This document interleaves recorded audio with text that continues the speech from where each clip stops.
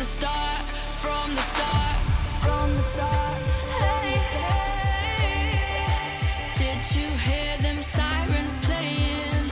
Hear them sirens playing from the start. From the start, from the start. Hey, hey,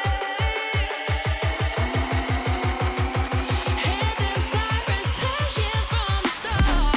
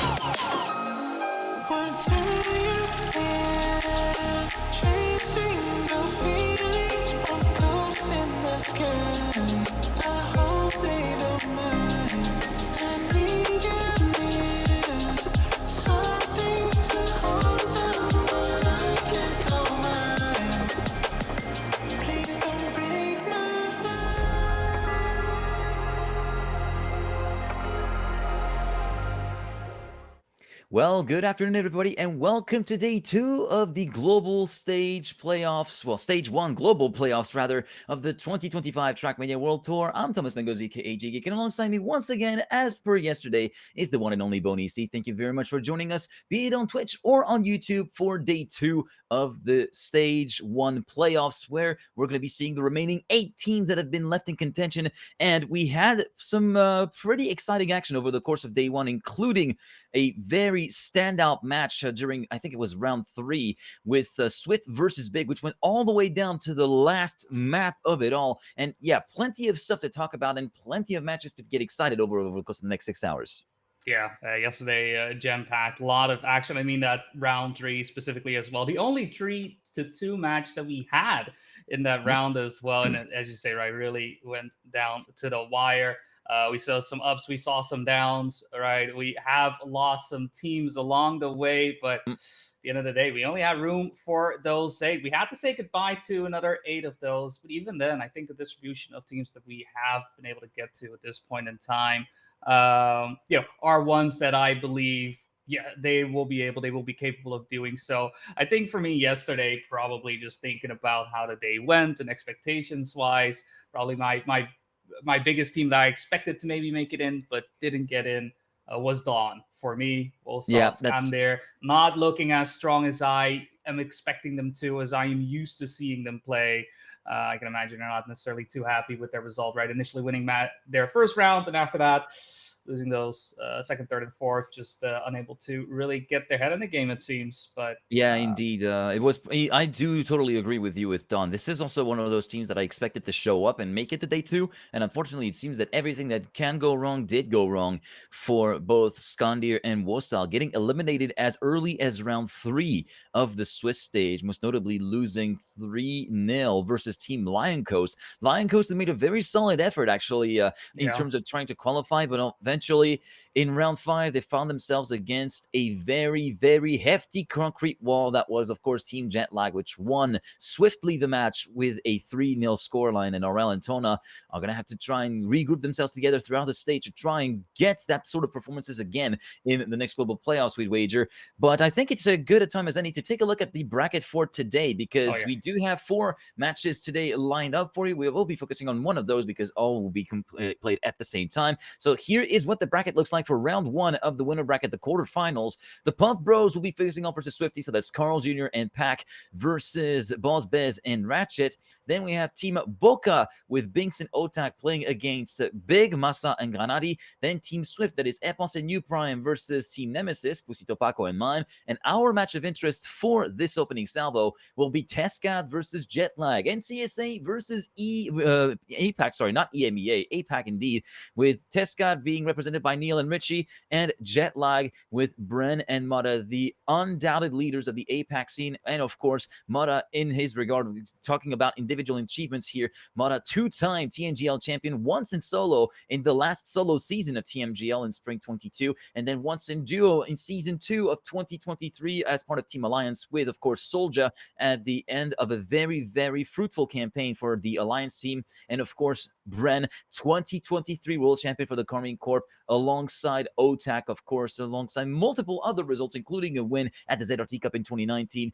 Very much a all-star duo that you can actually call them right now, Jetlag, whilst Tescat, Neil, and Richie have been doing wonders so far in the group stage, but this is very much a litmus test to find themselves against a Jetlag team who, let's hope, are not going to have to contend with technical difficulties, which somewhat oh yeah. impacted their group stage run yesterday, but hopefully everything is all right on the side of Mudda and the Australian internet. Let's hope that the NBN is on the good books this time around for Mudda, because they're going to need to perform very admirably from the very start on both teams, but Jetlag kind of want to reassure themselves after a trial by fire throughout day one.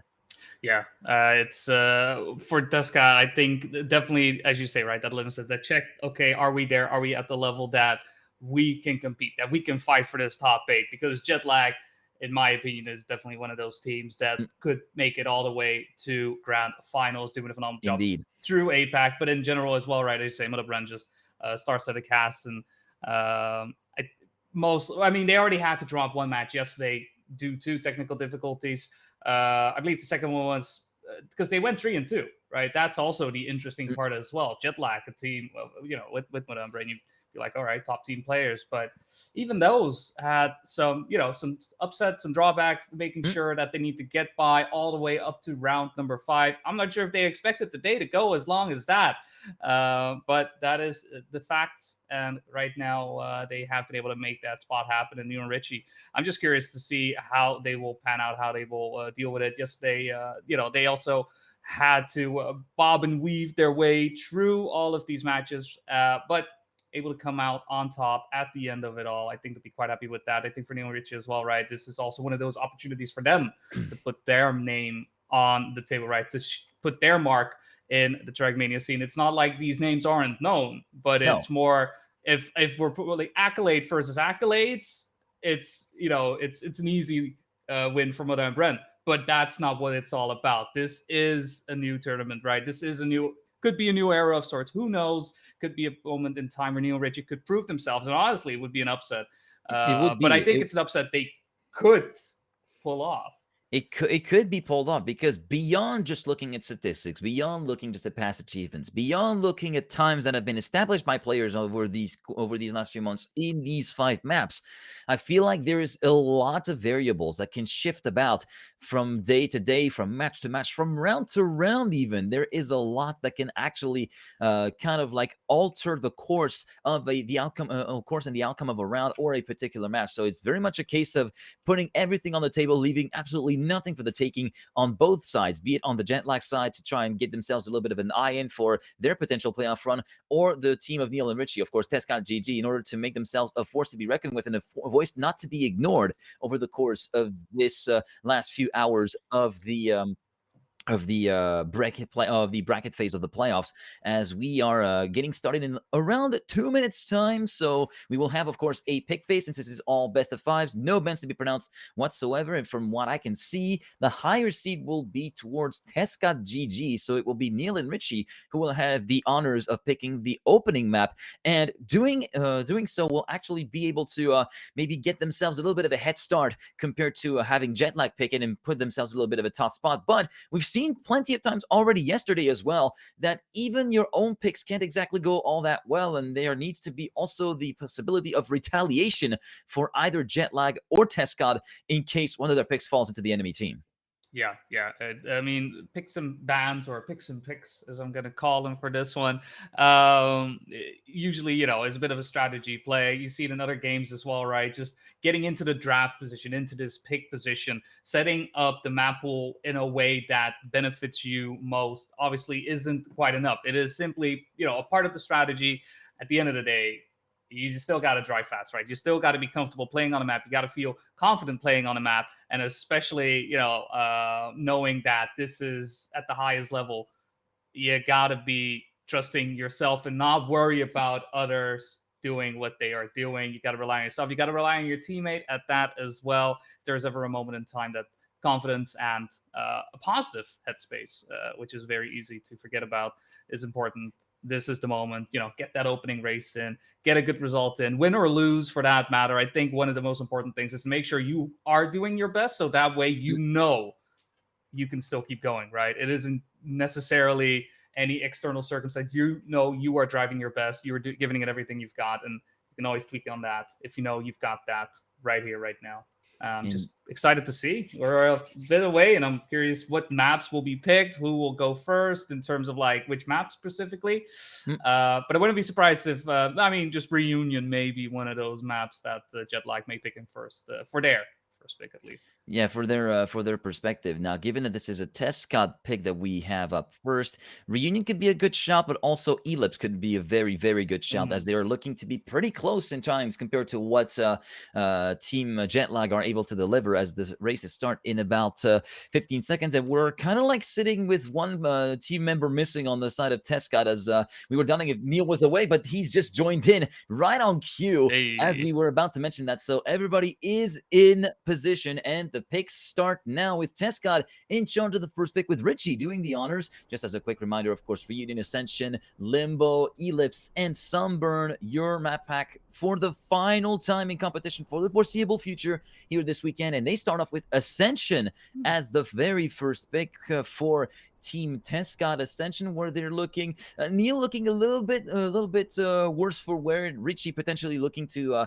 try and make some things happen, able to punch above his weight compared to the Jetlag boys, who are maybe a little bit more homogenous. And Jetlag's Mutta locks in Sunburn, followed by Ellipse as map number 3, chosen by Ren, which means only Limbo and Reunion are left to be picked for map number 4. And I guess there's going to be a little bit of consultation. Limbo will be picked by Neil in the end, with Reunion being left as the decider. So Ascension, Sunburn, Ellipse, Limbo, Reunion. And it will be very interesting to see if Richie is able to make do on this promise of trying to punch above his weight. He is around 1.5 tenths away from the world record, Richie, whereas Neil is a bit further back. He's 4 tenths down, whereas the two Jetlag players, Bren and Mutta, are hovering around the quarter-second mark compared to the online world record. So a bit more homogenous in terms of ultimate pace. So it will be very interesting to see if they're able to put that consistency directly on the road, or there might be a little bit of wiggle room for Neil to be able to catch up and have a bit more of an impact on the round results if the times are anything to go by.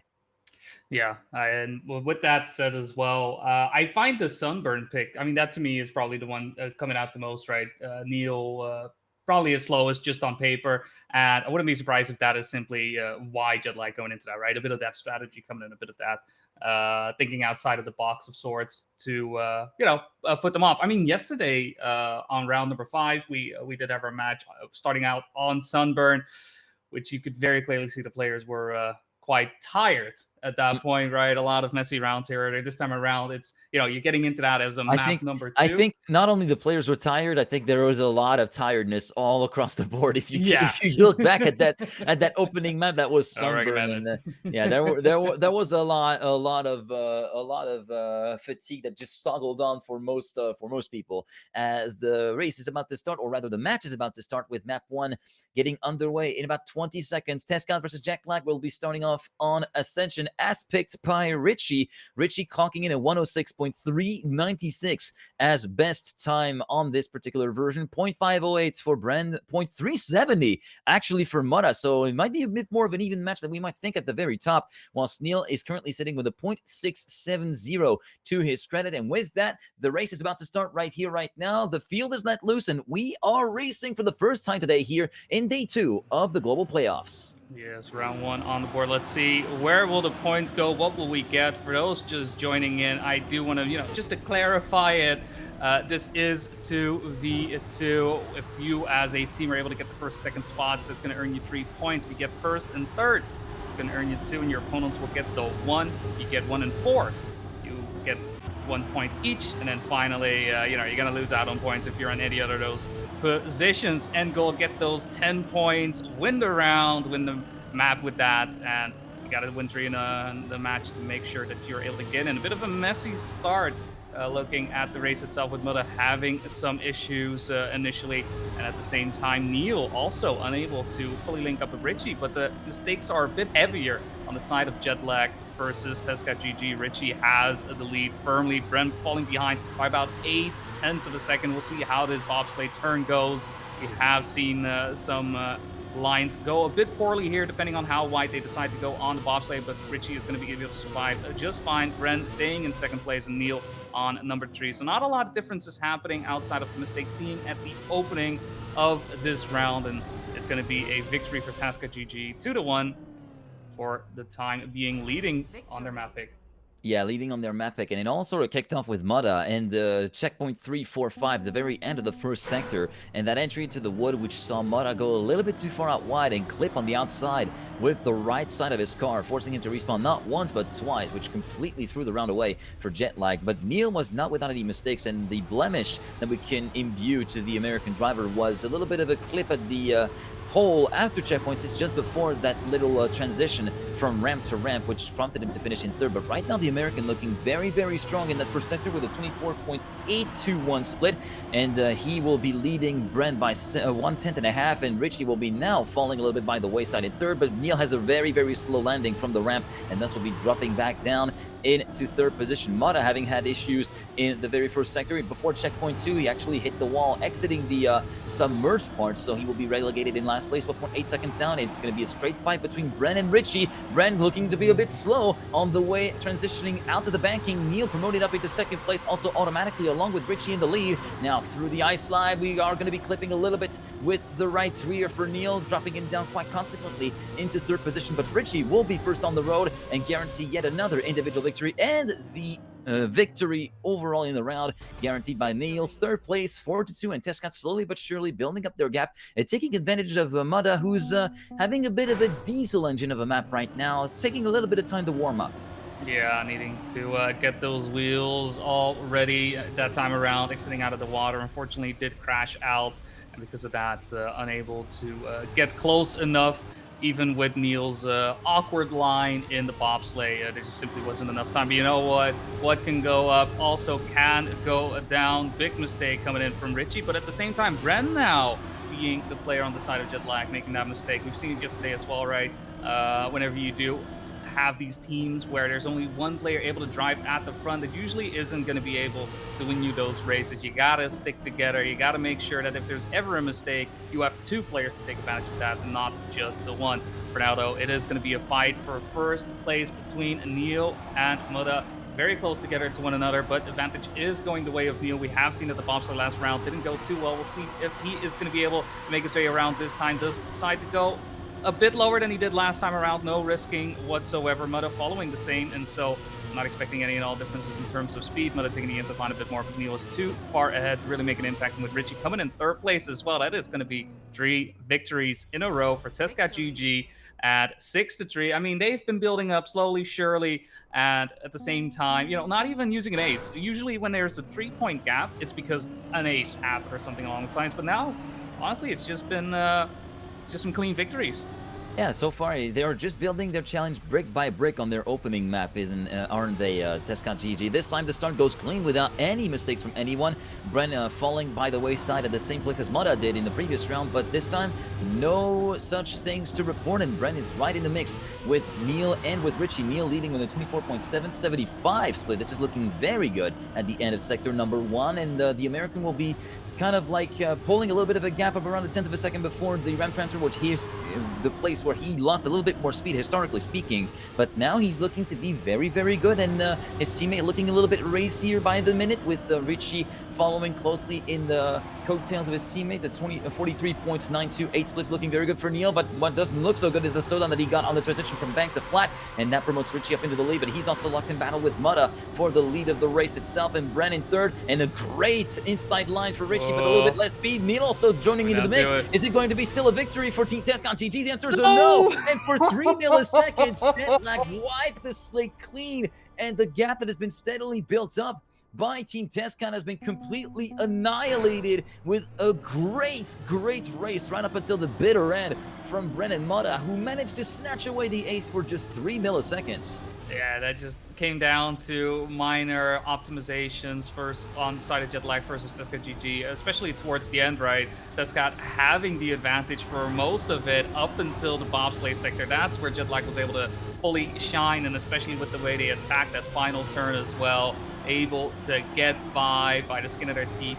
But hey, it fully paid off. You know, he got 3 bad rounds in that sense, but just the one making it up, despite Richie and Neil being within earshot, within reach of those points. And oh no, Richie finds himself clipping Neil's wheel on the hole, and this is prime position for Jetlag to go from a poor start to a round on this map to a potential victory. Neil still in second place, though. Bren unable to fully make the overtake happen a bit earlier on, and Bren will be in the lead. Bit of airtime on the side of Neil. Neil able to control it, and Bren going to buy is going to make it a second ace back-to-back. This time around, not as close as that first one, and Tescot GG's pick is crumbling in front of them.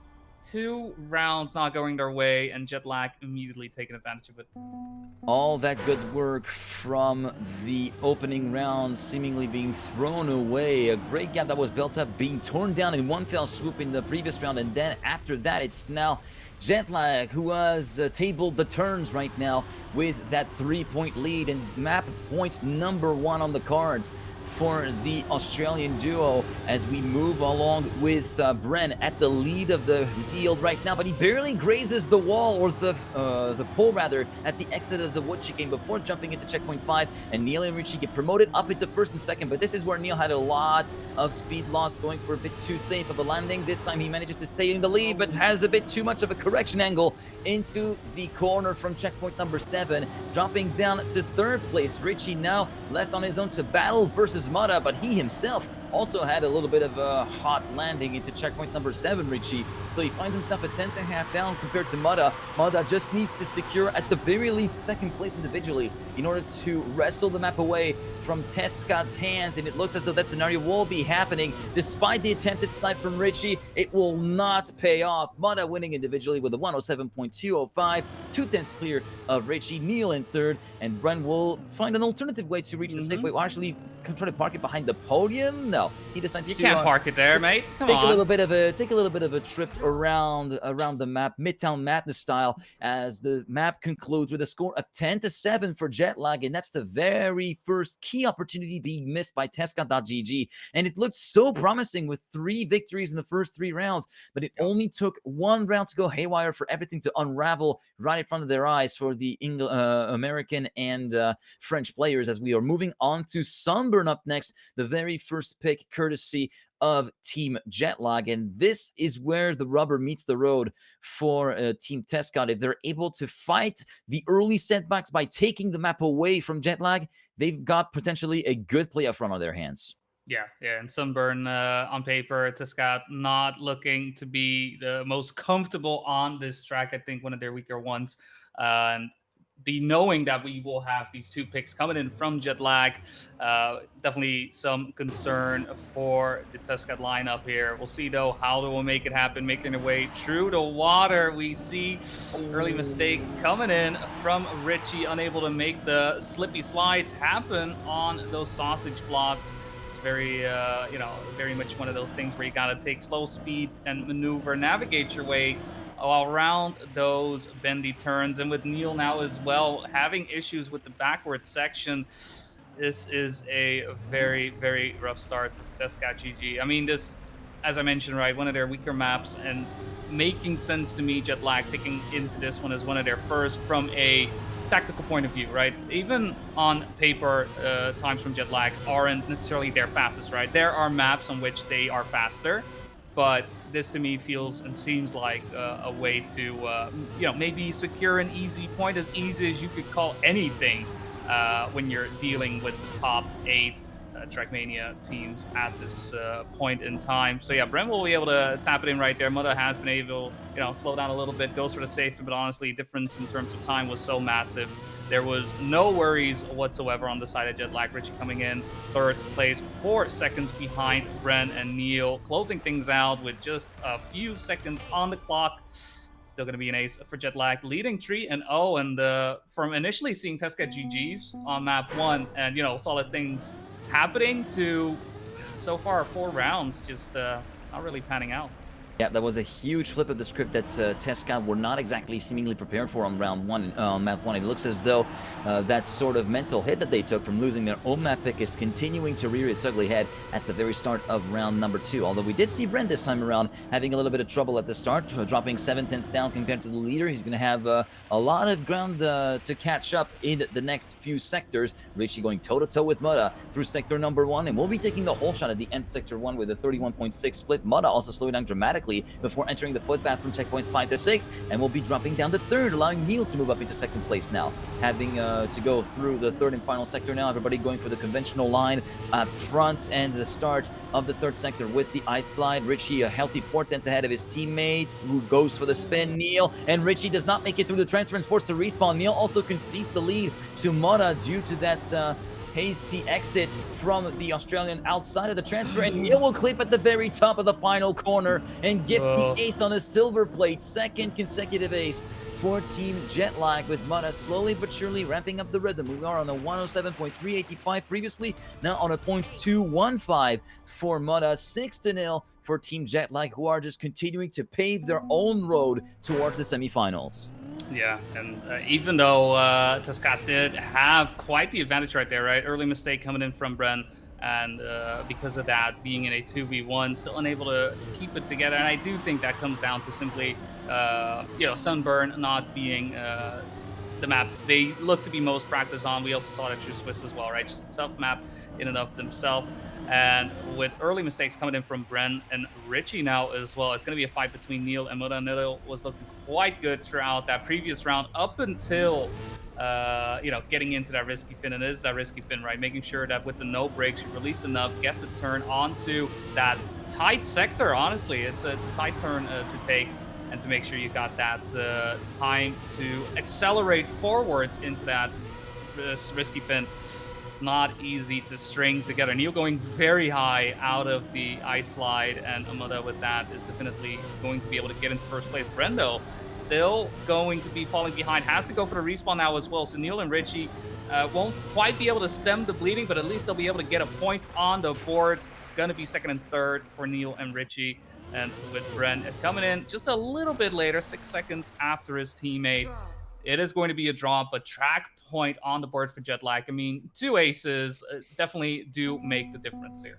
Yeah, indeed. And it looks as, unfortunately for Neil, he was locked in battle with Mudda right up until the exit from the ice slide. And the transfer, unfortunately, went a bit too high and a bit too sideways on the landing, which continued to compound his speed loss. And that gets further compounded on this start of the round with a very hefty clip on the transition into the plastic before checkpoint number 2, leaving Richie all on his own. Neil, unfortunately, not really able to catch back up any ground so far at the end of sector number 1. It's going to be Richie, Bren, Mudda in that order. 1, 2, 3. Richie doing solid work to try and anchor the fort for Tescot GG as Neil is forced to respawn. 31.618 split into the first sector is looking very good. What is not looking so good is Mudda hitting the wall, then the Neon into checkpoint 6, and then deciding to take this car for a little bit of barrel roll action, trying to pull on his best Terry Grant impression, which did not exactly pay out for the Australian. As on the way into the third and final sector, Richie also suffered a big slowdown, exiting checkpoint number 8, and allows Brent to move up into the lead of the race before the final few corners.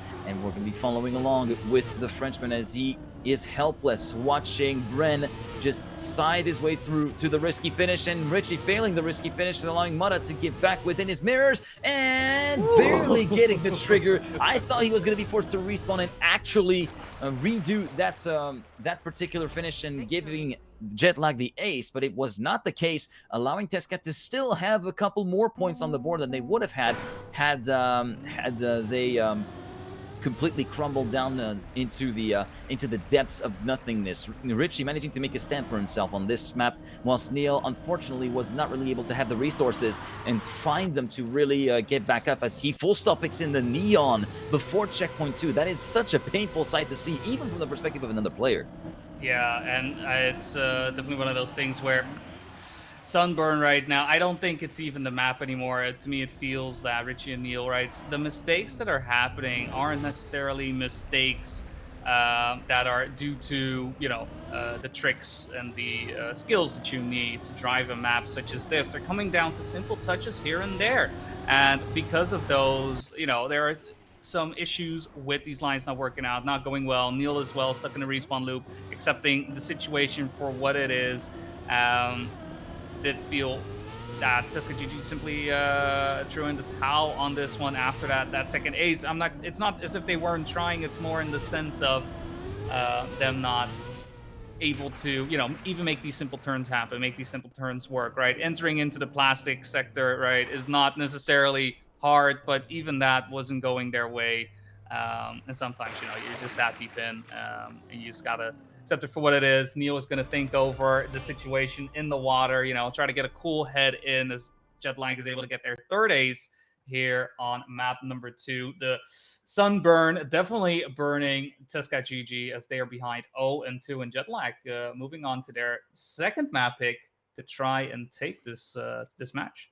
Yeah, indeed. As we're moving on to Ellipse for our next map, which will be the first map point or match point opportunity for Team Jetlag and Tescot. They're going to have a lot of lifting up to do. Richie is in a good position to be able to make that happen, though, as he is currently sitting with a 110.315 personal best on this particular map, whilst Bren is on the 0.378, Mud on the 0.545, and Neil on the 0.565. So we do have a little bit of separation between the two best performance and the two worst performance in that case on this server on this map, and it will be very interesting to see how that tends to mix up as everybody has their own issues and whatnot, as we get for an overhead view of the hairpin at the start, giving us the whole shot for Bren with a 2.020, and the first mistakes already happening from Neil, just hitting the left and right hand side walls at the chicane before checkpoint 2, thus leaving Richie all on his own to fight against Mudda and Bren. And it will be right now the Australian two-time TMGL champion taking the lead in the round with a 23.374 split, which is looking very good.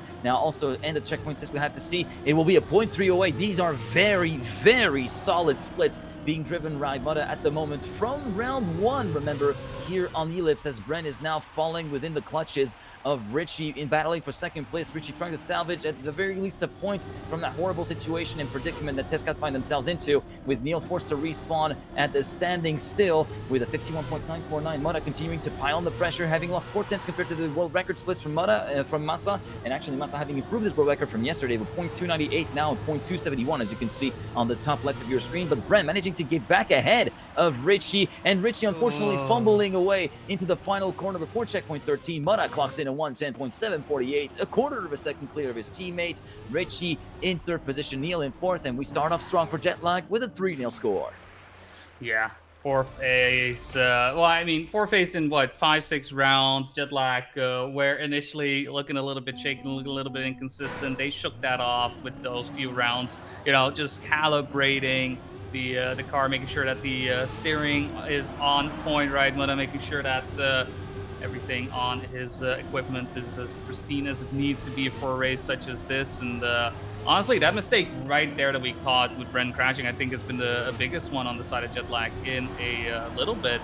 It's going to be a fight for Amada right now to try and get ahead of Richie to make this perhaps a draw, but at the same time, Richie and Neil, they need to get this good round in. They need to find some way to get the momentum back in their favor. Neil as well there with a small touch. Fortunately for him, Bren as well following up with a small touch. Does mean that it's going to be a solid third place at the moment for Neil. Still the fight going the way between Richie and Mudda, and Richie could have an opportunity to make the gap smaller after an ace to open up map number 3. Ellipse not proving to be damage favorable for Tescot GG at the moment, though Neil is still in the mix, but has some issues falling down the hole in the background. At the front, though, it's still a fight between Richie and Mudda, and all of a sudden, the tables have been turned. Richie needing to get a first place in to make sure that the gap in points doesn't grow too large, but Mudda keeps it clean, keeps the wheels in front of Richie, and it's going to be a victory for Jetlag to bring the scoreline 1-5. Jetlag 5 points away from moving on to the next round.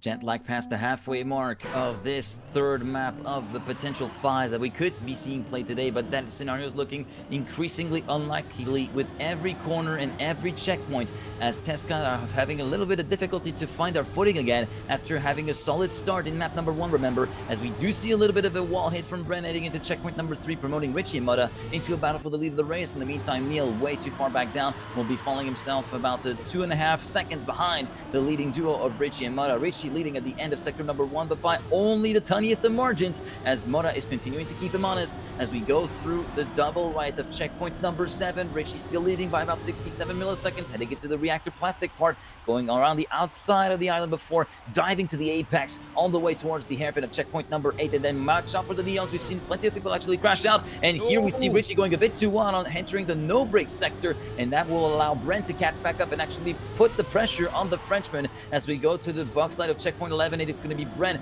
the main benefactor of the beautifully executed bug slide, to move up into second place, and thus allowing Jetlag to be in an ace scoring position. Richie trying his best to try and dislodge the 2023 world champion from that second place, but it is absolutely no use at this point. Mudda finishing with a 110.738. Bren less than 2/10 away. It is going to be an 8-1 score at the end of that round for Team Jetlag, who are now on match point number 1, which could send them into the winner bracket semifinals. Yeah, I mean, looking at the way map has been going, Muda has been on an absolute tear each and every one of these rounds, not taking any prisoners, swinging out all these haymakers, right? Any type of defense Tescot is putting up, he's finding all the spots in, slipping them in, and just doing a phenomenal job. This round, probably looking at, because we could see even then, he is still in contention, right? Just a tenth of a second behind on current round leader Richie. But Richie having issues navigating that turn, crashes out. Muda once again slotting into that P1 spot, and Neil left to stand for Tescot GG. Right now with current positions, this would be the round, this would be the match for Jetlag, and it's going to be a question of whether or not Neil is going to be able to match the pace that Muda has been displaying this entire time. But that is going to be all she wrote. Neil finds himself by the wayside. Is going to have to call in a tow truck, because that, my friend, is not going to go well at all. He's going to need some help to get out of there. And with Richie now as well coming in with the respawn, it's all to do for Tescot GG. They will go down to the lower bracket as Jetlag with this ace is going to be able to get their spot into winners round number 2. Another 0.7 from like clockwork. He is driving here on the lips.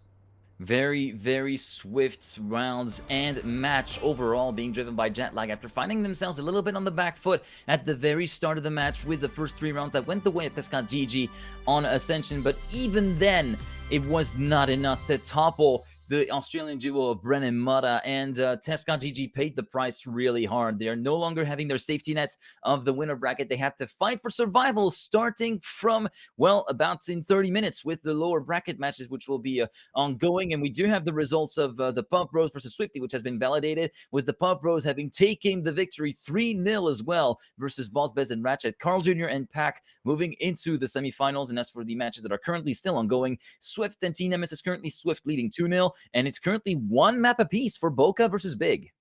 Oh, that's exciting stuff as well. I mean, as well, right? We've got Swifty and Swift in, just to quickly, put a little spotlight on that. Very interesting that from both Swift sides, we've got those teams. And unfortunate for Tescot, right? Not able to get that map in. Honestly, map 1, strongest map for them. But it just seemed like maybe some doubt, maybe some frustration started to slip in, and as the rounds started to move on and on and on, you did very much notice that it wasn't really coming together as much. So they will be in the lower bracket waiting for whoever will be their opponent at the moment. Jetlag looking to be facing off against Swift. Whether or not Maimon Pusitapaka will be able to pull it together is going to be the big question. I would love to see a reverse sweep of sorts, but with Puff Bros and Jetlag already in round number 2, it's honestly between Bokeh and Big. I think that is still the biggest toss up. Very curious to see what's going to happen.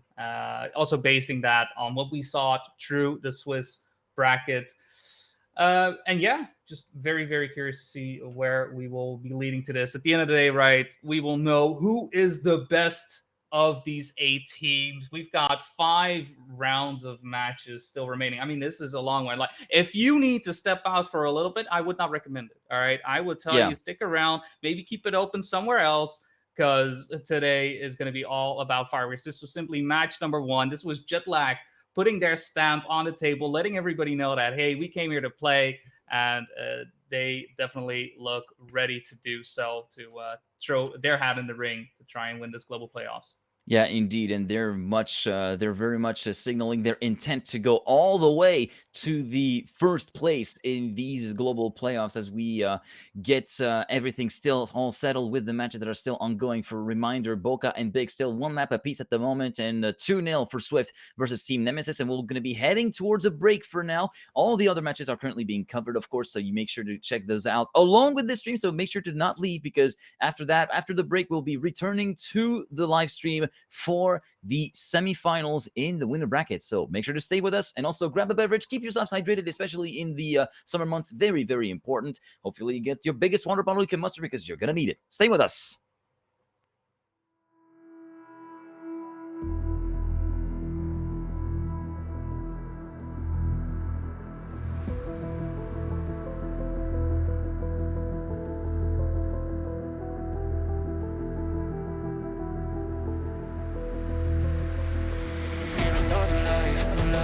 Give me a break, need another life.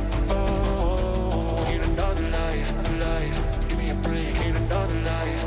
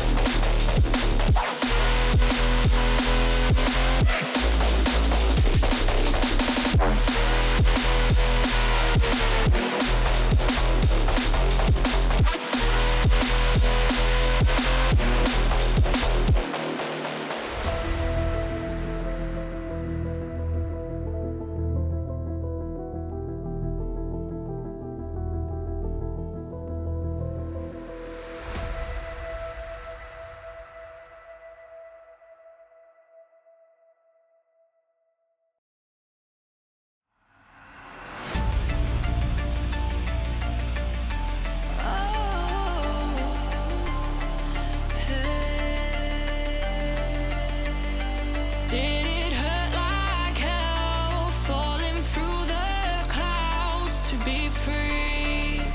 Oh, free. It was hard enough for me to fight the storm. Were you hoping that I could keep us both warm? Hearing sirens playing from the start. Hearing sirens playing from the start, from the start, from the start, from the start. Hey, hey. Did you hear them sirens playing? Hear them sirens playing from the start, from the start, from the start. Hey, hey. Hear them sirens playing from the start.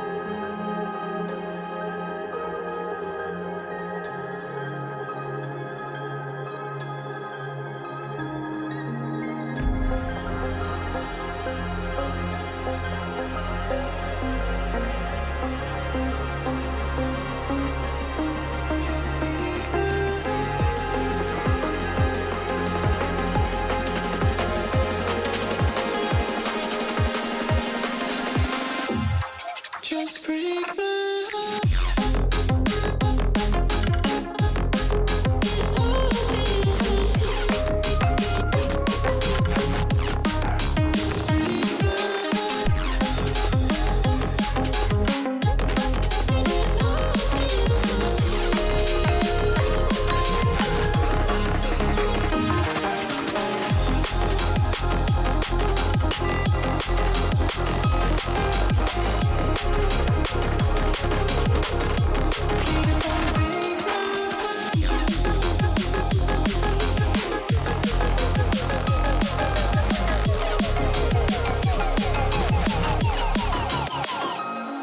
What do you feel?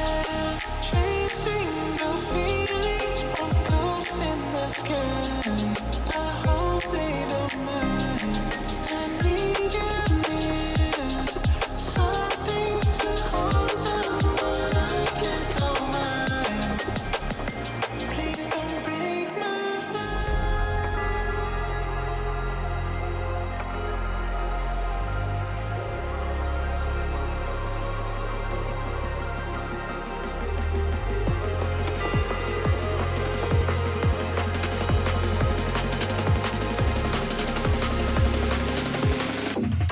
Just break my heart.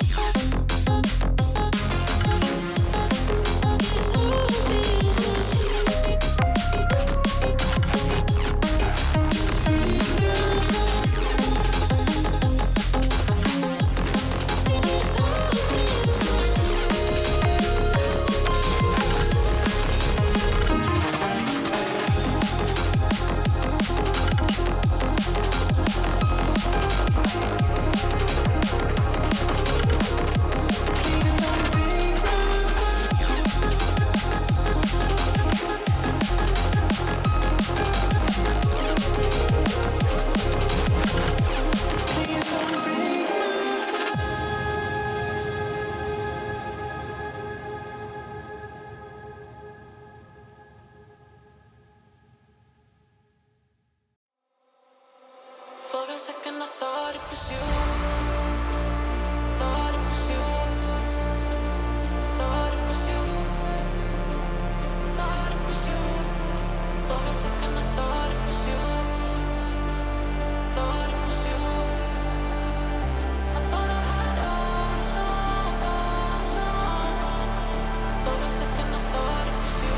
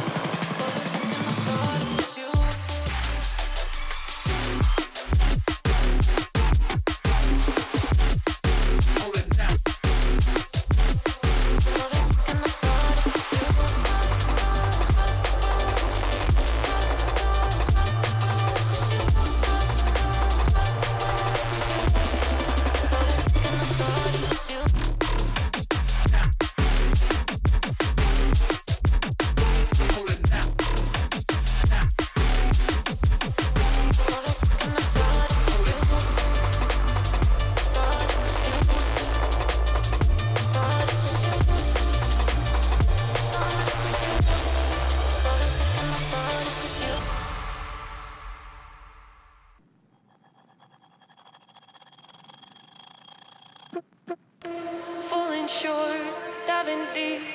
Where is the water taking me? Trying hard, bittersweet. Cabin fever's pulling me. I want to hold on to something greater. I feel the waves come crashing in. I'm drowning, drowning, drowning. Drowning, drowning, drowning. Drowning, drowning, drowning, drowning,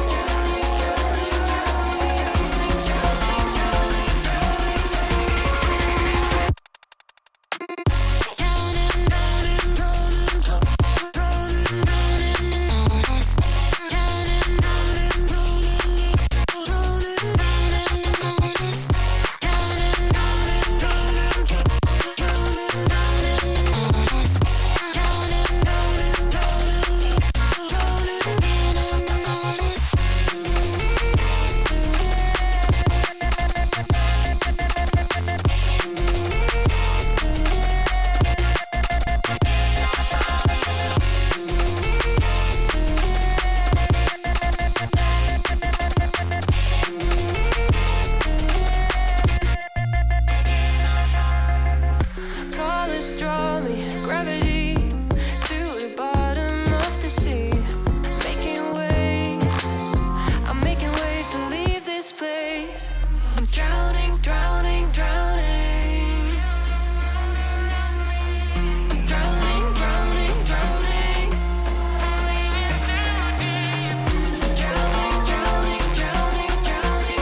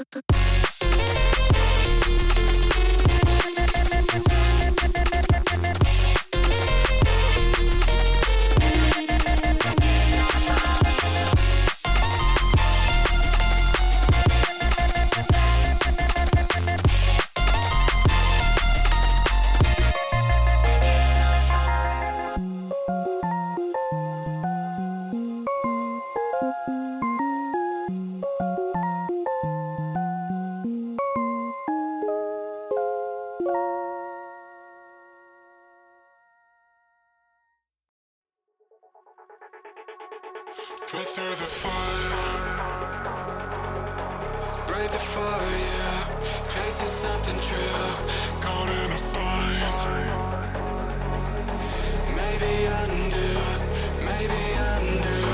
'Cause when every core felt off and the silence could be better, every motion falling flat, had to leave you, had to leave you. Now you're tired, it's pulling me back like a fool that put you to work.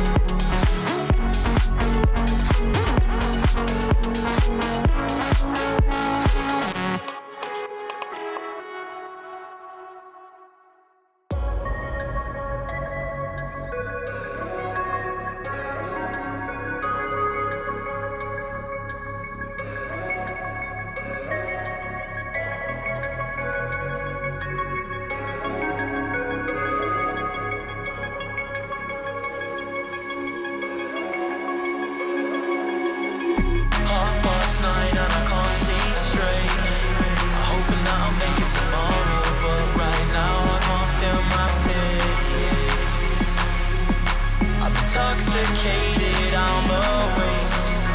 Hoping I can drown the sorrows, but I love that bitter taste. So I'm addicted to you. Visions of you. Come closer, closer, closer, closer. Come closer, closer, closer, closer, closer, closer, closer. Visions of you.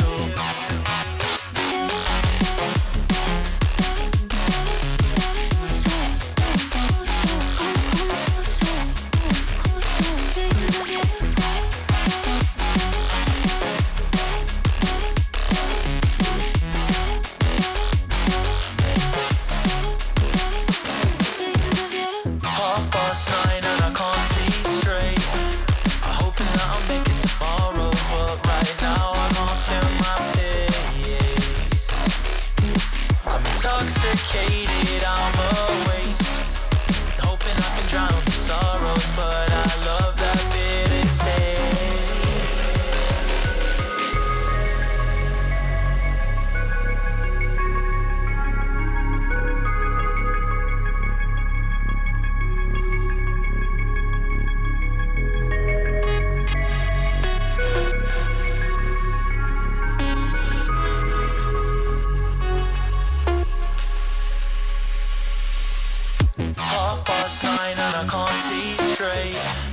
hoping that I'll make it tomorrow, but right now I can't feel my face. I'm intoxicated, I'm a waste. Hoping I can drown the sorrow, but I love that bitter taste.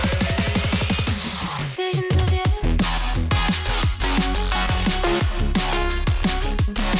Come closer.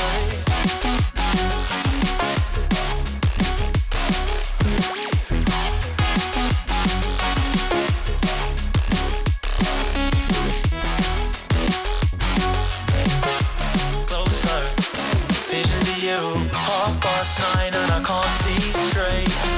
I'm hoping that I'll make it tomorrow, but right now I can't feel my face. I'm intoxicated, I'm a waste. Hoping I can drown the sorrows, but I love that bitter taste.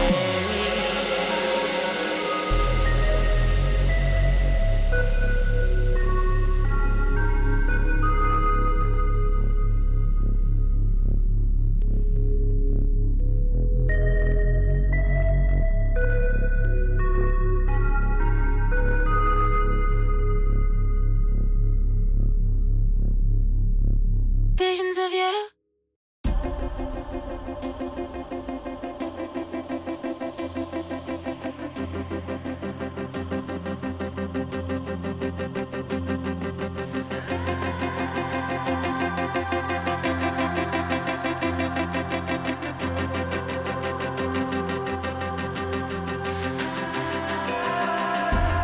Somewhere in between what will and has been, it's a constant fight, oh my. But I'm not falling, even if I'm cooling a little. No, I'm not falling. But when did I get lost in the middle of time?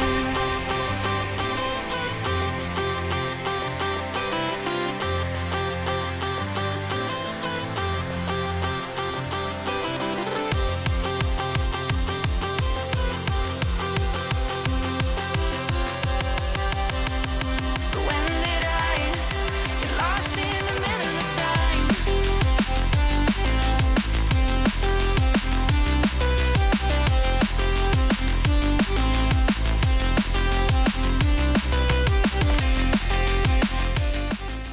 Starting now, indeed. Round number 2 is on our hands here in the global playoffs. We are in the bracket stage of things, just coming out of our match between Tescot GG versus Jetlag, and that one going the way of Jetlag 3-0. And so they will be moving on to face off against Swift. But that's not the side of the bracket we are necessarily concerned about that we will be looking at. You can see it up there. Puff Bros versus Bokeh is going to be our match coming up in just a little bit. And with that, it is going to be me alongside G Geek to make sure that we cover all the action coming towards you. How are you feeling, G Geek, for this match coming Well, up right here, right now? this matchup might have the potential to make some sparks fly here on the broadcast because we have Bokeh versus the Puff Bros, Carl Jr. and Pack versus Binks and Otak. Binks and Otak who took their win 3-1 versus Big a little bit earlier on in the day. And actually, I had the chance to look a little bit at the final map that was played, which was Ascension, as a matter of fact.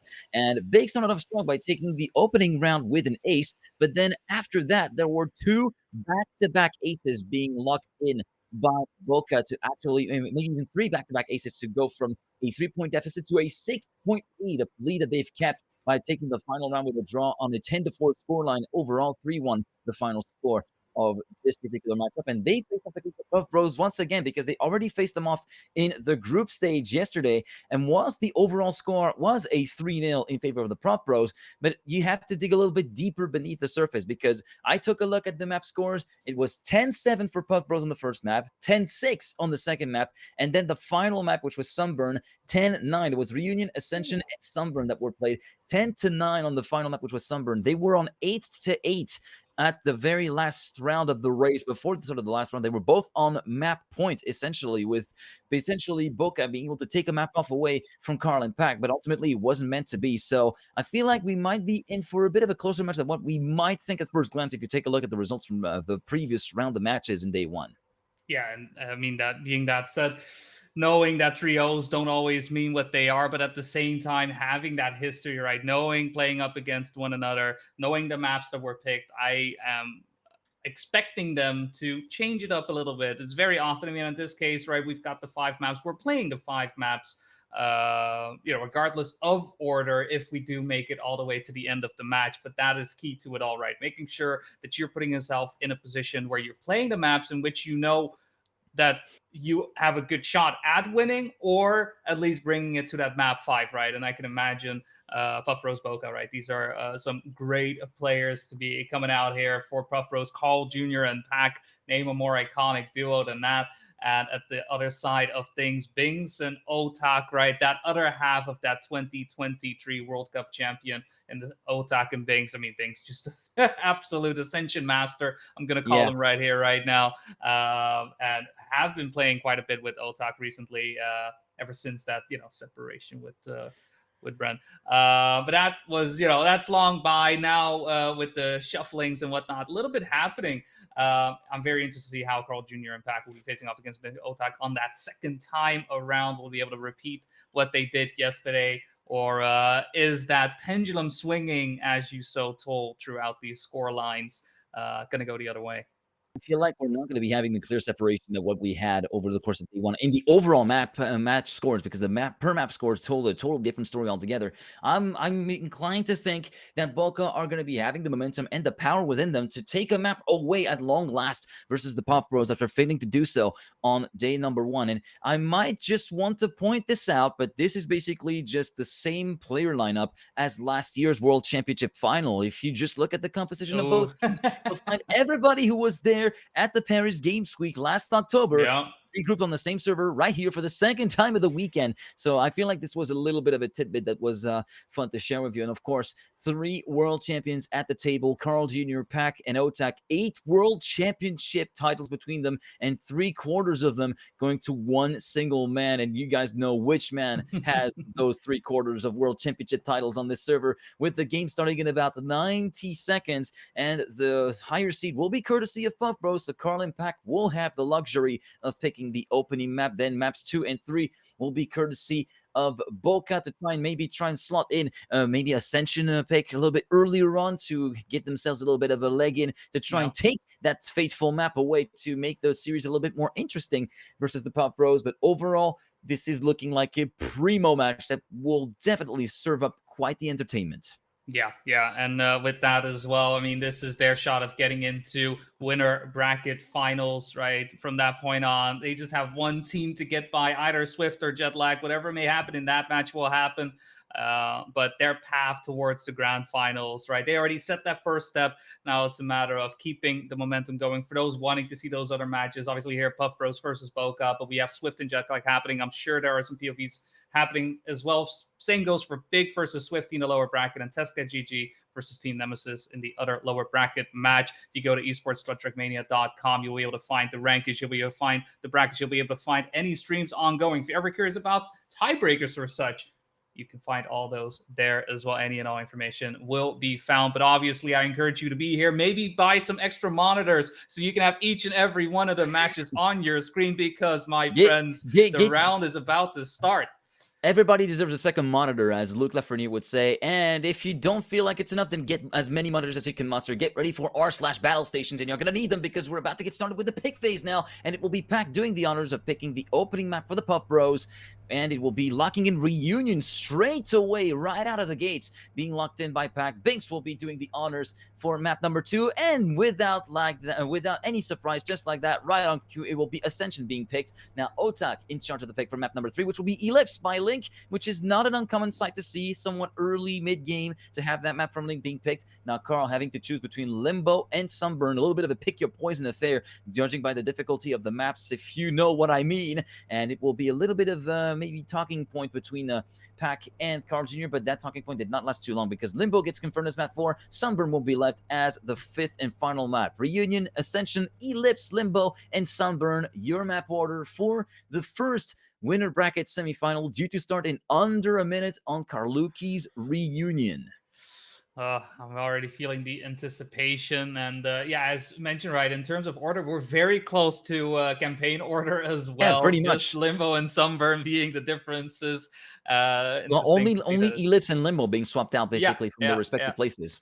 You got to keep them tight, right? You got to keep your opponents on their feet, on their heels, like, oh, where are they going, left or right? I'm not sure if that's exactly the way it is. At the end of the day, right, we want to make sure we're actually going the route that the mappers intended them to go. But yeah, Reunion, Ascension, Ellipse, Limbo, and then finally Sunburn. That's a great cocktail, a great way to have this Sunday morning, afternoon, evening, whatever it is you may be, to enjoy some Trackmania and a star-studded cast at that as well. It is the Puff Bros, Carl Jr. alongside Pack, duking it out, facing off against Binks and Otak. All the excitement in the world. Very helpful to see Bokeh, be able to pull out a map or two, because honestly, I'm a sucker for decider matches. I love matches going down to the wire. That may not be the case for the players. Obviously, they want to play their best and they want to win matches. But I'm here to watch. I'm here to commentate, and I want excitement. Honestly, it depends on the player. Some people like to fight the match a little bit more than having a 3-0. Sometimes maybe finding themselves a little bit too comfortable if they find themselves with a 2-0 or 3-0 scoreline overall. Although, as we discussed, those 3-0 scorelines only tell half the story. Sometimes the maps can be a little bit more hotly contested than what people might be picking up at first glance, and it was certainly the case in the last confrontation between Bokeh and Puff Bros, starting on Reunion. When they started off last time out, it was a 10-7 score from the Puff Bros. Let's see if Bokeh can actually completely reverse the steam and actually get momentum going their way as early as round 1. Right now, it's going to be Binks leaving a little bit of time on the table, around 3/10 down compared to the leading player, which is going to be Pack with a 29.728 first split, looking very, very good. Carl Jr., his teammate, right in tow, a 10.5 behind. Then we also do have Otak right in tow, about a 10th behind Carl Jr. Right now, it's going to be a very high-speed train, hurling down checkpoints 8 and 9 as we move on to sector number 3 with Pack and Carl Jr. hand in hand, ghost and ghost, 47.264. This way to the end of sector 2, Pack going a little bit haywire, going a bit sideways, entering the bobsleigh, and thus promoting Otak and Binks up into second and first respectively. Carl Jr. still very much pursuing the 2023 world champion, but right now it looks as though Otak is anchoring the fort for second place, and Binks still holding the lead quite nicely. Carl Jr. Currently putting the pressure on Otak for the very end. I was trying to say Otak under pressure from Carl Jr., but you get the idea. Otak resists for 1/100th of a second, and Bokeh secure the ace by the skin of their teeth. Yeah, it came down to that bobsleigh entry. It felt a bit like parting the seas for Bokeh, trailing behind for most of that, with some hard fighting happening right for the top 3 spots. But Pack and Carl Jr. both having a bit of an awkward entry into the bobsleigh made it so that Otak and Binks were able to get in that ace and hold on to that lead. And that is the most important part of it as well, right? Both teams are deserving of being in the spot, deserving of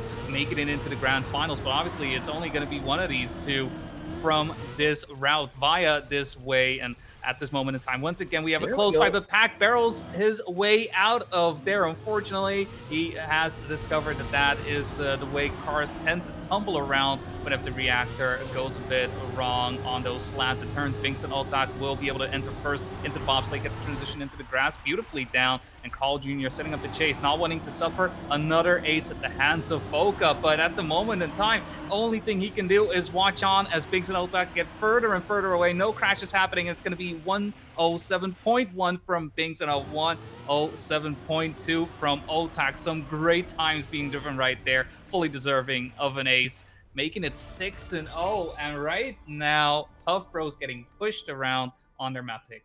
Bokeh throwing down the gauntlet to the Puff Bros from the first two rounds back to back, with the first one being a little bit more touch and go on the surface, and here it's going to be a little bit more touch and go as well at the start of round 3, because Binks had a very hefty clip, as you can briefly see from the right rear of his car, and thus will be relegated 3/10 down in P4. Otak will be the only one remaining in close proximity to Pack in second place, and Carl Jr. will be leading the field as we make our way towards the checkpoint number 4 and the ice sector. Nice and tidy exit from Carl Jr. and Pack first and second. Otak as well in third. 29.7, 22. Those are still very, very good splits in sector 1. Otak a little bit too eager to go to the apex first, like a certain 4-time world champion in Formula 1, but unfortunately will be hitting the pole on the inside before the jump into checkpoint 6, and will have to be content with that 4th position, about a second down compared to Carl Jr. And now Pack hitting the outside wall, barely grazing the wall with the right rear. And look at the speed from Binks, barreling his way into the bobsleigh of checkpoints number 10 and 11. Binks taking the lead away from Carl Jr., thus potentially securing a victory for Team Bokeh. Carl Jr. not taking this one lying down, trying to pile on the pressure on the young man from East, but it's absolutely no use. The gap is well and truly there and will stay there up until the end with a .242. Still very good, creditable times to be taken for Binks, less than a half a second away from Brent's record, and with Otak a perfect half-second flat down in third place, will be bringing Bokeh to an 8-1 scoreline to the first map point of the semifinal. Yeah, just looking a little bit dicey initially for Bokeh, with Puff Bros being in A's position for about half of the track, but it really came down to that bobsleigh sector again, this time around just a turn before actually that Puff Bros were unable to keep their momentum going, keeping it in their favor. Once again, coming out blazing hot out of the start, finding themselves in P1 and P2, but Otak and Binks do not let up, even with a mistake happening on their end on that previous round. They're still in it to fight, and in fact, I mean, in it, let's say a 7-point difference, that is definitely a good way to show off where you're at. Carl Jr. and Pack, though, still hunting, still looking for those points, and definitely still have those teeth to show for, right? You can't just be settling down knowing you have a 7-point lead.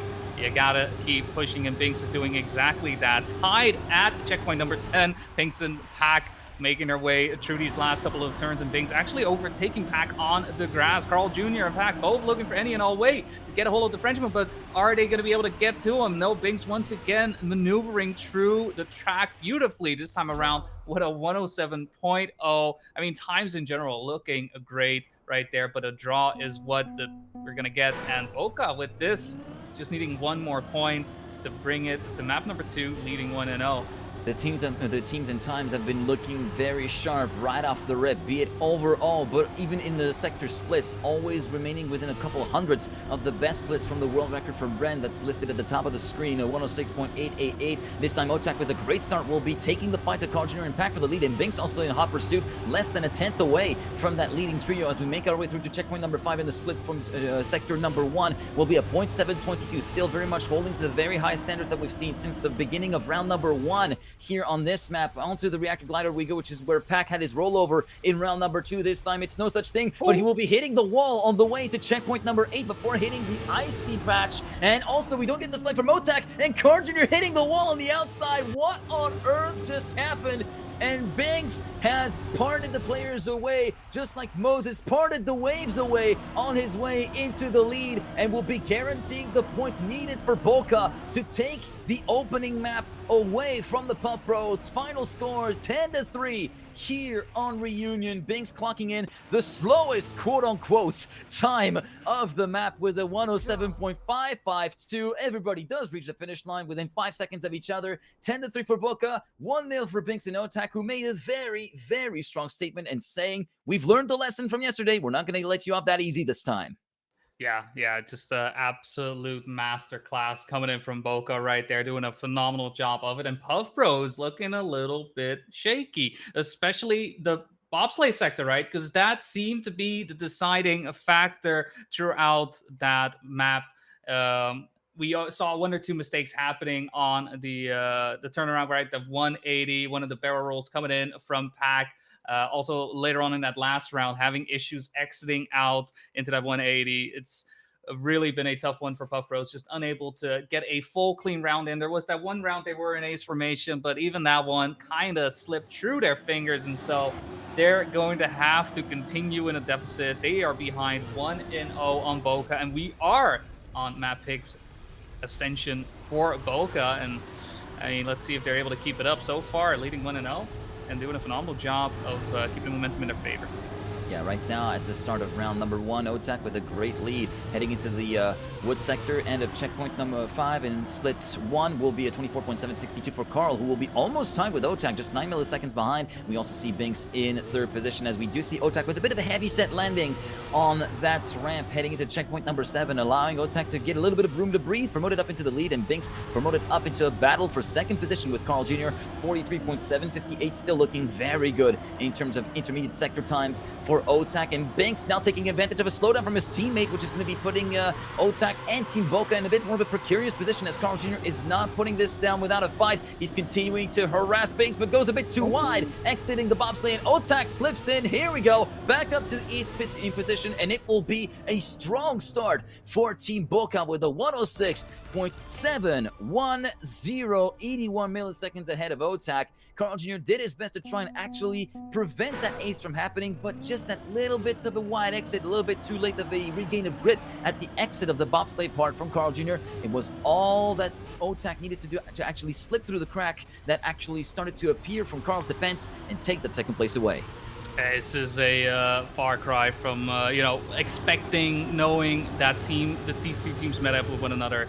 Trio going the way of Puff Bros, and right now they're just unable to get into it. I mean, Puff Bros, one of 2 teams who was able to make it through the Swiss without suffering a loss, and right now I think this may be one of the closest ways of getting to those losses. Obviously, we're only on map 2. It is a trio lead, but already 3 aces in favor of Bokeh. It hasn't been that many rounds either. I want to say, like, what, 50% of rounds have been Bokeh favorite, and they are looking unstoppable. Binks and Otak, yes, there are some mistakes here or there, but 9 out of 10 times they're linking up. 9 out of 10 times they're making sure they're staying together, so that even if one of their players makes a mistake, they will be okay. This round as well, right? Everybody, even Stevens. Yes, Otak flies out. Binks is still in there to make sure that no ace will go their way. Bacto gets the inside line. Does he get the overtake? Yes, he does!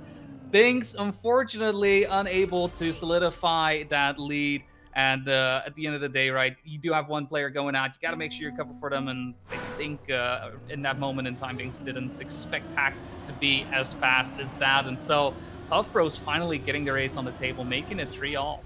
Yeah, immediately responding to Bokeh, and also clocking in a very respectable time of a 106.3. And also, just to point out, up until this last round, it has been a 100% win rate for Binks. Binks has always individually won the rounds on the previous map alone, and now that defeat brings him down to a mere 85%. Okay, but we're back up and running with our 3rd round, with all teams now well and truly evened out, and still very much looking even down in this round, even though Binks looks to have left a little bit of time on the table into that 2nd sector. Now it's going to be Otak battling it out with Carl Jr. Carl Jr. leading at the split of sector 2 with a 43.782. Otak retaking the lead away from Carl Jr., who's on the verge of clipping the checkpoint at checkpoint number 9. Now onto the ice slide section. Binks a little bit too far behind to make any impact. He's 3/10 down, as we do see Carl going a bit wide, but Pack taking away the lead from Otak, and now Carl Jr. getting back up alongside his teammate for the 2nd consecutive ace in the favor of Puff Bros, and Otak did all he could, but 16 milliseconds is all that was missing for the man from Samelo to prevent the 2nd ace going the way of the Puff Bros, who are swinging the pendulum back with a lot of force towards them. It's 3 aces in a row thus far. First one going the way of Bokeh, second and third going the way of Puff Bros. Are we going to get ourselves a 4 of a kind right here? I mean, that's a strong poker hand, but at the same time, it is quite the detrimental moment for Bokeh, trailing behind by 3 points, and right now do find themselves in ace formation, but let's be fair, this is only checkpoint number 5, flying our way through, and we're not quite there yet. Bings, looking to barely survive that turn right there, getting past that chicane, and is going fall behind on the transition into P4. Carl Jr. fighting it out with Otak at the moment and is starting to win that fight. We'll see how it goes on that uphill. Let's ascend our way to this final story on the track. Carl Jr. and Pack finally finding each other here in P2 and P3, but Otak now with the lead. Bing's trailing behind just a little bit, looking for any and all mistakes to be happening right here on the bobsleigh. Carl Jr. going a little bit higher, but sliding out due to that as well. Pack still in it though on P2, and Otak will keep the lead. Pack in number 2, Bing's third, Carl Jr. on number 4. So Puff Bros with that is only going to get the 1 point. Bokeh getting the 2. And 7 to 5 will mean the Puff Bros, 1 more ace could already seal the deal on the track. So it's going to be up to Otak and Binks to be very wary of that. I've got to say, like, moving away from spectating the play-by-play action, just looking through Otak's execution of the entry to Sector 3, from transition from back to flat, and the entry into the ice slide, the way the car moved about, it was absolute poetry in motion from Otak. And it reminds me of the absolute dexterity that a turntablist has whenever he actually does a lot of scratching routines and so on and so forth. It definitely reminds me of that. Very, very talented players all around, but Otak really had that magic touch throughout that round to actually take the lead away with a really nice cutback, which was helped with also the slide out from Carl Jr. in the previous round. Now it's going to be the turn of the Canadian sextuple world champion to actually retaliate to Otak. But look at the man from Samalo putting his plan to execution once again right up until he encounters the clip at the ring, and Binks as well in the second clip in succession for Otak, heading into checkpoint number 9. And now this is a very, very dangerous situation for Team Bokeh, who are about to relinquish their map lead to the Puff Bros, and it will be with an ace that Carl and Pack secure ascension with 106.7 flat, courtesy of Carl Jr., and a 107.118 for Pack. 10 to 5, the scoreline for the Puff Bros, who plant their flag at the very top of the map and thus move back to a 1-1 even scoreline as we move to our third match, which will be Ellipse.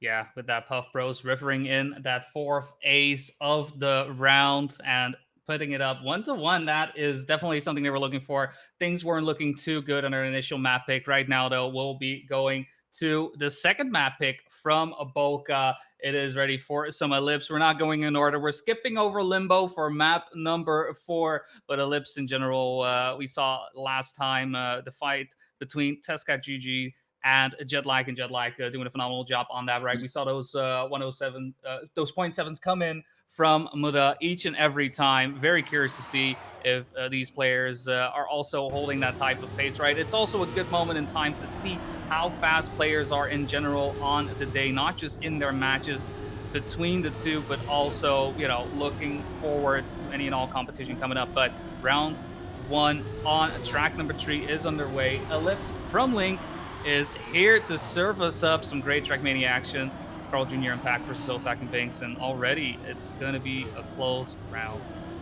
Close round indeed, and we're already dipping below the 0.4 splits at checkpoint number 6, 0.394, and now Binks going back on the attack versus Carl Jr., Otak in third, and Pack having suffered issues at the start of the second sector. I'm suspecting at the entry to checkpoint 6, the exit of that penalty sand chicane, now finds himself 1.2 seconds down, absolutely helpless and without any way to help his teammate, who's going to be left all on his own to battle it out versus Otak and Binks. 51.809 at the end of sector number 2. Binks still very much hot in pursuit of Carl Jr., continuing to pile the pressure on the Canadian as we move on to the final corner, the final checkpoint. Binks moving provisionally into the lead. Can he resist up until the end? Otak maybe versus Carl Jr. Not quite there to actually get the ace, but still the victory is going to be a good step in the right direction for Bokeh, with Binks finishing with a 110.628, 87 milliseconds ahead of Carl Jr., and thus Bokeh taking an early lead.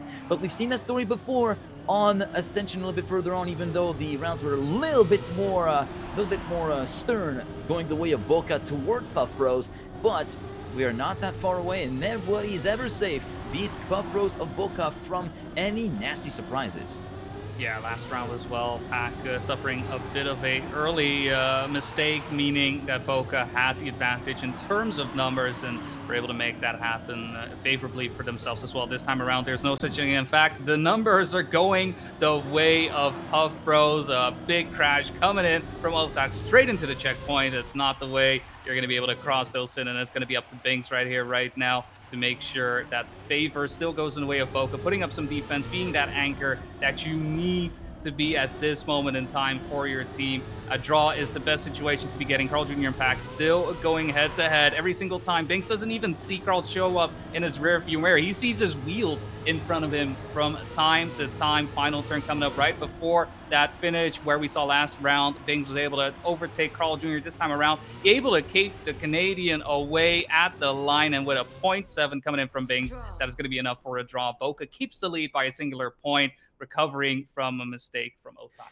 Binks returning to his winning ways individually, picking up the slack where Otak unfortunately falls by the wayside in the previous round with that full stop pick in checkpoint number 6 a little bit earlier on. Let's hope for him that Otak is able to actually get the round through cleanly as we move on to round number 3. This time a little bit of a sluggish start and a sluggish descent into checkpoint number 3 on the part of both Bokeh players, allowing Carl and Pack to move through into the leading 2 positions with a 23.406 checkpoint at the end of sector number 1. At the entry to checkpoint 6, Carl and Pack looking very poised. 0.304. Those are looking like really good splits, and unfortunately for Otak, that is the second round in a row where he gets absolutely trapped by the line into checkpoint 6 and thus bonking with the left front into that set checkpoint 6. And Binks now tries to get back on the attack, tries to get back towards his snatch, at the very least a point away from the Puff Bros and not leave the round empty-handed. 51.758. That is also a very good split. Pack lifting a little bit, entering into the buck slide, which is going to be penalizing the Englishman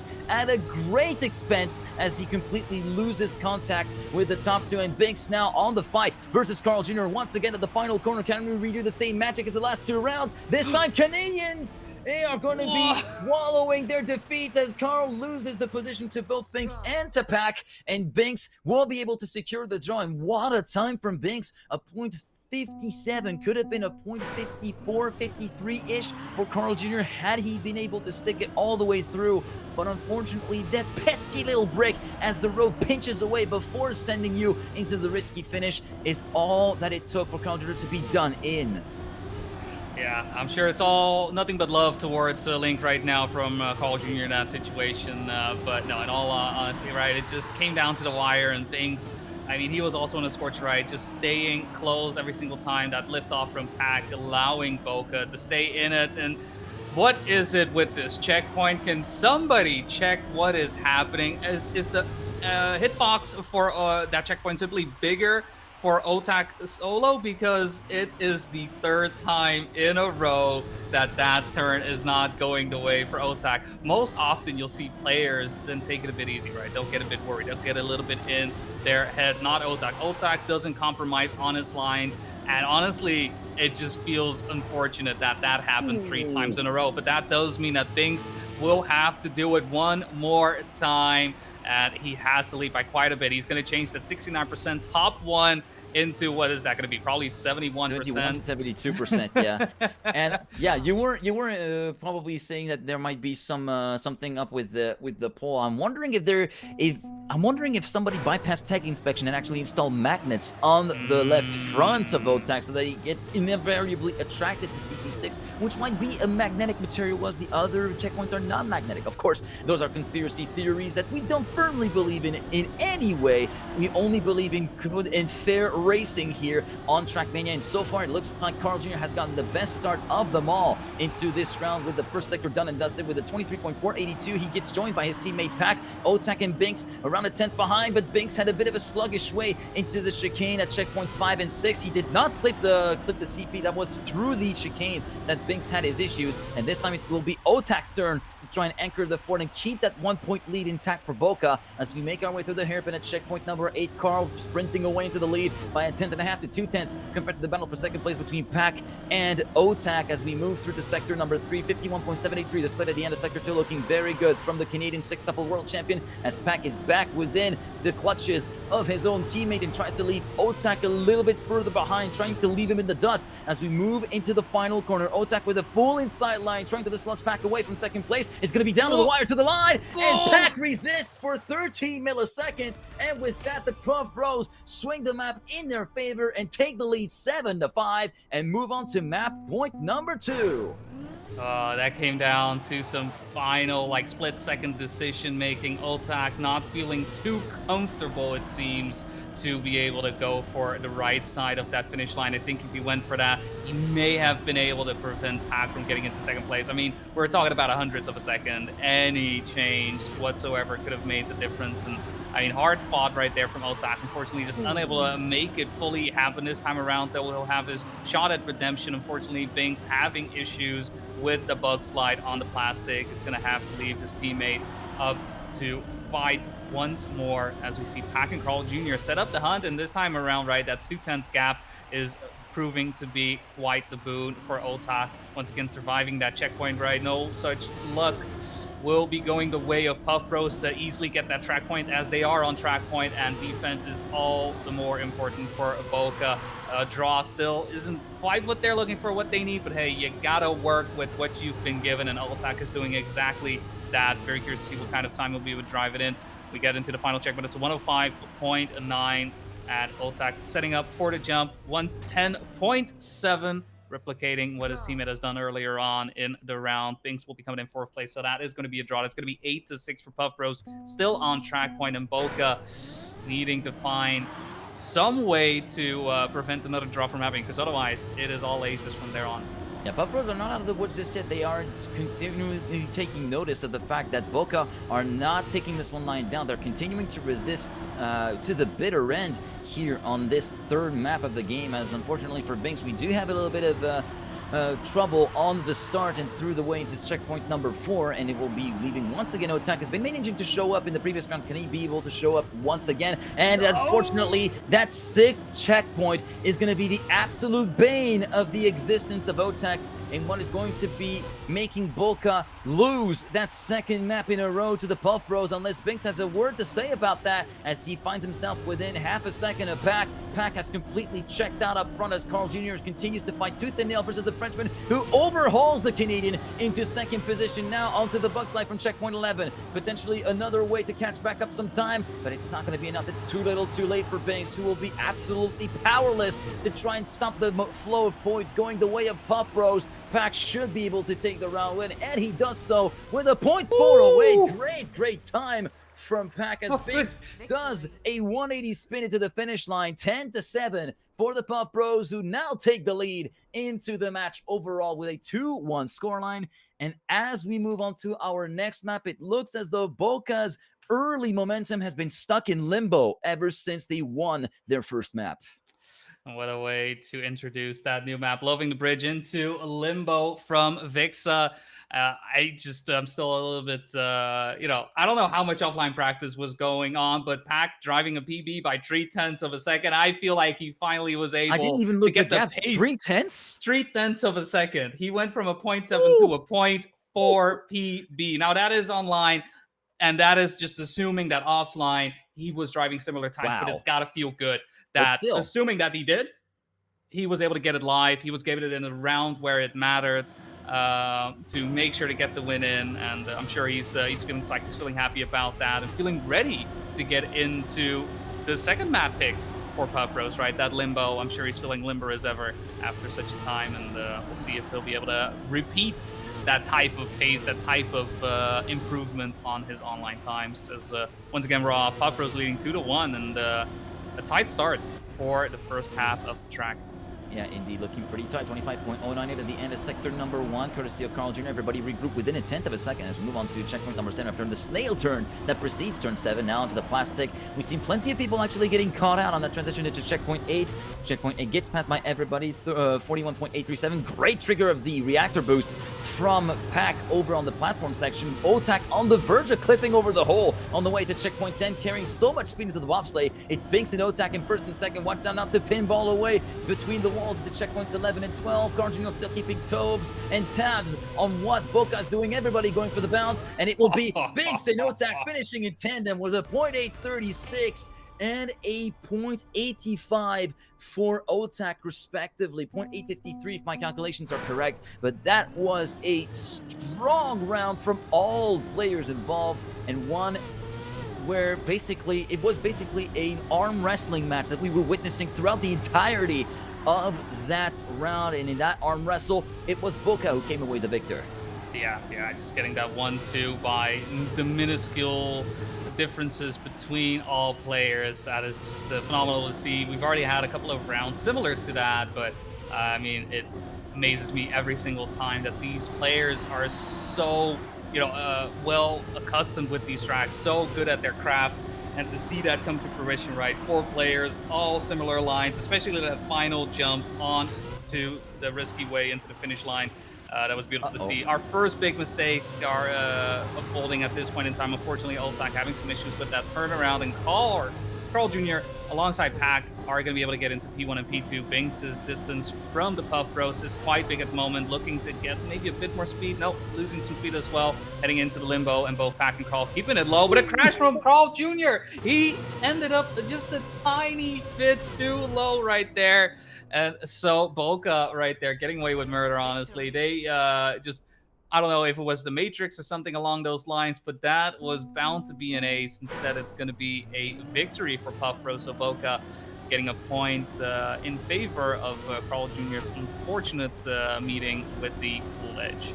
Talk about a rejection for Carl Jr. on that last bounce. My goodness, as we move on to the next round, and it will be 4-2, still in favor of Bokeh at the moment, with the Puff Bros managing to get some gap back in the form of that victory that we witnessed a little bit earlier on. Moving on to checkpoint number 5, it will be a 24.975 split at the very end of the first sector for Pack, looking pretty snazzy. Then we also have Carl Jr. and Binks very much hot in tow, and Otak, having taken a little bit of the foot off the throttle, will be trying to mount his fight back a little bit further down into the map. Checkpoint number 2, checkpoint number 8, sector 2 is done, and who gets the best reactor trigger? It's certainly not Otak, as he slid all the way through that reactor trigger. Binks does still come away with the lead. Pack in second place, but we have a little bit of a touch on the way to checkpoint 10 from Binks, which is going to be compromising his entry to the bobsleigh, forcing him to respawn, and now it's going to be Carl and Otak. Otak has to fight tooth and nail versus Carl Jr. The fight has been made easier with a touch from Pack before checkpoint 12, and it's still going to be a straight fight between Canada and France to the line. Otak snipes Carl Jr. by just 12 milliseconds to prevent another victory going the way of the Puff Bros and salvaging the draw by just the tiniest of margins. Bokeh still stay in the lead, 5-3. I mean, look, I got a question if we're watching Trackmania or Mario Kart right there. I don't know what caused Pack to slide out right there. I do know, of course I do know, but it just came just at the best moment of time. And then Carl Jr. also just having a bit of a lower bounce, right? Just a bit of a slower bounce, and making all the difference right there for Bokeh. Bokeh 2 rounds in a row, honestly, where things were looking quite dicey at the end, but still getting away with the best possible result that they could have gotten. That's got to feel really, really good. Back having some issues entering into the wood sector, though, will mean that he is going to be falling behind. Not too much, though. At the moment, 0.8 of a second, so a mistake on the side of Binks or Otak still could be punished by the Englishman. For now, though, Carl Jr., his job, his choice of weapon is going to be offense. Going to find any and all way to try and get by Binks and Otak, but you know what? If you get the turnaround wrong, that exit not going the way, Otak and Binks will be able to get an ace in their favor. Still, though, Pack is trailing behind. Doesn't mean that they're fully safe. But you know what? You don't catch it on the screen, but I caught it in the background. Pack, unfortunately, sliding out once again will mean that both will be able to take it easy. They don't know what easy is. They just know how to limbo, baby, and they will make their way across the finish line. 0.03 of a second between one another, driving a 105 on both sides. 0.9s and an ace for Bokeh to bring it home. 8-3, and Bokeh on track point. You might have suggested that they were trying to take easy, but in my opinion, their eyes are just like their thumbs on the throttle. It's absolutely wide open at all times as they make their way through to a 5-point lead. They are now just one victory away from forcing this into a tiebreaker game. As we move onto this round right now, it's going to be Otak and Carl Jr. locked in battle for the first place, and we have Binks and Pack a little bit further behind, battling for third as we move through the end of sector number 1. 24.981 split from Otak, joined by Binks in the lead. Carl and Pack still very much hot in tow. Less than half a tenth between the 4 cars. We make our way through the turn of checkpoint number 7. Otak having taken a little bit of airtime and thus falling off and away from the top 3 with Binks, Pack, and Carl in no particular order. Checkpoint 8, Pack and Carl first and second. We clip at the entry into the reactor boost to trigger from Carl Jr. Pack forced to respawn, promoting Otak up into 3rd place, but now Carl putting pressure on Binks and overhauling it for 1st place, heading into the bobsleigh, but Binks retaliates with more exits from the bobsleigh as we move on to checkpoint 11, checkpoint 12. Carl tries to retaliate, goes a bit wide, trying to carry a bit more speed, heading into the final bounce. It will be the Carl Jr. but for the 2nd time Not again! in this map. Carl gets absolutely rejected and sent to the other side of the stadium with that bounce into the final part before the finish line. And it will be Bokeh taking the win 11-3. Binks finishing with a very creditable 105.872. And that means only one thing, ladies and gentlemen. We are moving on to game number 5. And it feels like both teams are both feeling the heat very, very much. They must take a little bit of shade to avoid getting sunburned, or even worse, getting heat stroked by that final map. Yeah, summertime coming in hard for these two. Interesting as well, just a small tidbit. Puff Bros was able to win both map picks from Bokeh, and Bokeh winning both map picks from Puff Bros. Not quite sure if they somehow realized if they were banning or picking initially, but either way, finding ourselves in a 2-2. I'm pretty sure that Carl Jr. doesn't want to come to the Netherlands anytime soon unless Sunburn goes well for him after how much Vix's map kind of stopped him in his tracks crossing that water. This time around, he will have an opportunity to actually get into the water once again and not have to worry about any of those types of bounces, but there will be some bouncing, there will be some sliding, and there will be conserving of speed. 2-2, Puff Bros and Bokeh. Everything to play for. That spot in a winner's final is looming. Indeed, as we make our way through round number 1, Sector 1 currently about to be done and dusted, with Carl taking the lead with Pack and Binks in hot pursuit in 2nd and 3rd place. Otak a little bit further behind. The first split at 31.507, courtesy of Pack, who exits in the lead. But both Pack and Binks actually touching the wall at the exit of the footpath at checkpoints. This both getting away with it as well. So there's that for them going for them. There's a bit of a silver lining as Otak unfortunately has a little bit of a bounce from the front axle, exiting checkpoint number 8, and thus will be continuing to bleed time out into the ice slide into the 3rd and final sector. Pack versus Binks. This is looking extremely close up front as we make our way through the final bobsleigh in the final corner. Pack still holding on by a thread onto that 1st place, and will be able to retain that 1st place all the way to the end. 106.101 at the end of that first round. 63 milliseconds ahead of Binks. Carl Jr. 4/10 down. Otak 6/10 down. Victory for Puff Bros, who makes the first strike. Yeah, putting themselves in the lead, having some troubles initially on Limbo, right? Just having to play from behind despite some close rounds. Got to feel good to open up a map in your favor once again, and we'll be able to push this maybe a little bit further. Still, though, a point ahead isn't quite all that in a bag of chips. These players are still pushing it each and every one of these turns, and I mean, it's been rare to not see these players together again. I mean, look, if you're spectating a match, it's just easy. You just keep it on one player, and you can kick back sometimes. There will be issues, but honestly, it's just beautiful driving happening. This time around, the water not showing any types of shenanigans of all players bouncing into the exact same part of the wall. No one going on the inside as well on this checkpoint, so no big differences happening per se. Carl Jr. is trailing behind by about 0.2 seconds. The Pack setting up the defense, everybody getting the turnaround. The only player doing it a little bit less efficient, Carl Jr. and Pack now also falling behind on Binks. It's going to be a bit of a tricky one. Bokeh may be able to even things out right here, right now, if they keep the positions the way that they are. Otak with a bit more speed, hanging into the risky fin, and actually gets the overtake to happen. Pack, I don't think he expected that one, but an ace is the way Bokeh is going to counter the way Puff Bros entered into this map. Round number 1, round 2, all names on Bokeh, all 1 and 2s. And that was red players, the red team right now, getting the lead from the Puff Bros. Otak from the top rope, absolutely knocking Pack out of that second place and allowing Bokeh to take a 2-point lead heading into round number 3. As we get through to the ice line, it's Carl, Otak, Pack, and Binks in that order. Binks currently at the very tail end, giving us a good overview of what's going on up ahead. Pack currently sitting pretty in third position, end of the first sector. Now Pack going toe-to-toe with Otak for that second place, which would be synonymous with an A situation, and it will be Carl and Pack first and second. Look at the aggressive attack on the footbath setup for Pack to move up into second place, but Otak is still continuing to chase them down. Same for Binks, who has made the junction well and truly for that fourth position right now, sitting 70 milliseconds behind the leader. This is still all to play for as we head into the third and final sector. 47.068 split at the entry to sector 3. Great spin from Binks and Pack to move up into first and second, completely shuffling the places around. Binks trying to salvage the draw away from that round, whilst we do see Pack trying to force Binks into making a mistake, but that mistake will not happen at all for the man from East, who will still take the win. 37 milliseconds ahead of Pack, a 106.045. It's been nothing but sparks flying out of these cars here on this map, and I wonder if there's going to be tech inspection. I feel like there's going to be a bit more plank wear than usual in motorsport terms.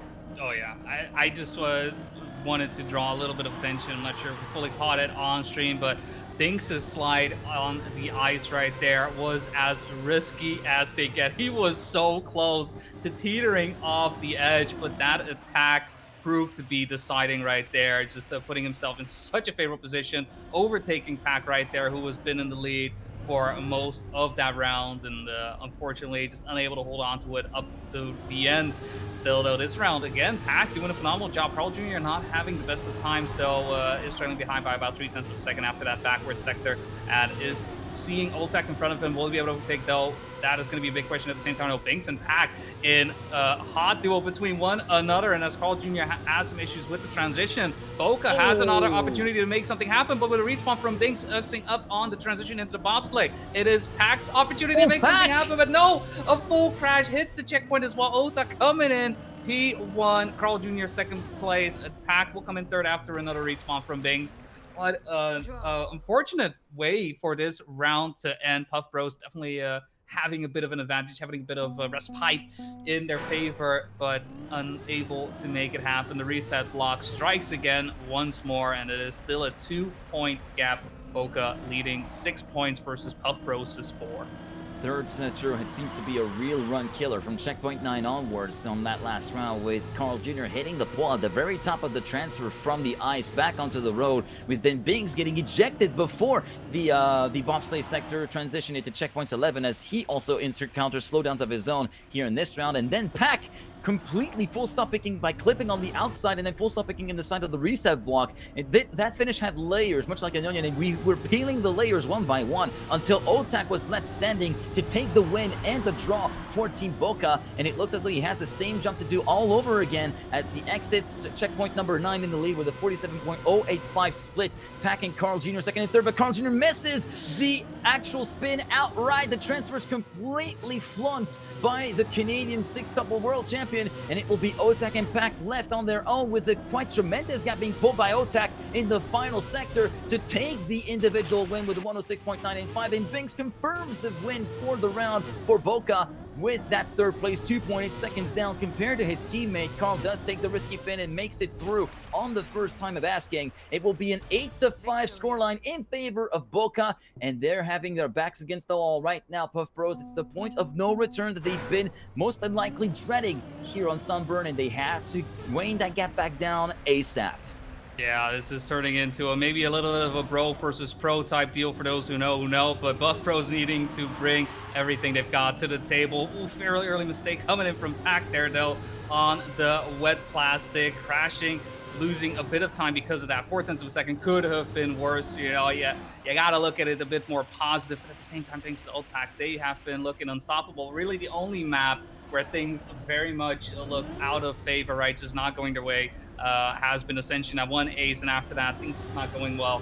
I think that was the biggest downside, if not ellipse, specifically that checkpoint, the 4x crash Whoa. happening from Otak. This time though, Bokeh in such a great position. Pack unable to catch up. Carl Jr. having some issues with this turnaround. We'll see how it goes now. He makes it, but missing his teammate. Pack still nowhere in sight, and Carl needs to overtake Otak right here, right now. Otak though, pushing on each and every one of these turns. We've got the no-break sector making their way down. Carl Jr. doesn't have more speed. Otak stays ahead, and it is going to be a victory and match win for Bokeh. 10-6, taking it on map number 5 after losing it in the Swiss 3-0 versus Puff Bros. Now they counter. They pick it home 3-2 and put themselves into the winners final, and the Puff Bros gonna have to battle their way through the lower bracket.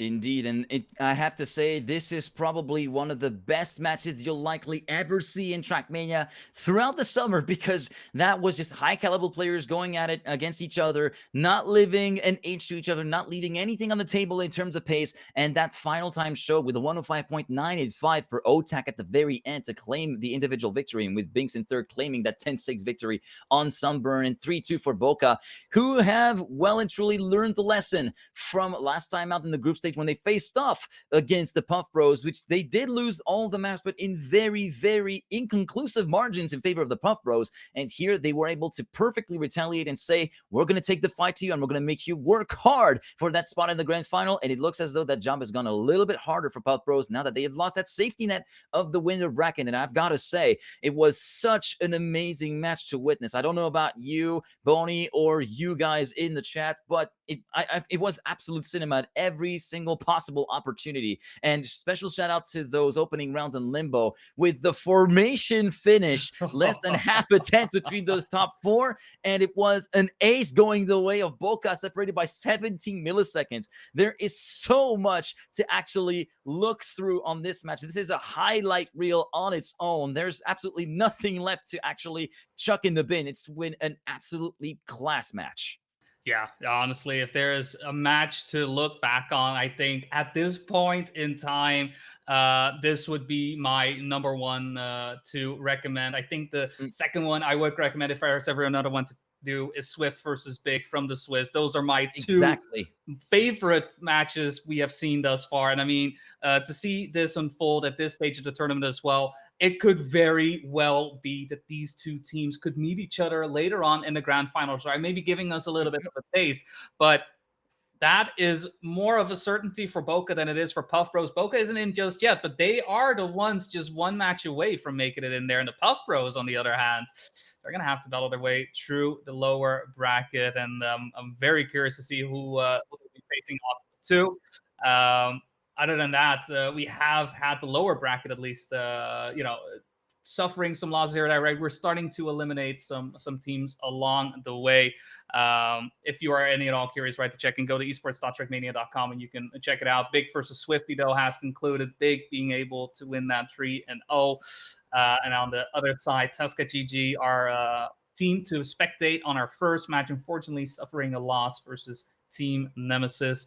And so we already have 2 teams to say goodbye to. And with that, 6 teams remaining in the tournament, I'm looking forward to round number 3, honestly. Yep, same. I'm looking for round number 3, and that third round will come in about 10 to 15 minutes time. We'll be heading to a quick break just to give you a little bit of a rundown before we go to the break of the results of the other matches that have been unfolding. Big winning 3-0, as you said, versus Swifty. Team Nemesis versus Tescot, 3-0 for Team Nemesis. And right now, there is still one more match ongoing, and it is another Game 5 belter between Jetlag and Team Swift, currently battling it out on Reunion. And you'll get to see that, of course, on the other streams that you can actually check out on esports.trackmania.com, as well as Boney pointed out, to have the match results. They have all the streams that are covering the global playoffs for stage number 1. We're going to be throwing it over to a quick break, and we will be back for the winner bracket final in a little bit. Stay with us.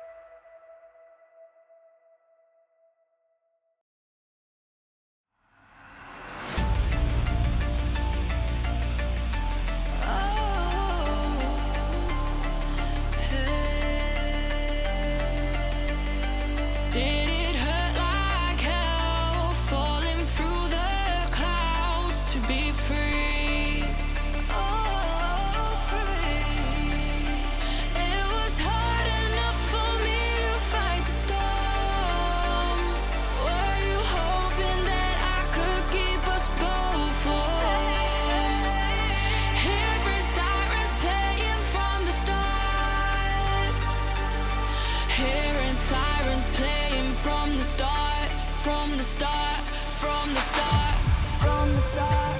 Hey, hey, did you hear them sirens playing? Hear them sirens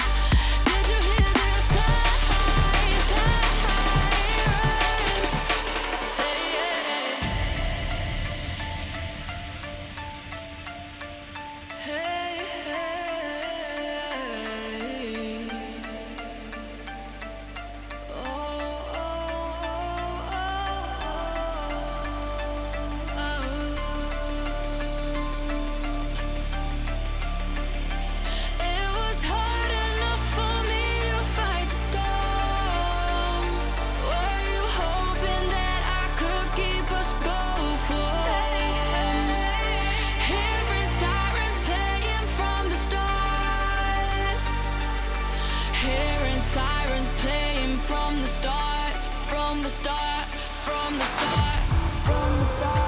Hey, hey, hear them sirens playing from the start.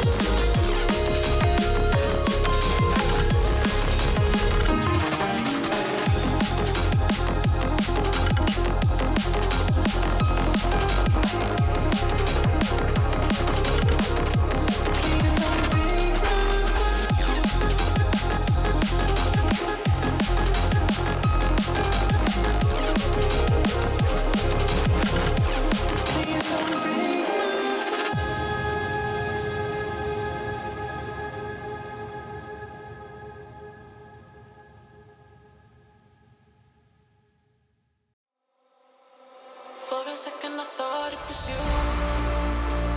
Thought it was you. Thought it was you.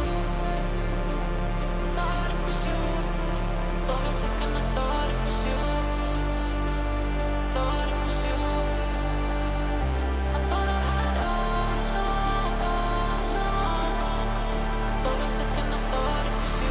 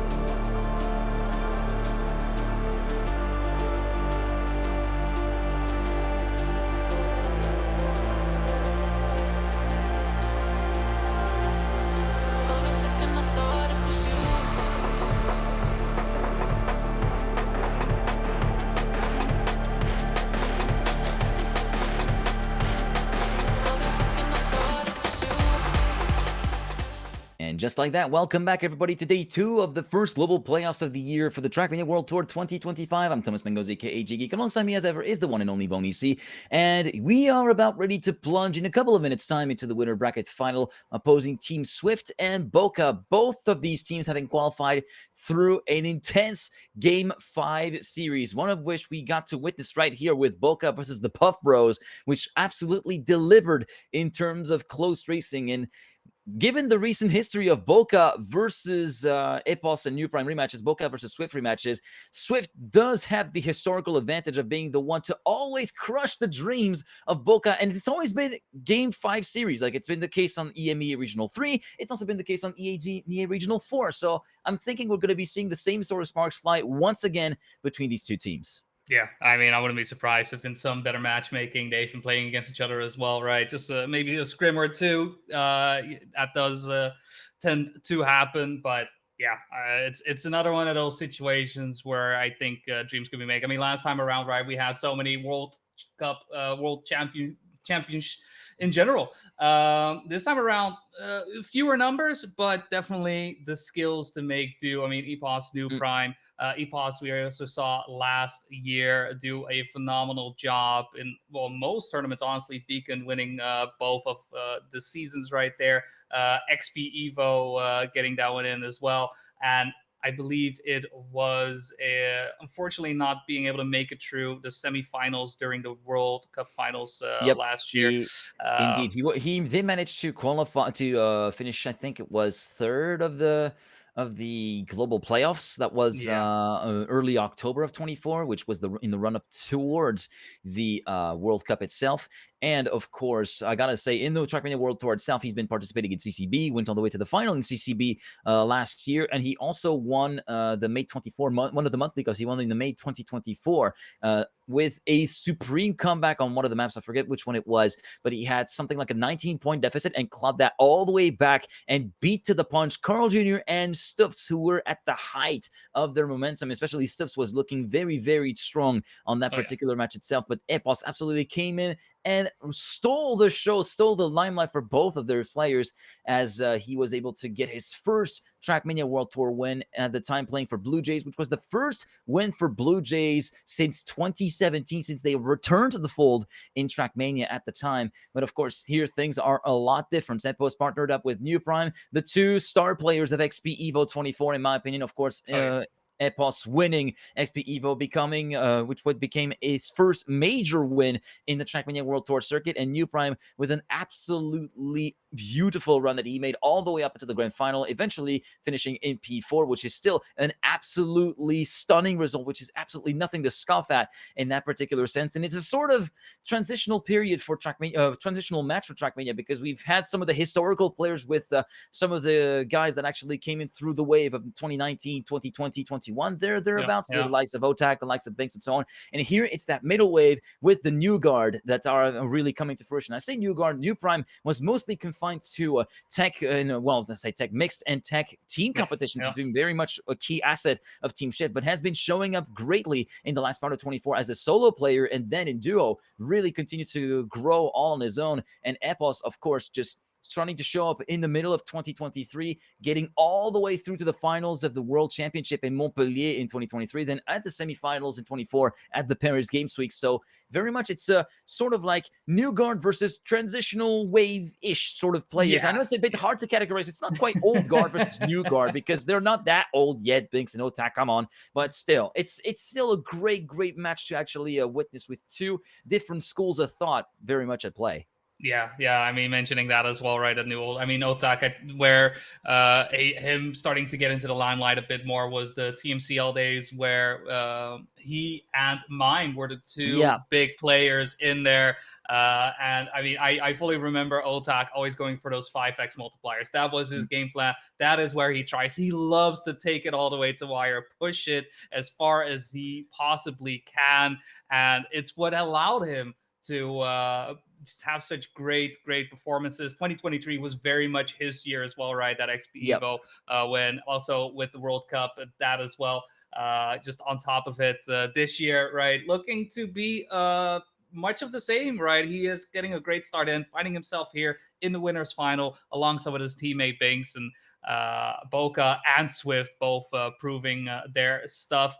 I'm very just curious to see which one of the two in this instant, in this moment in time, will be able to come out on top, be able to get their spot into the grand finals of this global playoffs, and potentially pick up the first big trophy of the year. We're getting very close to the map picks, because there are no bans. We've got 5 maps to go through. It is first pick going to Bokeh, and we'll see what they decide on. Binks locking in Reunion straight out of the gates for that pick phase, and Epos will be in charge of choosing the second map in order, with the choice now left between Ascension, Limbo, Sunburn, and Ellipse in no particular order. And there will be a little bit of discussion with New Prime to try and actually weigh their options a little bit, try to see which map will probably be a better benefit to actually get out of the way a little bit earlier on and leave the other one as a sort of joker map, quote unquote, in case the second pick doesn't really go their way. It will be Sunburn as map number 2. So already into the difficulty spikes we go, followed by another difficult map in the form of Limbo. So it's very much a difficulty mountain that has to be climbed before droving slightly back down with Ascension, and then sharply falling with Ellipse. Reunion, Sunburn, Limbo, Ascension, and Ellipse, your map order for that winner bracket final, the winner of which gets through to the grand final. We will start off in about a minute with the two teams that have been absolutely dominating the EMEA standings reunited once again to kick off yet another high-stakes match. Yeah, and I hope that with both teams coming out of a tight race, tight match in their semifinals, 3-2, 1 for both, Curious if they've got the stamina, if they have what it takes to keep things going for that team, the one team that'll make the win. They can rest easy. They will have a couple of hours to relax, to watch the action unfold in the lower bracket as the grand finals are set to start at 6 p.m. CEST. That is -1 cup of the day for those that may have to step out, but know that at least if there is anything to catch of this Trackmania World Tour Global Playoffs #1, definitely the grand finals. But even then, this could be the grand finals right here. We can imagine both teams to make it in. Bokeh versus Swift are two teams able to make it through undefeated in the bracket stage, and only one allowed to make it into the grand finals. Sticking things off here on Karluki's reunion.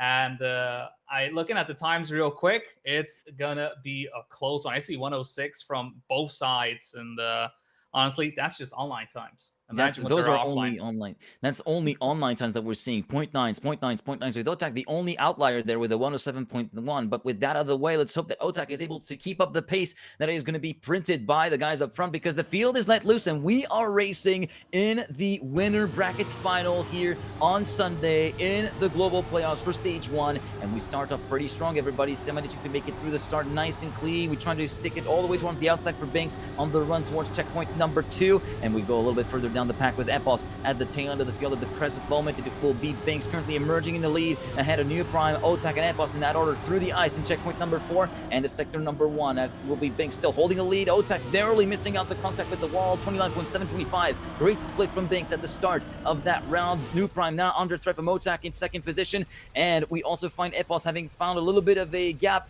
being written behind as he finds himself about half a second behind compared to the leader and a quarter of a second behind Otak. 47.218. The splits continue to be very good. We exit a bit wide from the checkpoint 9 from New Prime and lose a little bit of speed through the bobsled as a consequence. Otak continuing to pile on the pressure, but New Prime soaks up the pressure really well in that opening round, and those splits look insane at the final checkpoint. 59.678 courtesy of Banks. What does the stopwatch say at the very end of that round for the Frenchman? A .045, kicking up in strong fashion. New Prime does hold off Otak by 0.07 of a second to prevent the ace from happening, but still a strong statement of intent from Banks, who allows Bokeh to get the victory 2-1.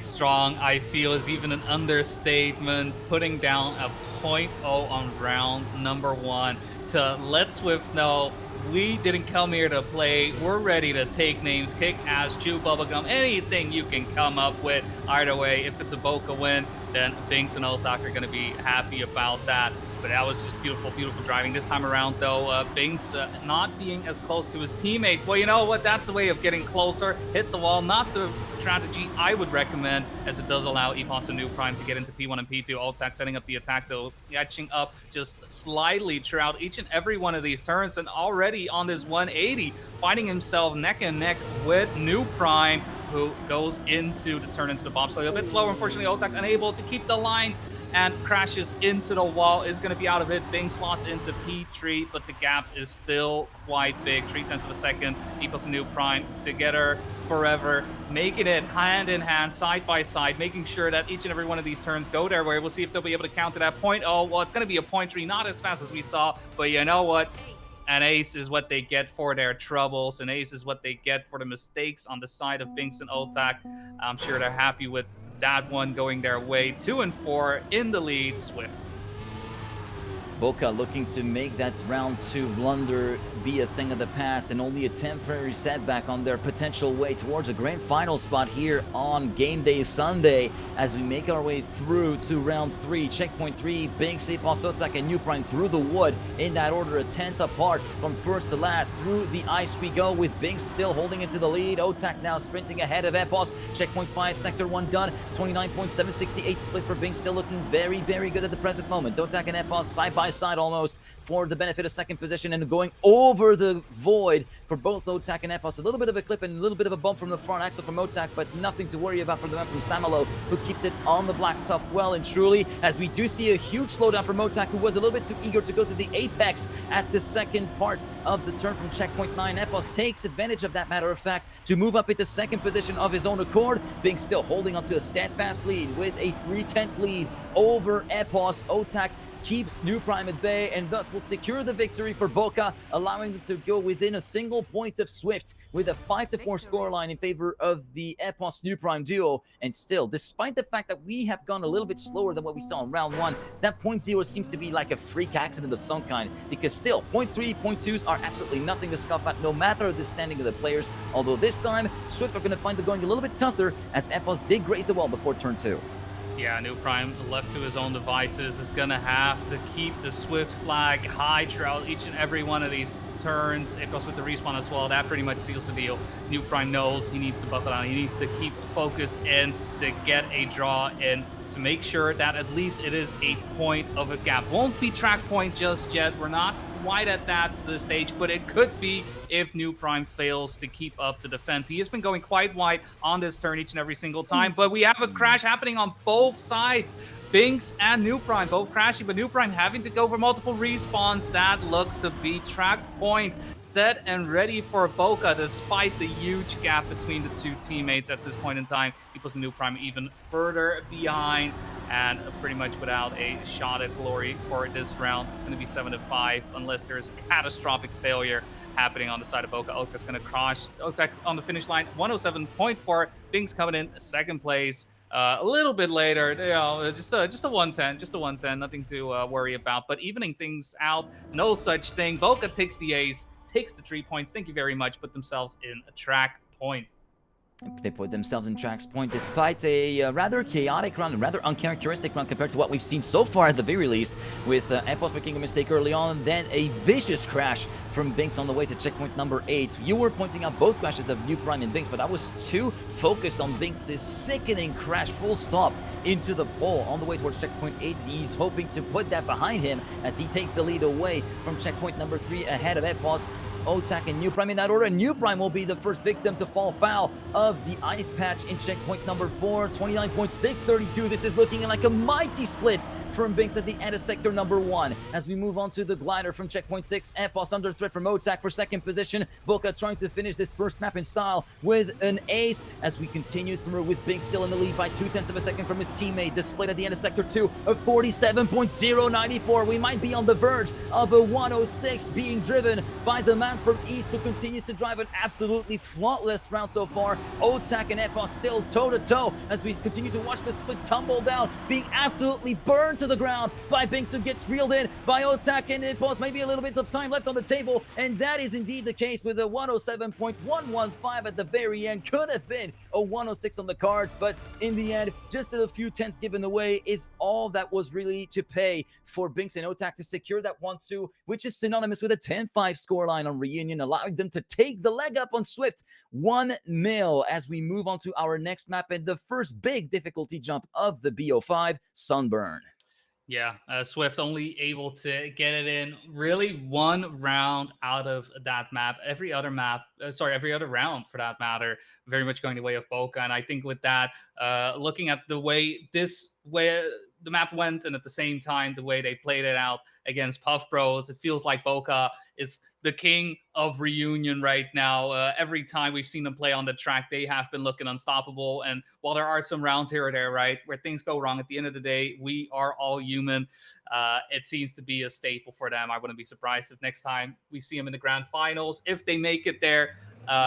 In the other situation, really, Reunion is simply one on the table. They will find that as their home base, and be sure to try and get those wins. There is going to be a very, very hard ask for any team facing off against Ultex Sabink. And right now, Swift is still facing off against Bokeh, leading 1-0, making their way on to the ice, sliding around. Ultex starting to fall a little bit behind as we head into the backward section. Still within earshot, though, from each and every one of these players. Backwards we go. Flip him around onto the booster, and Bing still leading, getting a little bit more of a gap. New Prime, bit of an, slide around in the water itself, keeping things honest, keeping the pressure right there. Otak still a little bit away. We'll see how things go on this ice slide. Bings on the previous match taking such beautiful inside lines, looking like he wants to replicate that. New Prime, though, with the overtake, gets the turnaround, but goes too high. And once again, Bings slotting into P number 1. Epos right behind New Prime following suit. We'll see how the no break sector goes. We've seen how this reset block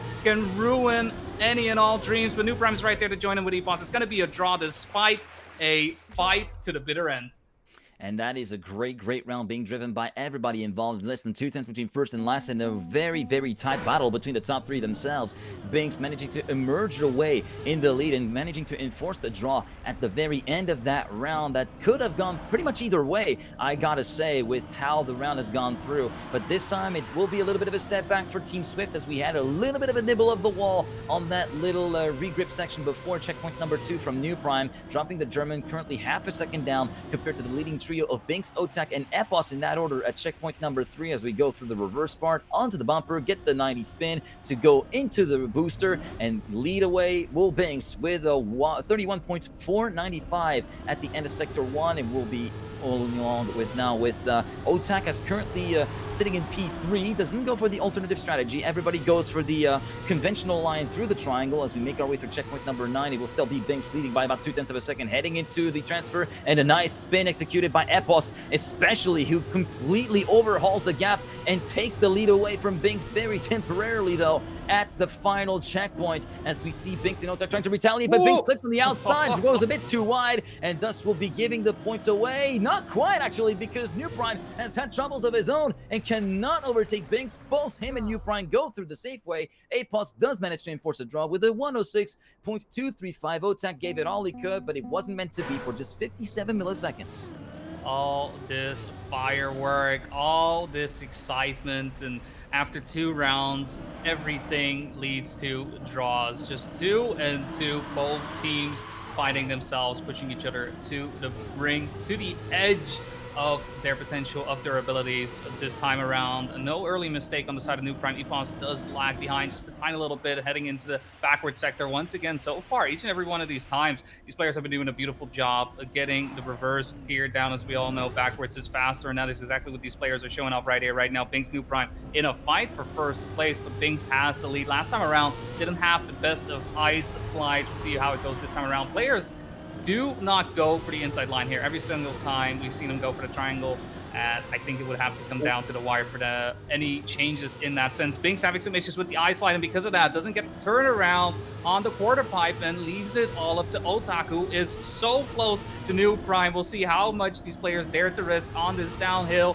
with the brakes off. Otak does push it a bit harder, gets past New Prime, and again, a draw will be all she wrote. Round 3, 3-3, Bokeh and Swift. Anyone looking for that break right here, right now, but thus far, still waiting for it.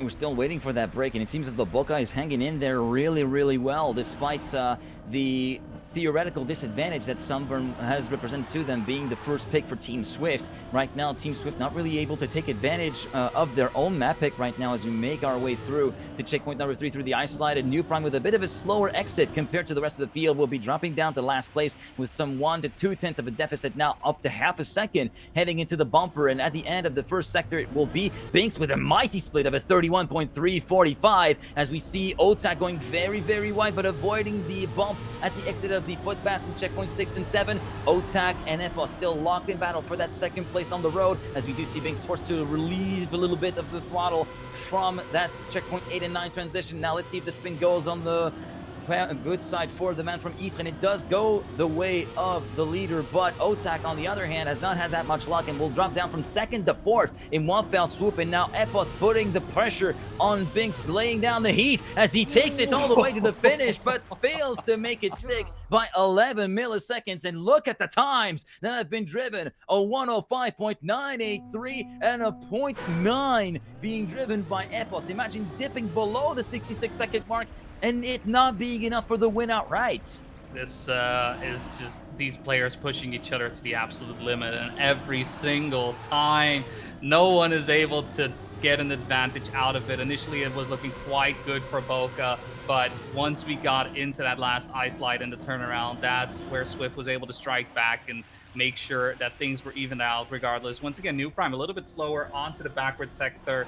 We'll have to settle for P4 for the time being. Binks entering into the water first. So once again, we've seen this many times already, and Otak and Epos in a fight for second place. This time, Otak has the advantage going into the triangle checkpoint. We'll see once again how the ice will go. Last time around, a little bit of a mistake happening on the side of Bokeh. This time around, players making their way around, and Epos with the attack, makes his way past Otak. Bing slowing down, and at the same time, New Prime stuck in 4th place as well. Are we gonna have another draw on our hands? Epos will stay ahead of Otak, will get 1st place, and 2nd and 3rd going the way of Bokeh. It's another draw. 5 rounds, 5-5. I mean, guys, if you can count, trust me, this is the best way to get to learning. Just 1, 2, 3, 4, 5. So easy. Now, I might be a little bit getting ahead of myself, but is it the time to bring back the Trolla 7 TV emote that had been birthed from a Trackmania World Tour Regional from 2023? Because it certainly looks like we're heading that way, given the momentum that either team has failed to gather so far on that second map from the winner bracket final, as we follow along with New Prime at the tail end of the field, finding a little bit more gap, being dug up by the top 3 compared to himself in the splits. Again, Binks on an absolute flyer of a start with a 31.355 at the end of the first 5 checkpoints. He is followed closely by his teammate Otak, who is trying to pull a little bit of a gap on Epos. Everybody going for the same triangle line, nobody all going for the L construct, going straight for the checkpoint trigger.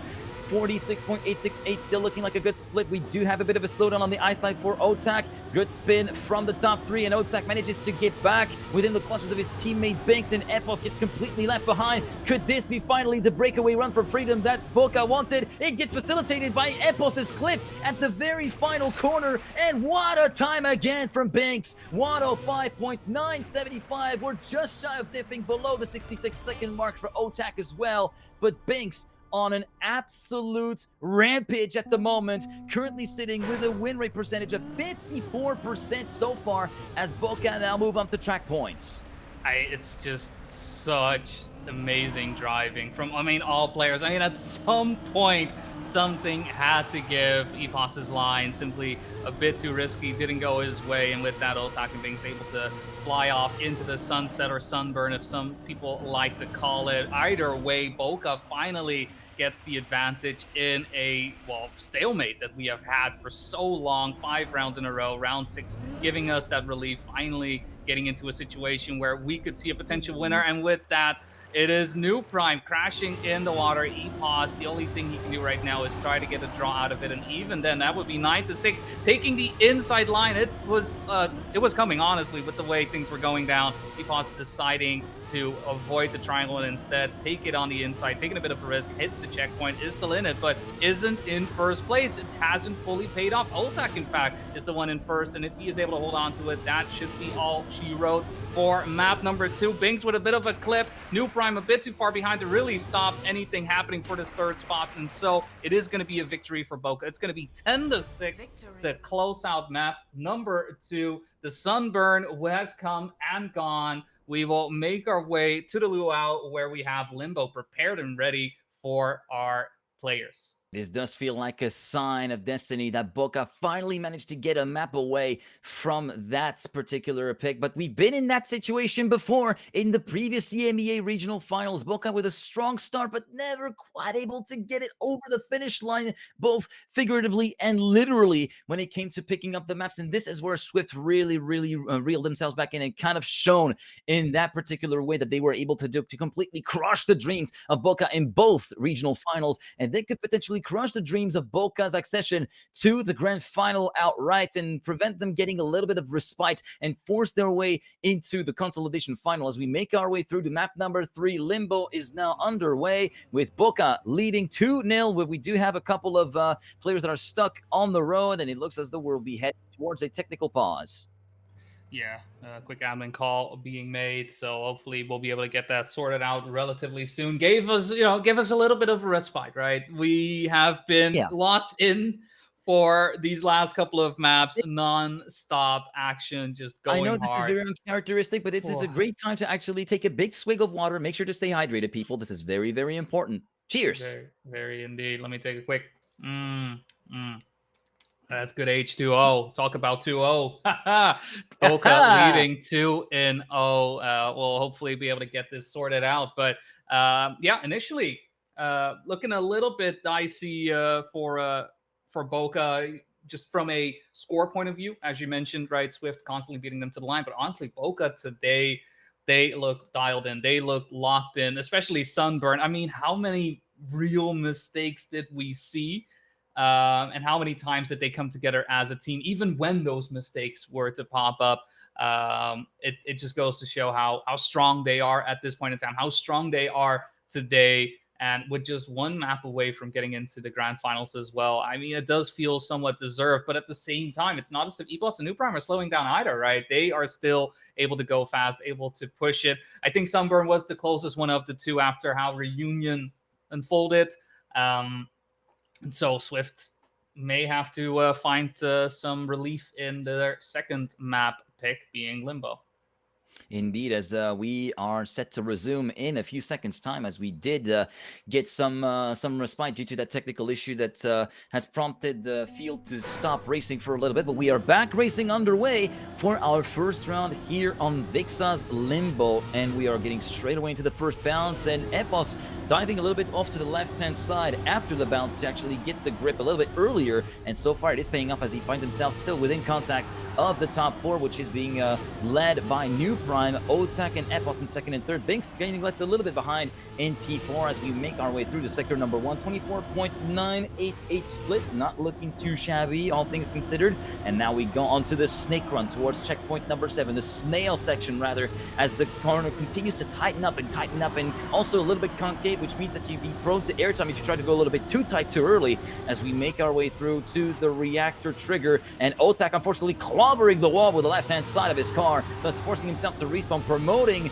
Swift in a very favorable position to grab the ace right from the outset on round number 1. New Prime leading his teammate by about 0.2 of a second. Binks too far back to make any kind of attack stick until we see Epos going way too wide and thus hitting the wall on the outside, and we saw New Prime going very high above the final bar, but did manage to make it in the lead with a one-hit advantage compared to Binks, and what could have been a ace has been thrown in the bin and is now been replaced by a draw. 1-1 at the end of round 1.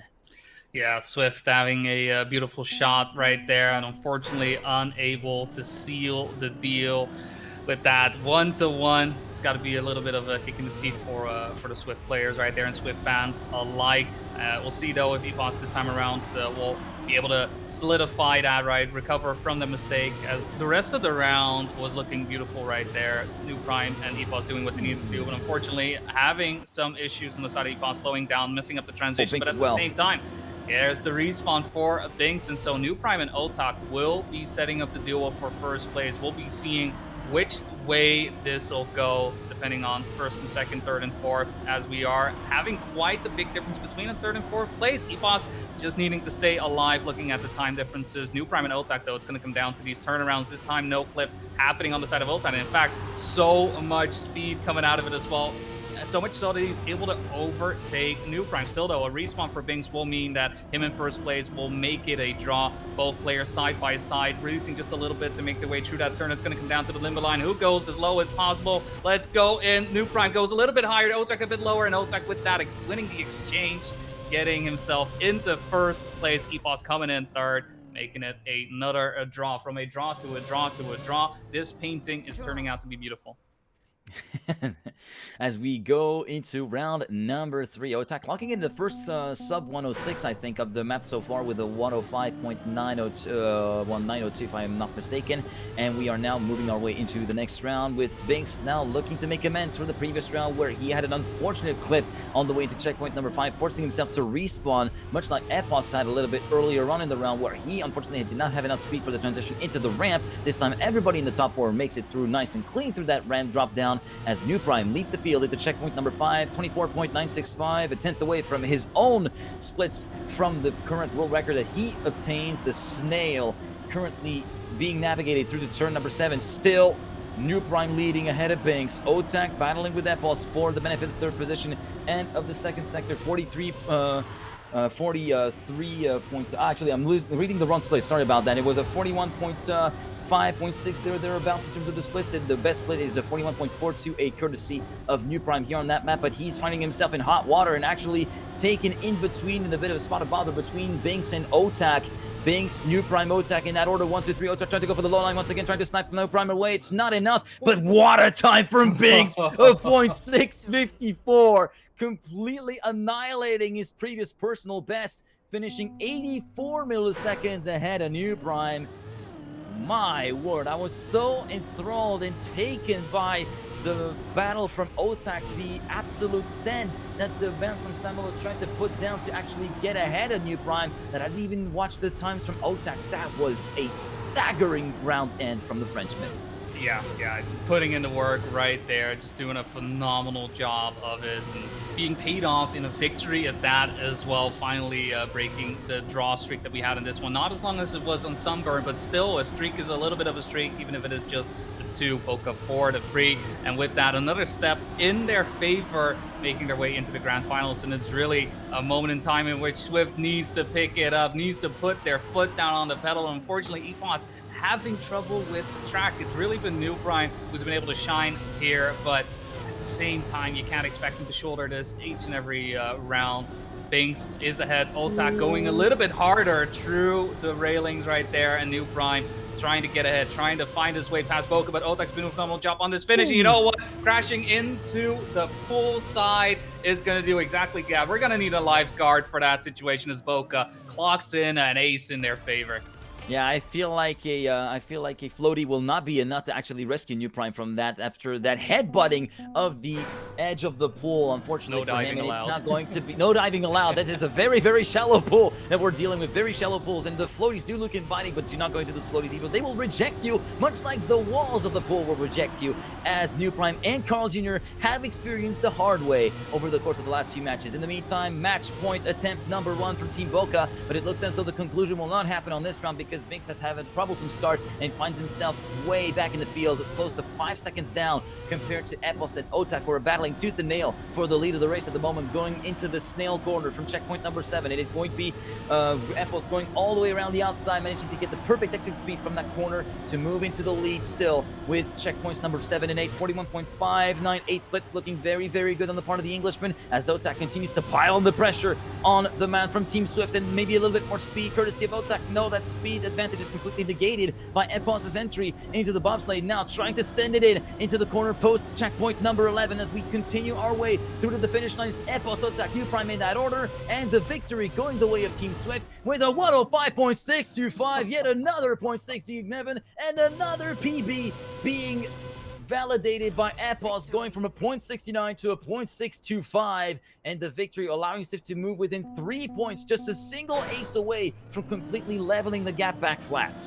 Yeah, it's going to be necessary, as well as 2 victories would still put Bokeh on a map and match win would be 10-9, and so that is going to be the focus for Swift. But you know what? Sometimes you gotta have a little bit of luck. You gotta have something go in your favor, and with Otak making an early mistake in this round, this is exactly what Swift needs to try and get that ace in, to try and even things out, bring it to an 8-8, and perhaps start a reverse sweep. But that is not as easy as it sounds. Binks and Otak are still alive. They're still kicking. They're still around, ready to try and stop Swift from moving into the grand finals and put themselves into that position. Epos with a bit of an awkward jump out of the water, does manage to recover, stay within earshot of Binks as Binks goes quite wide here, but Epos unable to keep up, unable to keep the pace going, and so New Prime will be in first place by quite a large margin. Binks with a full crash though. Oh, this is New Prime needing to stay in front, being in first, but he loses the speed as well. Otak goes low. He's been doing it each and every single one of these times, does it beautifully once again, and with Binks coming in third place, makes it across. That is going to be all she wrote for this winner's final. Bokeh takes it in the end, 10-6, and with that, it will be the 2 French players, Otak and Binks, in the grand finals. They are guaranteed second place, and honestly, with the way they've been driving, they very much look to be the ones to beat. And for the first time in their history of confrontations, Swift has been taken down by Bokeh, and not in just any manner, with a 3-0 scoreline, and with the great amount of performance being shown in Limbo, with those 0.6s being driven almost over half the rounds were 0.6s in that last map, which was absolutely beautiful to see. But Bokeh are not out of the woods just yet. They do get a bit of an early respite, as the grand final is a little bit of a ways away further on into the future here on this game day Sunday, but Swift are still in with a shot of potentially rematching in the grand final and trying to take revenge and continue their dream crushing abilities to be put onto Bokeh's progress, as we should be able to take a little bit of a looky look at the brackets at the present moment, with all of the other matches continuing to be rating populated. They haven't been updated so far, but we do know that there are still a couple of matches underway. Jetlag versus Big, currently Big leading 2-0. It looks as though that match has been all said and done, with Big likely coming away as the winner. We'll have to wait until the scores are updated. And if you want to take a look at the updated scores for yourself, esports.trackmania.com. Make sure to take the look at the page for the global playoffs #1 to check out all of the bracket results, check out all the match results, and also check out all the streams that are currently broadcasting all the matches here in this first global playoffs for the year in 2025 in the Trackmania World Tour. As it seems as though that might be all she wrote for some of the teams. It looks as though also on the Jetlag side, we have, well, on the Jetlag, it was completely done and dusted on that particular side of the pond. We still are waiting for the results on the other side with Team Nemesis and the Puff Bros. And for that, I guess we can just take a little bit of a look at what happened. And that match has also been over, so we can only presume at this stage, but we'll see when the scores are updated. You can see that Bokeh and Swift are still not quite punched in just yet. They will be punched in at a later date, but it should be Big versus the Puff Bros on the lower bracket final coming up next, and that could be a very, very intense match to watch, considering the bracket runs of each and every team so far.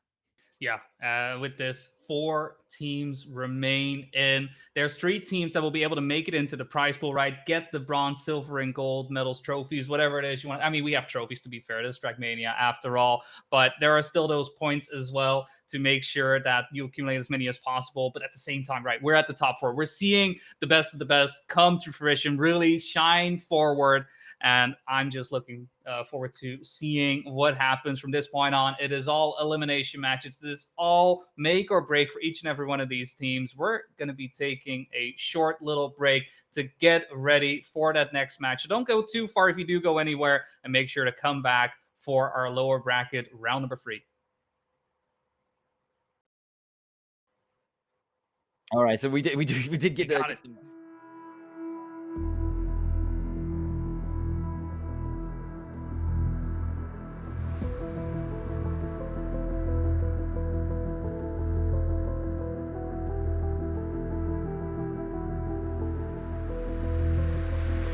Need another life, give me a break. Need another life, oh. Need another life, give me a break. Need another life, oh.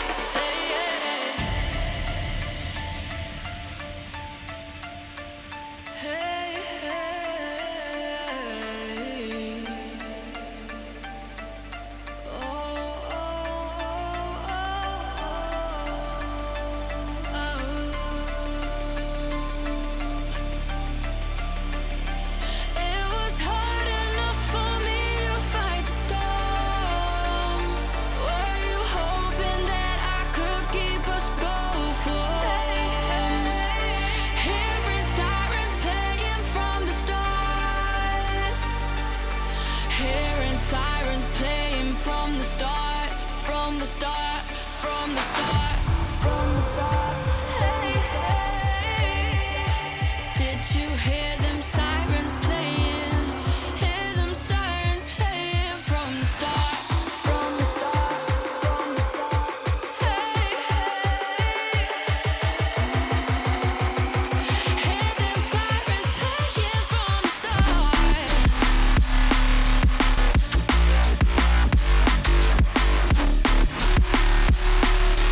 Hear them sirens playing from the start, from the start, from the start.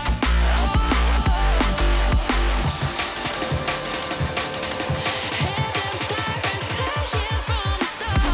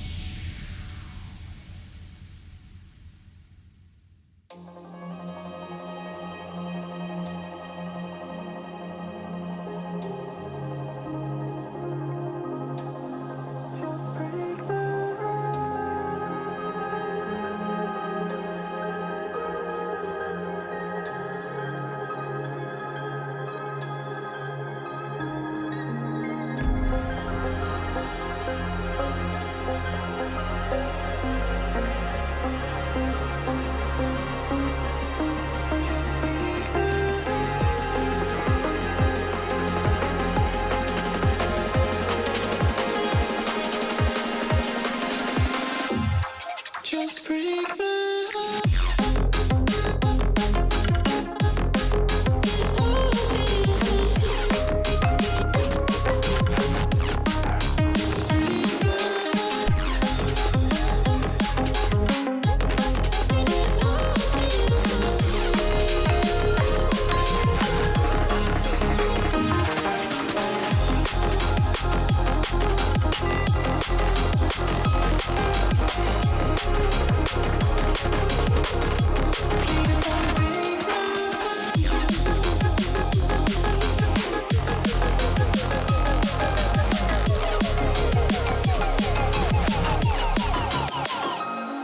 What do you feel? Chasing the feelings from ghosts in the sky. I hope they don't mind. I need you near. Something to hold someone I can call mine. Please don't break my heart.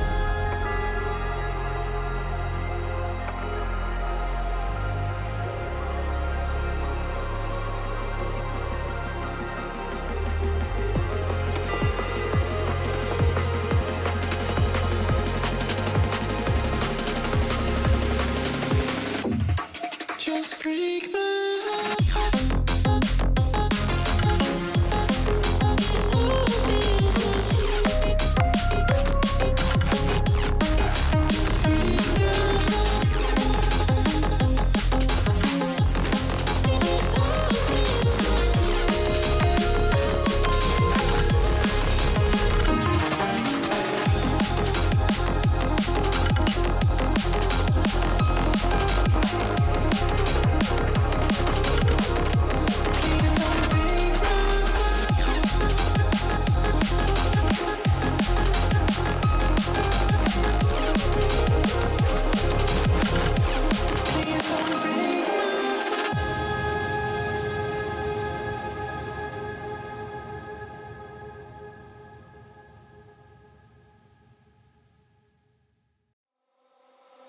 For a second I thought it was you.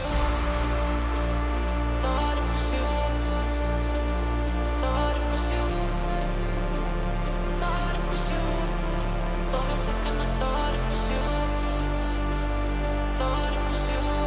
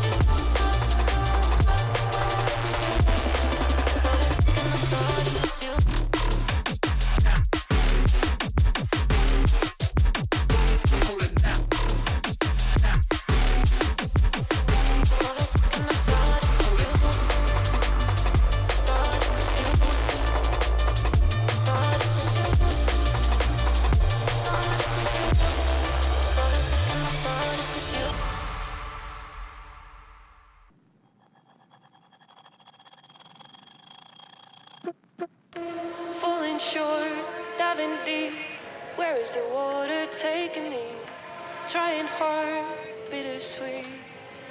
Cabin fever's pulling me. I want to hold on to something greater. I feel the waves come crashing in. I'm drowning, drowning, drowning. I'm drowning, drowning, drowning. Drowning, drowning, drowning, drowning,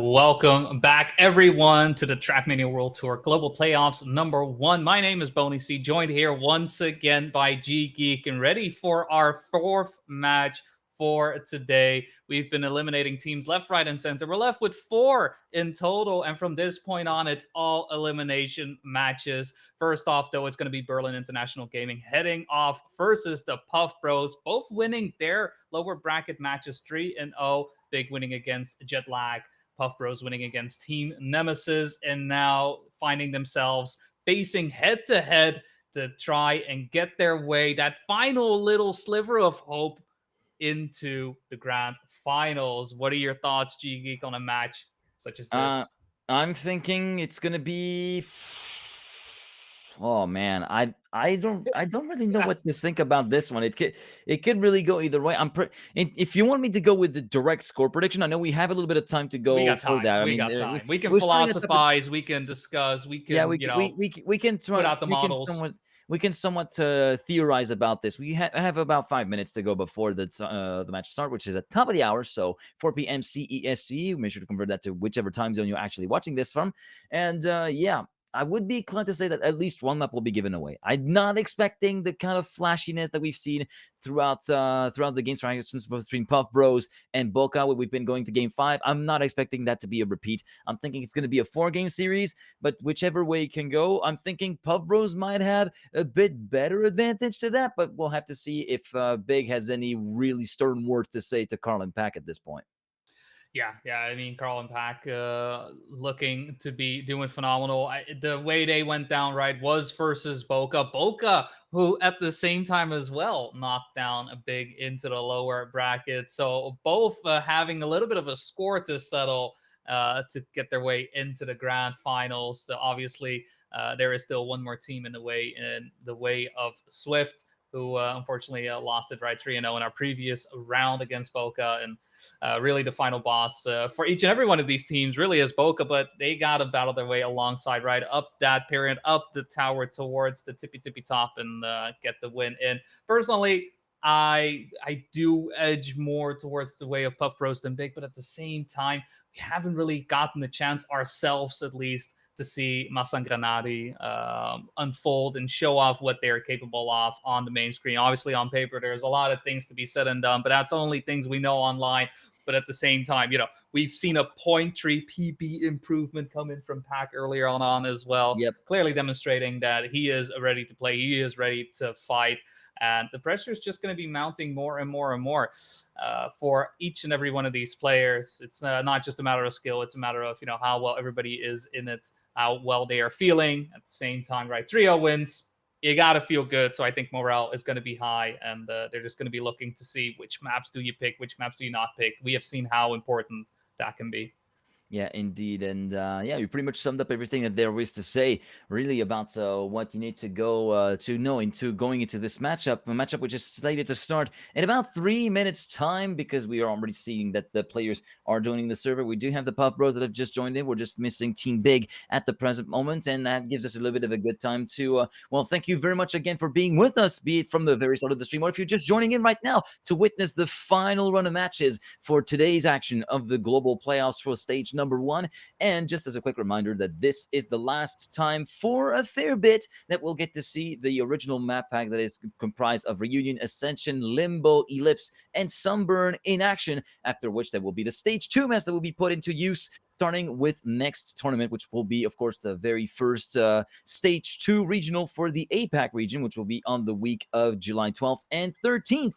And there's going to be a lot of exciting racing coming up over the course of the next 12 weeks, I think it was, with three regional tournaments per stage. So there will be 12 weeks of action before we go back to the global playoffs on the weekend of 4th and 5th of October. So already a very big deadline up ahead to look forward to in that final stretch of the Trackmania World Tour for 2025. And if you want to take a look at the maps for themselves, take a look at what the players had to contend with and had to actually hone their skills on for this stage, or want to get a look at what's going to be coming up next for stage 2, make sure to head over to the Trackmania World Tour Club in the game. Both of the campaigns are available on there. And also, a little birdie told me that apparently some of the Trackmania World Tour maps are available for matchmaking in 2v2, thanks to the latest update. So make sure to stay alert for that. That, of course, happens for 1 hour after Cup of the Day. So at Cup of the Day, 7 p.m. CEST, that will be from 8 p.m. to 9 p.m. CEST. They will be able to play Trackmania World Tour maps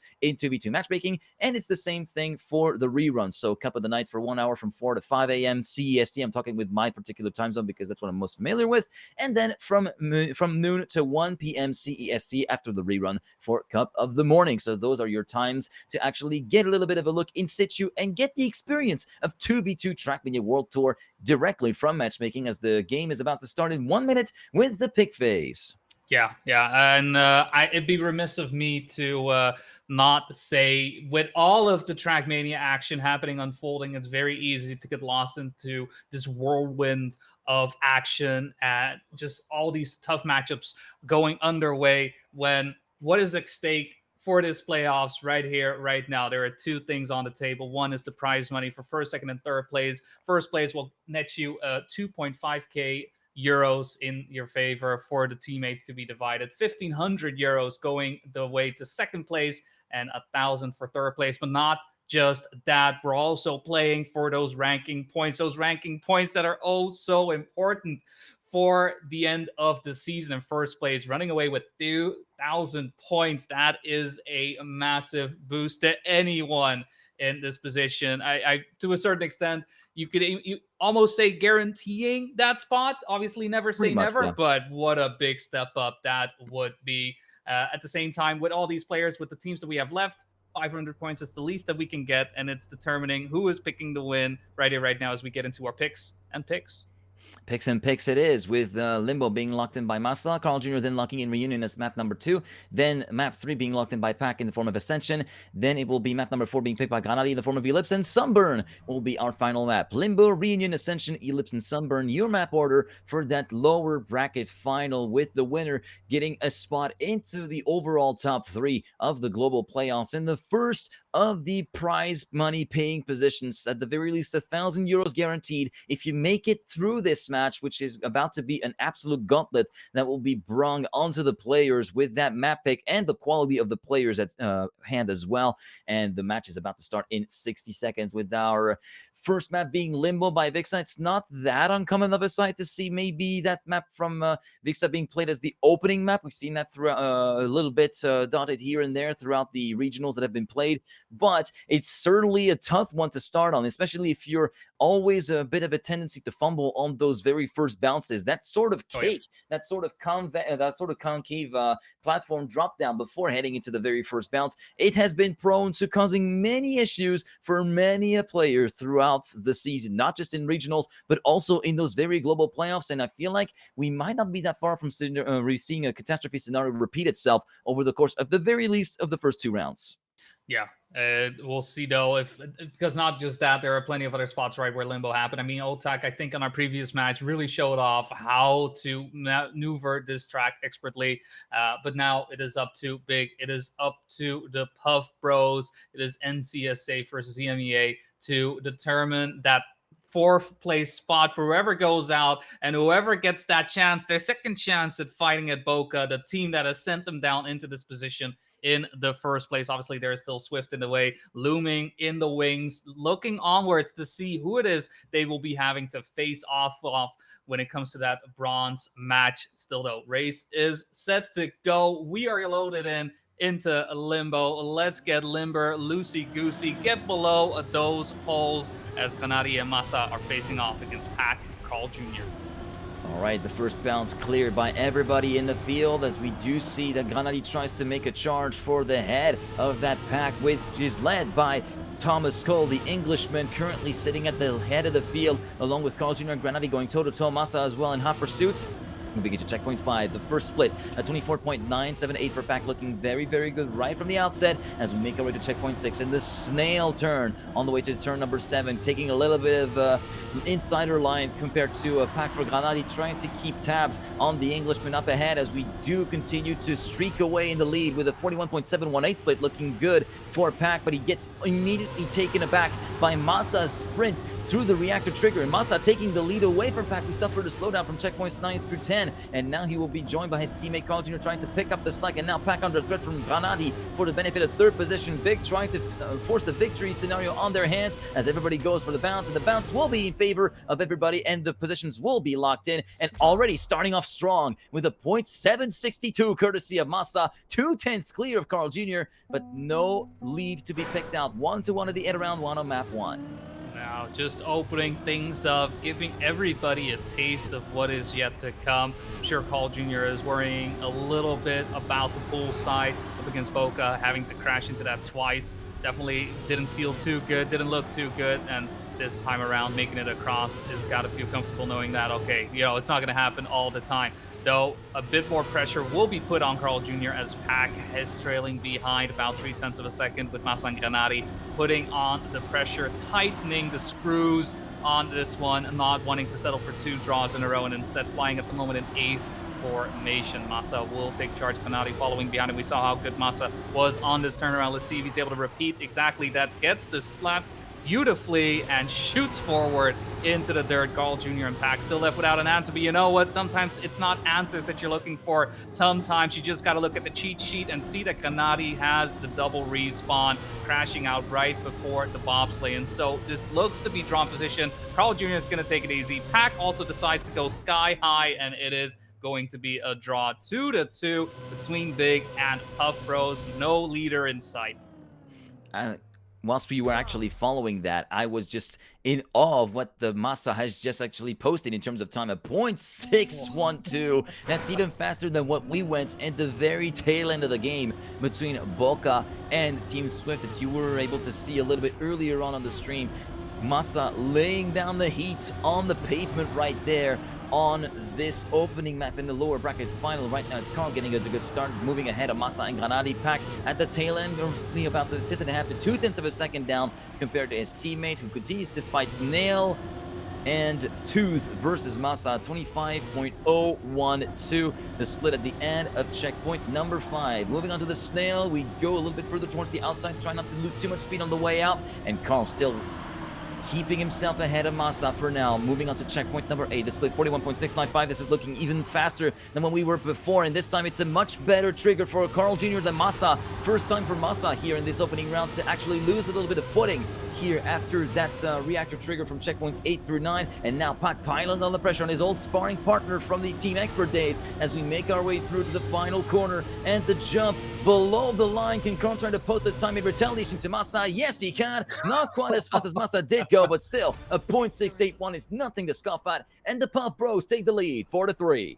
Exactly. I mean, the number 2 on Limbo, Masa, and only by 0.005 of a second, by the way, finding himself not being able to match the pace of Carl Jr. on that, on Pac on that round. It's definitely one of those tough cookies in that situation, and Puff Bros finally does open things up in their favor.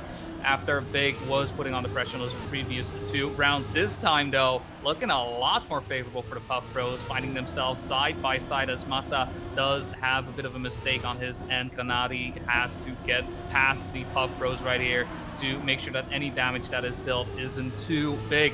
Still, though, Pack and Charles Jr. side by side, finding each other at each and every one of these turns, and Kanadi not finding a gap in between. Look at that, just almost the exact same lineup from Carl and Pack to get into the turnaround. Finally, a little bit of a gap does unfold, but not in favor of Kanadi. Still setting up the chase, still looking for any and all room to go by. Has to hope that perhaps on this release, he's able to get through on the bridge. No signs made to slow down, except on the side of Kanadi. Carl Jr. and Pack will have it right here, right now, as long as they make the jump happen. Carl goes low, Pack goes high, and you know what? An ace is what they get for their troubles, making it 3-7. And with Trackpoint on their side, looking to counter Big pick. Yeah, Big's pick looking to have backfired quite heavily, and this is actually the first time that we're seeing Masa drop the ball after some very convincing rounds very early on in that map, but Masa now needs to get back on the saddle really quickly and try to ride as fast as he can, but so far that start is looking like a little bit of a dud with about a quarter of a second of a deficit compared to Carl Jr. Pack in close pursuit of his teammate in second place, and Masa now bleeding time left, right, and center compared to his own teammate Granati, who currently sits a 10th behind the leader and trying to keep toes with Pack, whilst Masa finds himself a 10th and a half behind, trying to catch some of the time back through to checkpoint number 7. Right now, Masa manages to get a little bit of time back, but not all that much, all things considered. 41.770 split for Carl before the bounce, looking very good, but this time Granati completely messes up the trigger at the reactor checkpoint, and it will be a respawn that will be costing dearly for Team Big as Pack and Carl Jr. get themselves in an ace position, and Masa completely fumbles the entry to checkpoint 11, and now Carl and Pack can just ease the foot off the throttle and go over the bar if they wish to, but they do not go over, they go below, and they actually score a .901 for Pack. 2/10 further down, we find Carl Jr. with a 106.108, and with that, it will be a 10-3 score in favor of the Pro Bros, thwarting the plans of Team Big. Big, who now have an uphill battle ahead of them, and they are going to have to try and upset the Puff Bros on their own picks, starting with, of course, I think Ascension, if I believe it was Reunion, then Ascension, if I believe the map order was correct. We'll get to see that in a second. And indeed, it will be Karluki's Reunion that will be the site of the first pick from Carlin Pack. Yeah, tough one on the side of Big. First couple of rounds, they did very much look in control, despite it turning into those draws, but unfortunately unable to keep it in their favor. And with that, we're just gonna have to, throw it over to map 2. They have to try again on Reunion, though. We have seen the counter picks happen quite a lot as well.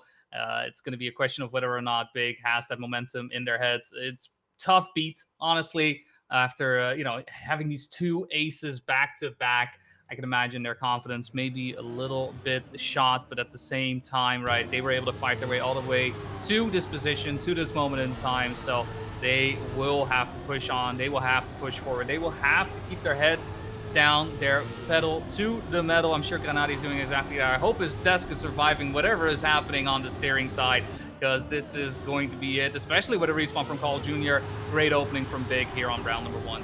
Indeed, as Pack continues to lead the field away as we move our way into sector number 2. 29.708 the split at the end of sector 1, looking very racy from Pack, but also looking very racy as Granati, just 67 milliseconds behind at the previous split, currently trying to go for a little bit of a higher angle of attack through checkpoint 7 and 8, trying to get as much speed as he can through the glider section. Pack still leading, but by the tiniest of margins, currently having a 47.222 split, and unfortunately for Granati, we went a little bit too wide at the exit of the turn from checkpoint 9, leaving Masa all on his own to battle versus Pack to try and force the victory, going the way of Team Big, but Pack resists the assault of Dennis Lutze at the present moment, and Masa cannot really find any inkling of an opening to what Pack could actually give away, and that will be the draw being enforced, and Pack clocking in a 107.052 at the very tail end, and Carl Jr. having completely fallen out of it and deciding to let Pack take care of things for him, and things have been taken care of for the Puff Bros, who enforced the draw and the status quo 1-1 at the end of round 1.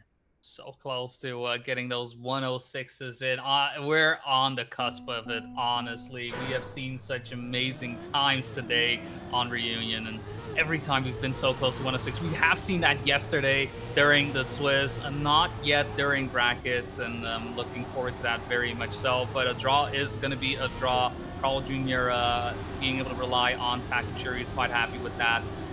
As he has been playing with him, driving with him for such a long time. I don't think that is a surprise for him, knowing that Pack can deliver as well as that. This round, though, looking a lot better for Puff Bros. Once again, Masa and Granati finding themselves on the back foot after a bit of a better round happening on Reunion just now. Second round, not so much. Granati going out, was very close to getting the barrel roll. He didn't quite roll, but he did have to respawn. And so Masa, all of a sudden, having to set up the chase. But what a chase. There's not a lot of track remaining. Carl Jr. and Pack, they're ahead so far away. 0.8 of a second between Carl and Masa, and about a half second between Pack and Masa. It's honestly looking like only thing that could happen is maybe a mistake, but Carl Jr. is putting it down, putting a 0.2 on the board with that as well, and an ace for the Puff Bros. That is the third ace for themselves, and we're only on map number 2.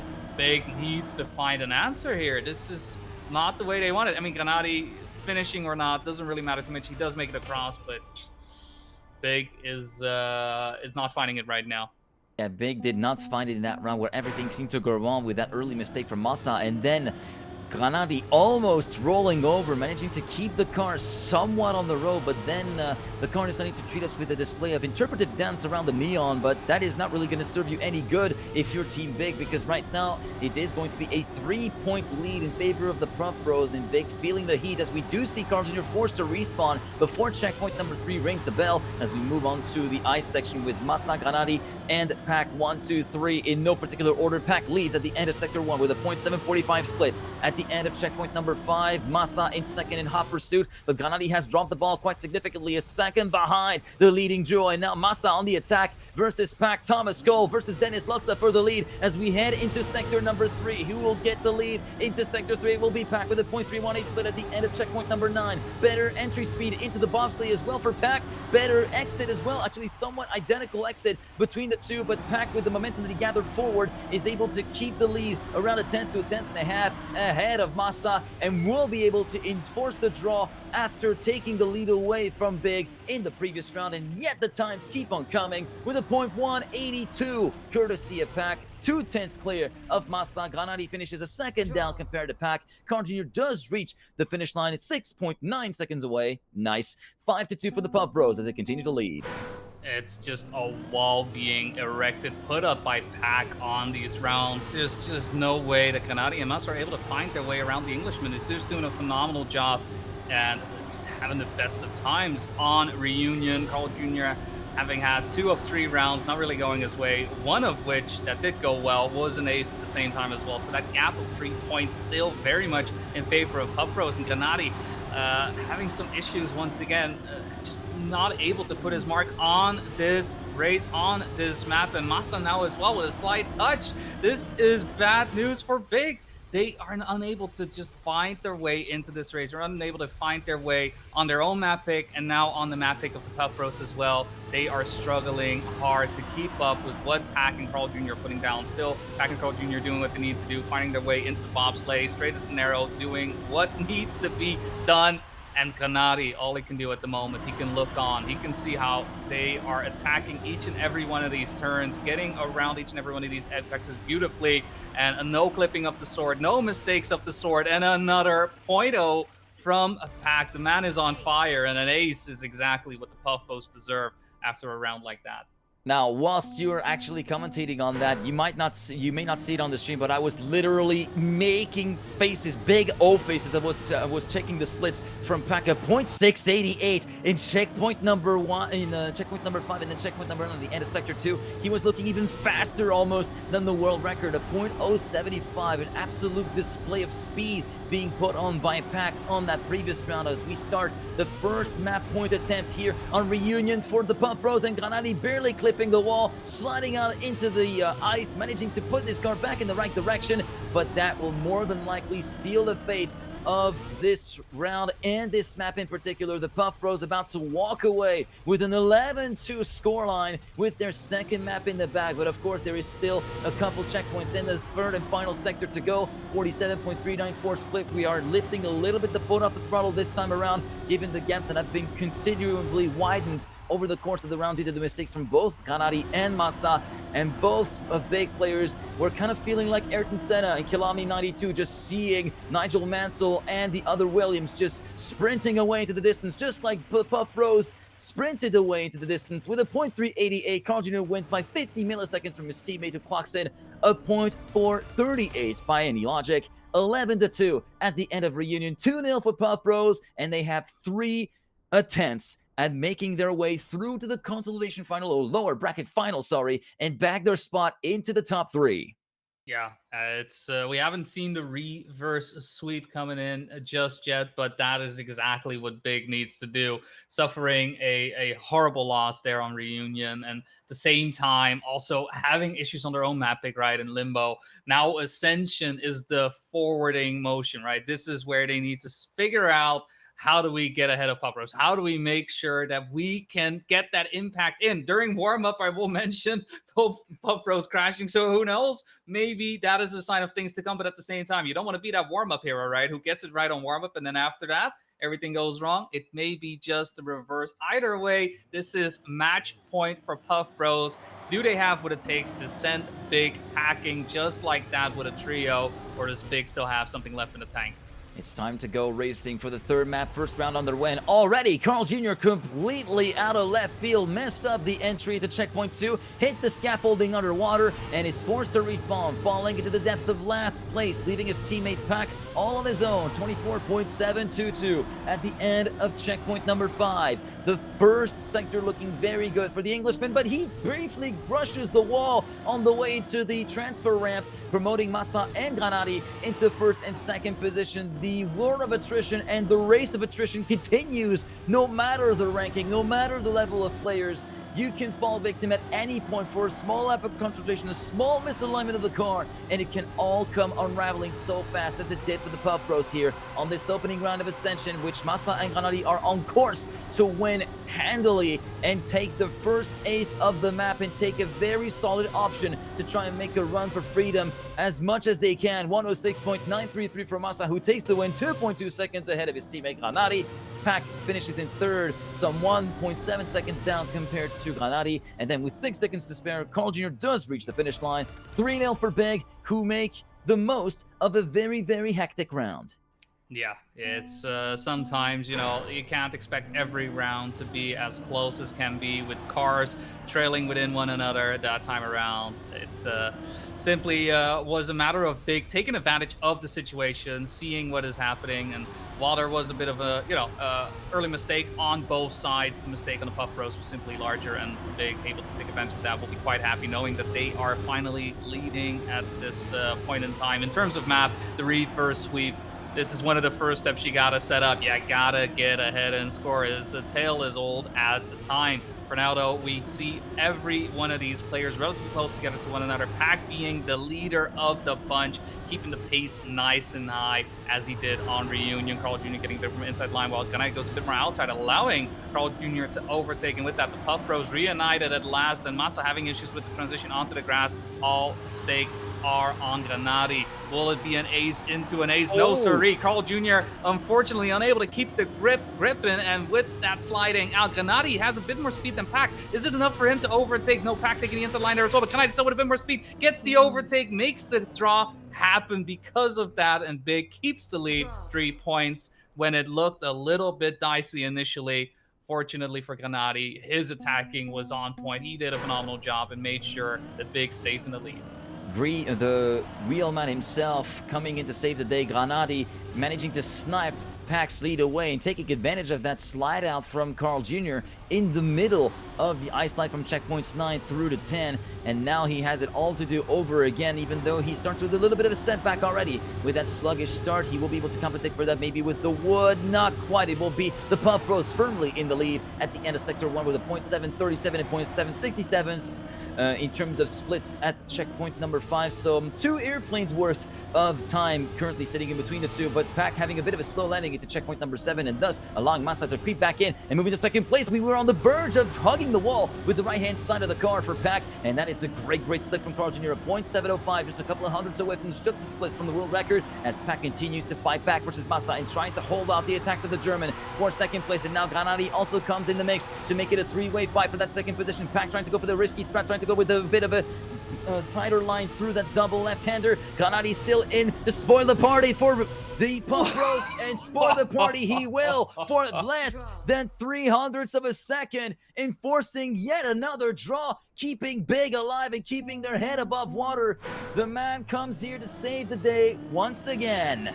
Yeah, Puff Bros, they can huff and puff all they want, but the Big House staying up here on Ascension. Big pushing it hard, pushing it fast, and even when the brink of defeat, right? Even when it all looks lost, it's them still making sure that they put the foot down. That was 2 rounds in a row where the Puff Bros definitely had an advantage, definitely had some way of getting some points in their favor, getting the gap, that 3-point gap, minuscule, and even an ace on the board right there. But Granati did a phenomenal job on his attack. This time around, won't be able to pay that star player with a bit of an unfortunate transition on his end. So Massa, pressure on him will be to make sure that this 3-point gap stays a 3-point gap, even though the gap between him and the Puff Bros is somewhat slimming, but not quite there. Carl Jr. back, a bit more speed heading into the bobsleigh. Last time around, we saw Carl Jr. slide out here, and that gave Big the advantage. This time around, Carl Jr. and Pack stay in, but the bit of an awkward exit from Carl Jr. there, allowing Massa to slot into second place. Carl Jr. a bit more speed, though, going into the downward hill, and Massa going wider, allowing Carl Jr. to overtake once again. 200ths of a second is the difference, but that is exactly the difference that the Puff Bros need to draw it up 5-5. The counter ace being served by the Puff Bros to Big, and now the gap is back fair and square, 5-5. The slate has been wiped clean. Now, who will actually take the chalk to bring the gap back in their favor? We'll have to see at the very end of this round. Currently, Carl, Pack, Massa, and Granati having made their way through the start, although we did have a little bit of an issue for Granati, who had a little bit of a nibble of the wall underneath the water in the double left-hander towards checkpoint number 2, and it will be Carl and Massa battling against each other for the lead of the race. Massa leading at the end of Sector 1 with a .7 split, as we currently see Pack getting a respawn as well, so it's going to be a straight fight between Carl and Massa for the lead of the race. Double apex at turn following checkpoint number 7. Checkpoint 8, Carl leading barely, but goes a little bit too wide, allowing Massa to creep back in and retake the lead at the cake ascension towards Sector 3 in that grass part, and it's going to be Massa leading, Carl Jr. second, Granati in P3, quite a few ways away from the top 2, about a half a second down compared to Carl Jr. Can Carl try to retaliate and take advantage of a mistake from Massa? Will Massa leave the door open? No, he will slam the door shut this time around, with Big retaking the lead once again after seeing their lead being completely gone after the previous round's counter ace from the Puff Bros. 106.603 courtesy of Massa. Granati in third validates the victory, and Big move on to their first map point of the game. What a way, what a time as well to get that victory and making sure that they themselves are on track point, while at the same time the Puff Bros are guaranteed to have to play one more round. Still though, track point in this situation means getting an ace, and getting an ace is not necessarily the easiest thing in the world. We already have seen a couple of them in this race. We've seen them on both sides of the playfield as well. But that doesn't mean it's just going to happen just like, especially with the way Carl Jr. and Pack are driving at the moment. Granati and Massa unable to match the pace that they were able to put down on the previous round, but all still alive, all still in it. Massa, though, with a bit of a slowdown on that transition will mean that it's still advantage for Puff Bros, and it looks like it's going to be on that bobsleigh sector once again. We've seen the fight come to that point so many times already. Pack slowing down a little bit on the ascension part of things, with Granati getting a bit closer. Massa clipping the cinder block will mean that Granati once again will have to put in the auto sniper, has to find a way to get by both Carl Jr. and Pack. Not sure he's going to be able to do it now. The gap is simply too large for him to get by, and with Carl Jr. and Pack coming in first and second place, this is the point that Big need to be worried about. It is going to be 7-9, an ace from the Puff Bros, and the ace that the big team needed to get this map instead going the way of the Puff Bros does mean that once again, ace is all she wrote. Otherwise, it is the end of the day for big. Yeah, and a great time as well from Carl Jr. 106.5 on the way towards securing that ace for the Puff Bros, 2/10 ahead of his teammate Pack.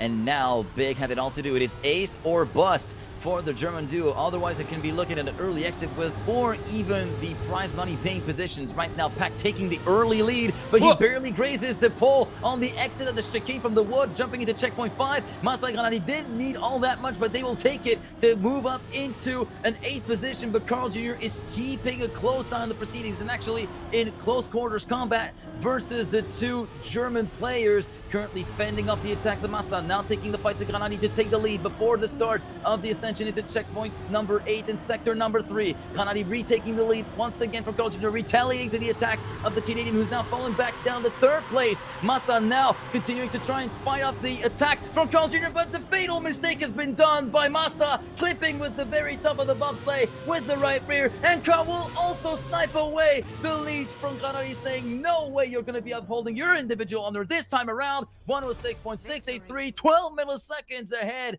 of Granati, and just like that, Big have to settle for a top 4 finish, and the Puff Bros are through to the consolidation final against Team Swift after a very, very good fight back on the tail end of Ascension, after what could have been a great detonator for Big to actually charge through the field and try to completely dominate and annihilate all the chances of Carl and Pack to make it through to the top 3.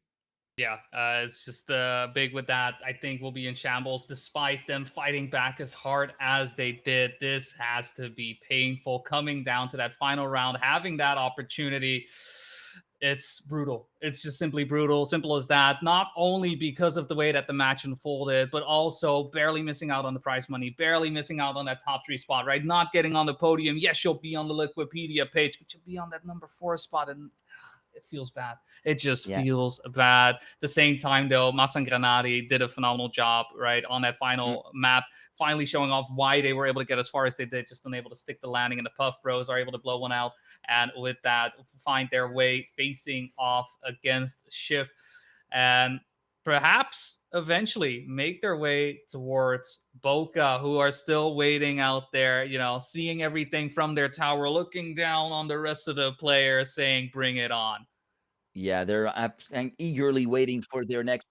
They're eagerly waiting for the next opponent. That we're going to be taking a look at the brackets after that run has been said and done in the lower semifinal, or round 3 of the lower bracket. You can see the scores 3-0 for the Puff Bros in very convincing fashion, managing to fend off all the attacks from Big that could be dished out. And now we're going to be moving on to our next match, which will be Swift versus the Puff Bros, the winner of which will get to match up against Bokeh. In both cases being a rematch, the Puff Bros maybe having a bit more of a revenge to take maybe than Swift, because it was such a narrow loss that the Puff Bros endured versus Bokeh on a 2-3 scoreline, whereas Swift, whilst they tried to make something happen, Bokeh were looking on supreme form, probably galvanized after taking down Carl and Pack from the winner bracket. So Bokeh are going to be a really, really tough cookie, as they are so hungry for that stage 1 event win after coming so close on many occasions throughout the season in the regional tournaments. And we're going to be taking a quick break. We'll be back very, very shortly with that lower bracket final between the Puff Bros and Team Swift. Epos and New Prime versus Carl and Pack. Stay with us.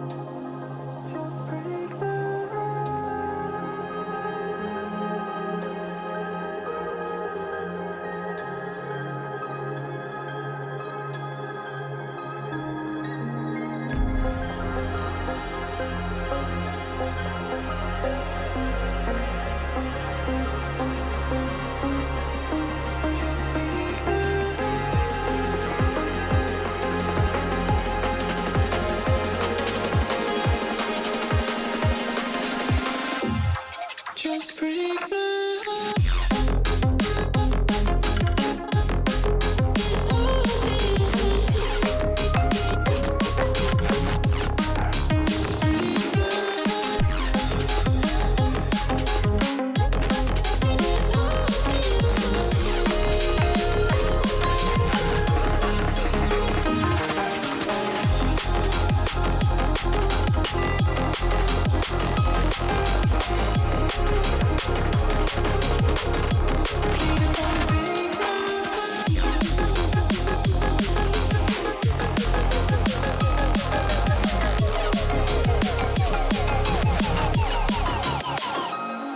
What do you feel? Chasing the feelings from ghosts in the sky. I hope they don't mind. I need you near. Something to hold someone I can call mine. Please don't break my heart.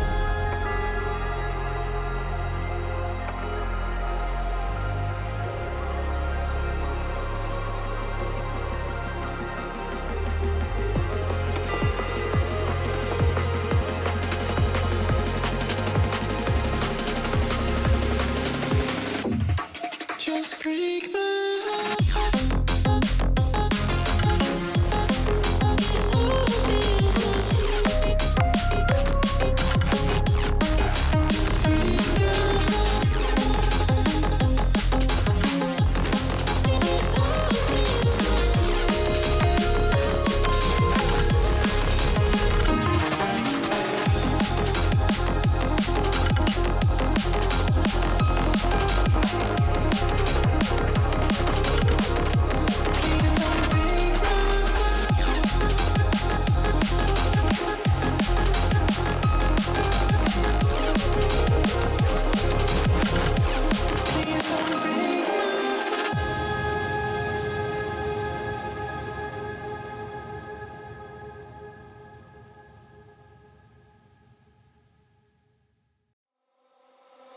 For a second I thought it was you. Thought it was you. Thought it was you. Thought it was you. For a second I thought it was you. Thought it was you. I thought I had eyes on. For a second I thought it was you.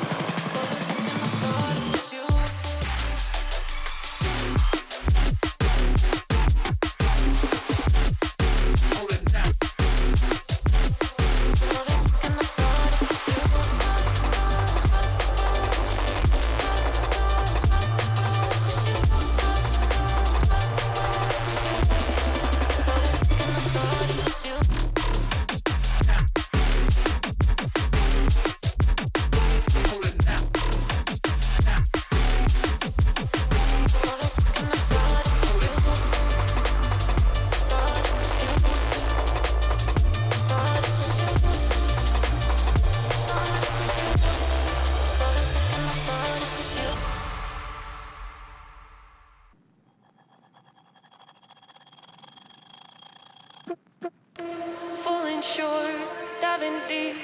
Where is the water taking me? Trying hard, bittersweet. Cabin fever's pulling me. I want to hold on to something greater. I feel the waves come crashing in. I'm drowning, drowning, drowning. I'm drowning, drowning, drowning. Drowning, drowning, drowning, drowning,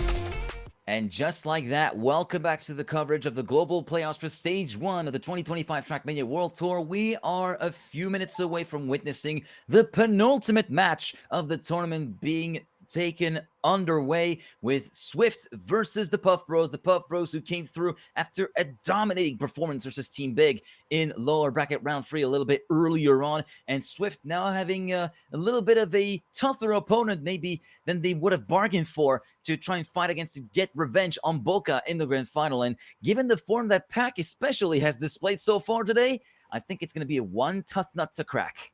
Yeah, it's looking like at the moment all signs point to Puff Bros in terms of just the way they perform. But at the same time, right, Swift did lose to Bokeh 3-0. Technically, like if I'm just taking it in, all right, so Puff Bros lost 2 and 3, therefore Puff Bros is better, right? Not quite. You gotta take into account how those individual maps went, and Bokeh and Swift, and maybe a trio, but each and every one of those maps came down to the wire. So many draws. We just kept drawing and drawing and drawing and drawing. And that just, kind of took it out. At the same time, right, Swift having a little bit of a breather, a bit of time to take it easy, take it in, while at the same time the Puff Bros have been going and going and going. And that's usually one of those questions as well. What is the better thing? What is the better situation? Is it better for you to play match after match after match after match, or does that break in between help you to settle things out? I think it very much depends on the player, and at the same time, it's going to be another one of those clashes, right? Yep. Puff Bros making a big run down the lower bracket, and see if they keep it up. Yeah, and I feel like I think we've touched this on this time and time again. No matter the tournament, be it Trackmania World Tour or otherwise, it very much both sides have their drawbacks and their upsides. They both are double-edged swords. If you manage to conclude your run a little bit early before your next match, you have a little bit of time to respite, maybe to study what the others are doing, maybe get a little bit more prep time that way to get yourself back into a comfortable spot. But also at the same time, you might either get a little bit scared when you see what some other of your opponents are doing, or sometimes the prep just doesn't go right whenever you actually have time to prep. So it can be a little bit beneficial for those people who feel that way to actually go through the gauntlet of the lower bracket. That way they still feel very much with the game in the fingers and are ready to strike the iron while it is still hot and the momentum is still going their way. But I guess there is another factor that can play against you if you're up for that scenario, and that is lower bracket playtime. Because if you go very early on in the lower bracket, you're going to have to run through the whole gauntlet of matches. And if you've been as early as round 1 thrown into the lower bracket, that means 6 hours of almost non-stop playing. And you can be Carl Jr., you can be Pac, you can be Granadi, you can be someone who's playing COTD for someone who takes part in their first Trackmania World Tour tournament for all I care. At some point, something has to give with fatigue starting to set in, both mental and physical, and this is something that the players have to push through. And to be fair, this is one area where Swift have really thrived over the course of the last few EMEA the EMEA 4, where they went all the way through the lower bracket to circle back into the final against Bokeh and still defeat them on the 3-2 line. So these two teams and these four drivers are very much of the toughest grade that you can have in terms of mental strength, endurance, and fortitude. And I feel like it will be a great, great display of grit and determination to try and book their spot in the grand final.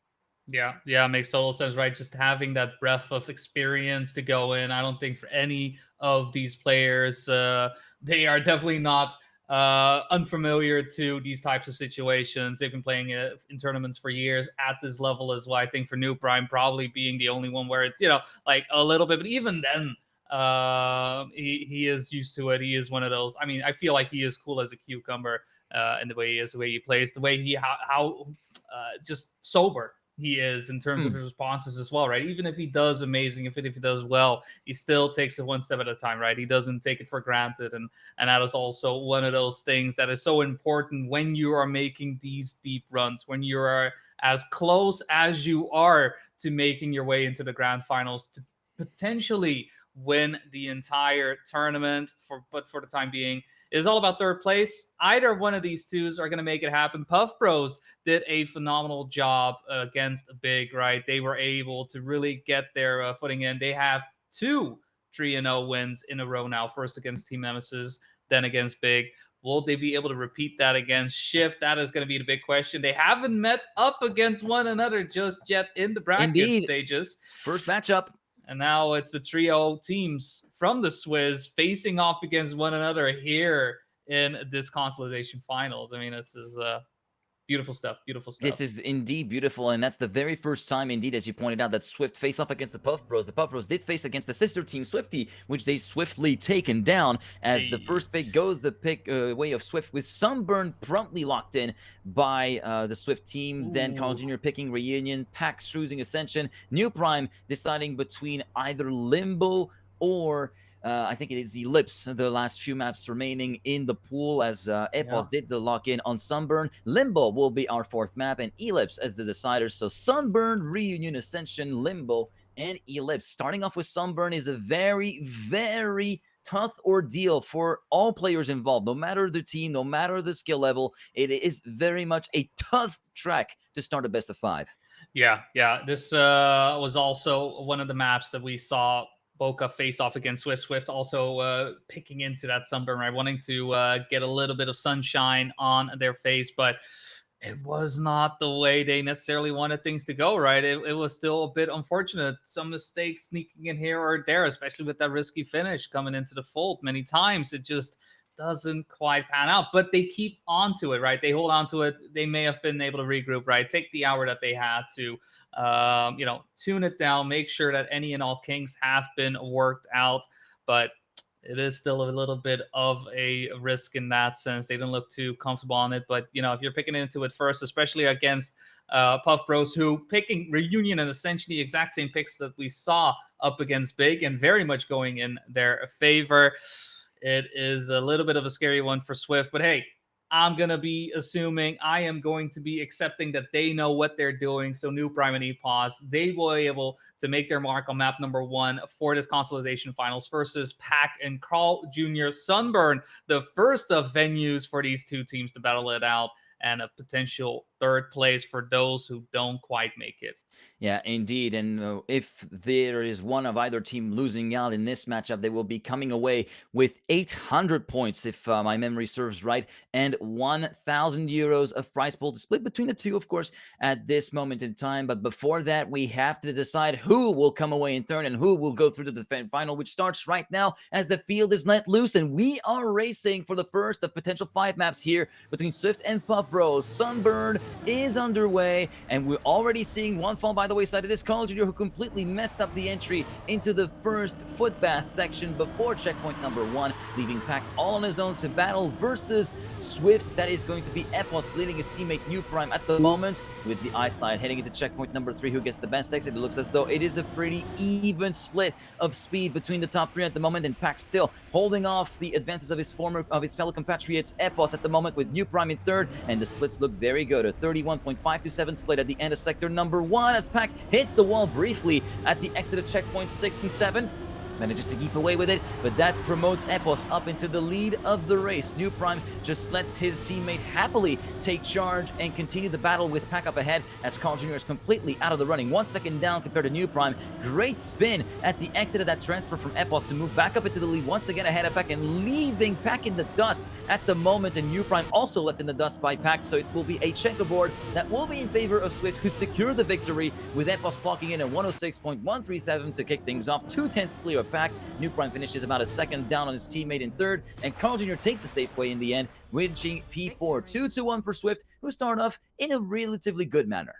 Yeah, picking up the advantage on their map pick from round number 1. Always a good feeling, but don't get too comfortable, right? You still have to deal with the likes of Carl Jr. and Pack, and this time around, Carl Jr. not making that early mistake and is in it for the rest of the round. We'll see how it'll go. We set up for this ice slide into the backward sector. Pack has the lead first place. Epos and New Prime lagging behind in second and third, and Carl Jr. currently in fourth place. Bit of a conga line situation right now, and an issue on the side of New Prime on that turnaround, not quite able to make it happen to get past the wall. And so Epos, it is up to him to keep the defense. He needs to be the anchor right now, especially with that respawn coming in from New Prime. But Pack in front. Pack doing what we saw from him in the previous map, but Carl Jr. with a small touch does mean that as of now, victory looks to be on the table for Puff Bros. What a turnaround from Epos though. So much speed, and Pack not so much. This is looking like a draw if Epos is able to survive the no-break sector, makes his way across this small, tight right-hander, and Epos will be able to make it past, makes it happen with a 106.5. Not necessarily the fastest time needed, but gets it in. Does look like Epos is calling out for a pause, by the way. We'll see what will happen in terms of that, but that is going to be Swift still leading 3-2. Yeah, that will be Swift leading 3-2 as we are going to be waiting for a technical pause to be enforced, wondering what the cause for that call out was. Maybe a technical issue either on the side of Epos or on the side of New Prime, both standing still on the grid, and that gives us a little bit of a timeout as we are going to be waiting for these issues to be sussed out and everything to be done and dusted. It looks as though Epos has managed to solve his issue, so it looks like we might be calling for a round skip to actually get a restart and be able to resume the match in that 3-2 scoreline that we're currently sitting at the moment, courtesy of the victory in round 1 for Swift, followed by the draw enforced courtesy of Epos, as we still find ourselves waiting and eagerly awaiting the call for the round to be skipped and the round to be restarted in and of itself. And yeah, so far Swift managing to get a good grip of things, but it's not quite the most convincing of grips that we've seen in terms of other matches, which for us is a good omen, because that means it could be a little bit closer than what some of the previous matches have been doing. And for a first time confrontation between Swift and Puff Bros, this is looking a pretty contested one at that, as the pause has been pronounced. The admin is going to be coming in to actually ensure everything is all good. The question has been popped up, and it looks as though we will be getting the A-OK very soon on the blue side, with the match set to be restarted in about 5 to 10 seconds-ish time, I would be saying. There you go. We get the resuming call from the admin, and thus we are back on the way for round 3 of map 1 in the lower final. A little bit of an intermission early on as well, but hopefully whatever it was that was ailing the side of Swift has been resolved, and we're off for another round, another chance at glory, another way for this match to go one of two ways, either Swift or Puff Bros, and for the time being, it is kind of all for grabs. Epos and Pack in a fight, two Englishmen side by side. I mean, it's a bit of that old guard versus new wave situation happening, especially with the legacy that the Puff Bros have behind themselves. New Prime at the same time, though, finding himself in a duel with Carl Jr. in the back, but at the front, it is too tight to call. Epos and Pack, every one of these turns matching each other's speed, matching each other's pace. Pack going a little bit earlier on into the eyes, but Epos going a little bit wider. We'll see how the turnaround goes and what the speed is coming out of it. Pack goes a bit too far on the inside, and in fact, New Prime taking advantage of the situation as well. All of a sudden, joining in to reinforce his teammate. Just a little bit ahead of Pack. Is going to come down to a bit of rest on the end. Pack, New Prime, who's it going to be? It is going to be New Prime by 9 thousandths of a second. An ace for Swift, making it 6-2. Match has been broken open in favor of Swift. they are finding themselves very comfortably with a 4-point lead on their map pick, Sunburn. Pack gave it all he could. It wasn't enough for just 9 milliseconds. The ace has been dealt by Swift, who are now taking a serious option to win their very first map pick here on Sunburn as we make our way through to the next round. Checkpoint number 3, Epos, Pack, Carl Jr. in no particular order. New Prime at the tail end, though, will be relegated to P4 after those consecutive slowdowns at the very end of Sector 3 of Checkpoint 3. Checkpoint 4 now being done and dusted, and Sector 1 now done 31.395. What are those splits from Pack? And now Epos cracks under pressure, unable to keep the pace going compared to what Pack has been able to lay down here on this round so far. Pack and Carl with a pretty healthy advantage of close to 0.6 of a second compared to New Prime, and Pack dipping below the 47-second mark at the entry of sector number 3, 46.938, but New Prime comes back with a vengeance at the exit of that little spin and goes back to within the exhaust pipes of Carl Jr.'s car at the moment. But is it going to be enough to try and mount a fight back in the final corner? Carl ceding the lead, but actually New Prime also clipping very hard, forced to take the safe way, Pack dropping down to last place, and what could have been an ace for the Puff Bros to perfectly retaliate has transformed into a draw to the dismay of Carl and Pack. Carl Anthony Cloutier and Thomas Skull down in the doldrums this time round as they find themselves 4 points behind with Swift on map points. Yeah, just great pace being shown off the halfway mark with Carl and Pack so fast. The moment the ice came up, that second ice slide, unfortunately unable to keep it together, and a bit of pressure, perhaps a bit too much on that no break sector, making it a draw. Quite the disappointing result after seeing multiple mistakes on the side of Swift. Swift, though, able to still keep it within contention, keep that 4-point gap in their favor. At the same time, for this round, though, a little bit of water action happening on the side of New Prime, finding himself a little bit That out was of not even water. That was a works. I'm not sure. Inside. He actually clipped one of the apex. That was so. That's the first time that I've seen someone do that. To be completely honest. I didn't expect that to happen there. Usually it's on the entry, right? You'll have the dolphin action happening, but that was way later. So. Whatever it may be, definitely not something New Prime will be happy about. At the same time, Epos able to get into first place with Carl Jr. going for the respawn. We'll see how much of a time deficit it'll be as Epos actually has a clip, allowing Pack to overtake, gets first place. New Prime, though, also having issues staying within contention. Where is Carl Jr.? He's right behind him. He's right behind him. My word. New Prime also having issues out of the no break sector. Kept it going, kept driving, and with that, a 3,000. What 3 tenths of a second? What was that? I don't know if you could briefly hear me laugh, but I saw basically New Prime come to a crawl as also Carl Jr. comes to a crawl here at the start, and we do see Pack flying out this time around at the start. But yeah, Carl Jr. had the opportunity potentially to overtake New Prime, but he feels as though he didn't have the right setup or the right speed for the risky pin, so he had to bail out last minute and take the safe way, thus prompting New Prime to keep his position alive and enforce the draw at the very end of that round. But it looks as though it might be all she wrote for the Puff Bros here on Sunburn, unable to get anything to stick. The spaghetti seems to not have been cooked well enough for now for the Puff Bros, as we do see New Prime and Epos just streaking away into the distance. New Prime just trying to get a little bit of a better performance metric for himself, currently not having had any semblance of good rounds whatsoever here on Sunburn. He will be leading happily his teammate by around half a second or so, as we do see Carl coming back for the glory of second place on his own, thanks to a good spin, but that will not matter in the grand scheme of things, as a first and third will be good enough for Swift to take their first map in the lower final, and it is done so with a 106.532 for New Prime in the lead, 7 tenths clear of Carl, and Epos closes the deal in third place, 10-5 the final score here on Sunburn. Swift lead 1-0, as we're going to be moving on to the first of the Puff Bros picks, and they're going to be in a very tough position and are going to be under duress because they need to actually make this pick work, with that first pick being, of course, Reunion, followed by Ascension, of course, which is something that we've actually touched upon a little bit earlier on in the stream.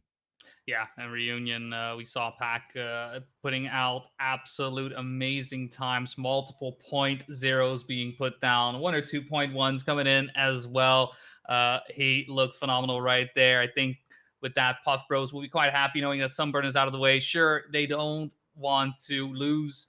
That makes total sense. But at the same time, now they will find themselves on a venue that they are far more used to.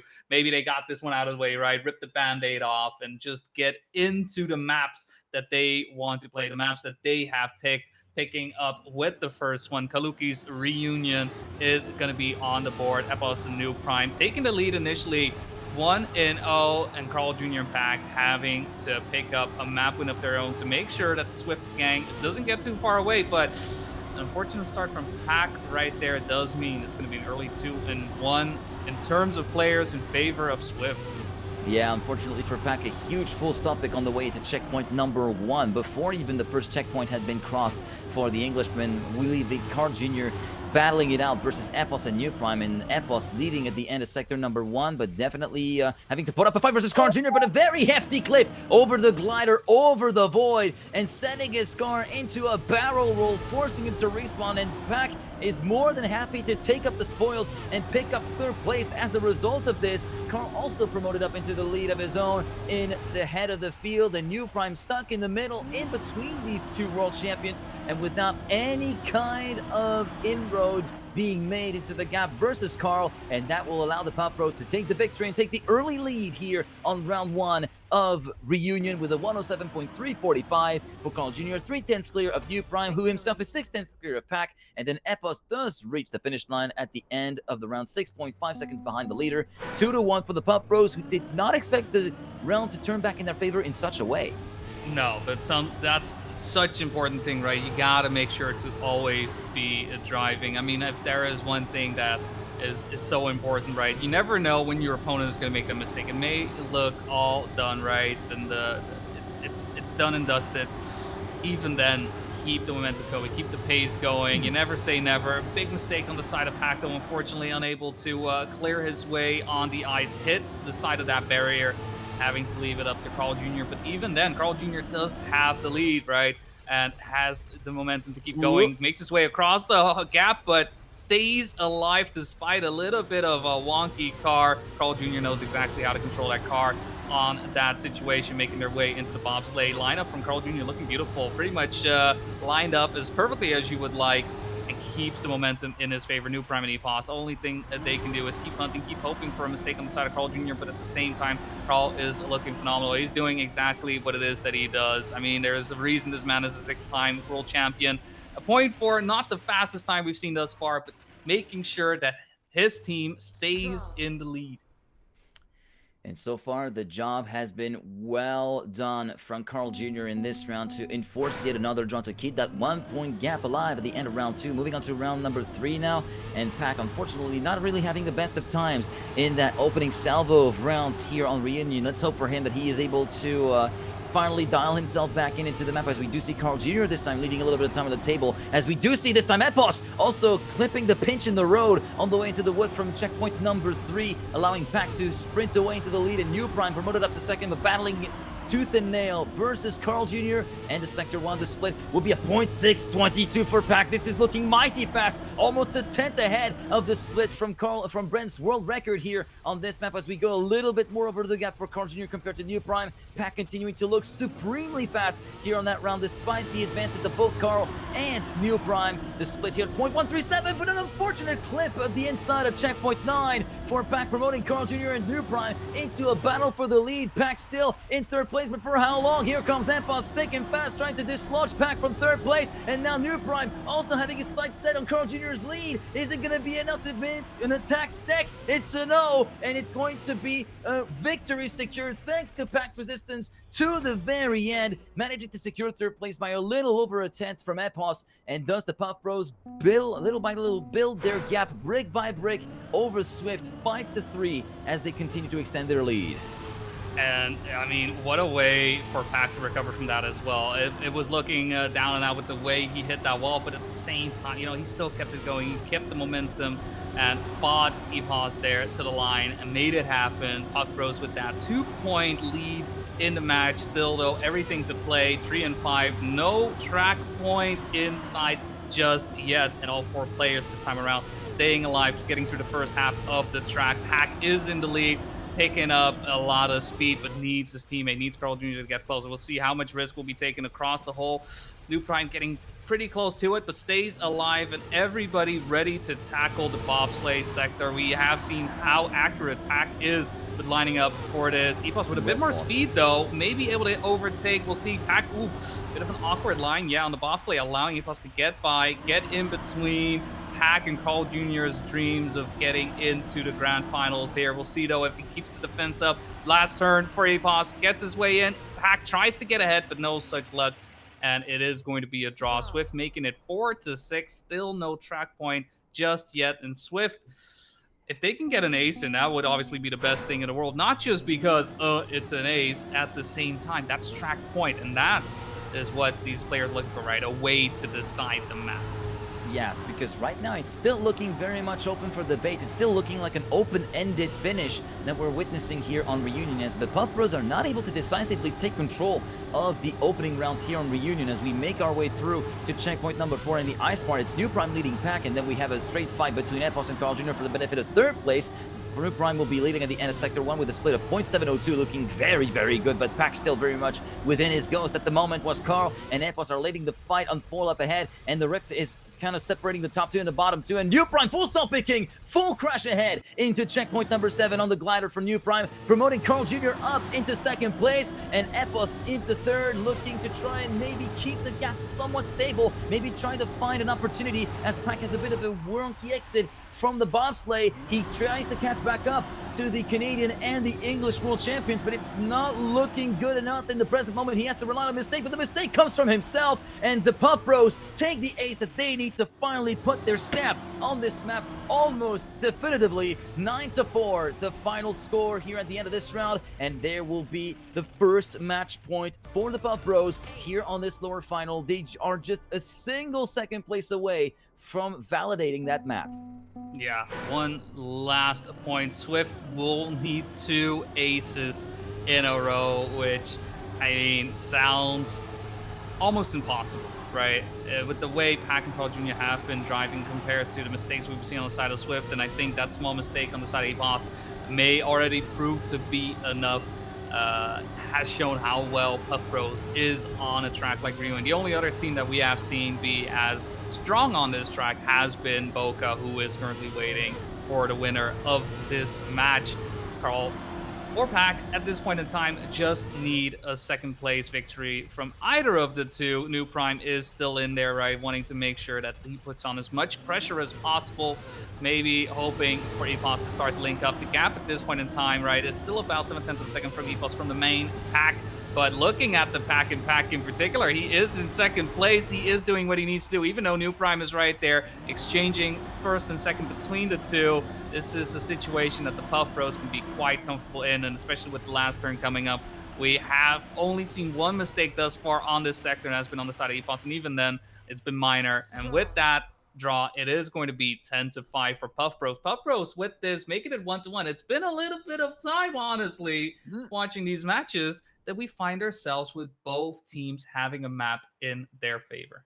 Yeah, indeed, and both of them being their own map picks as well. No counter picks being actually dealt with on either side, be it from Swift for the Puff Bros. But after being reunited with victory for the Puff Bros, it's time to ascend and try to take the top of the standings here in this matchup as we make our way to our 2nd Puff Bros map pick. And it will be very, very interesting to see how Epos and New Prime retaliate. Epos, a former world record holder here on Ascension, as he holds a personal best of a 0.312, which was the world record up until the very start of those global playoffs, where Stubbs actually came in and swept in with a 106.254, as you can see at the very top of the screen right here, as the first round is underway, and the whole shot will be for New Prime with 7.920 at the end of sector checkpoint number 1, not sector 1. We're firmly in sector 1, and already a big courtesy of Pack, and it's not an uncommon sight to see some of the players actually fumbling at the exit of checkpoint 2 there.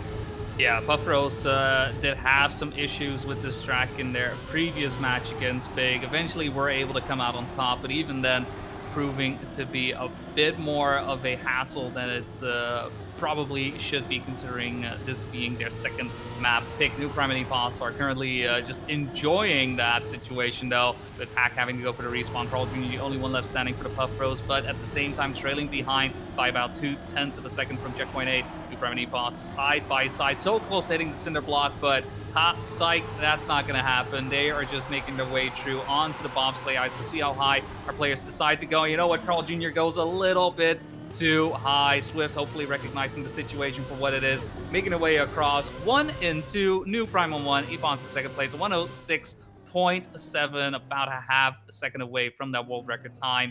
And 3-0 for Swift. It's got to feel good after a tough map number 2.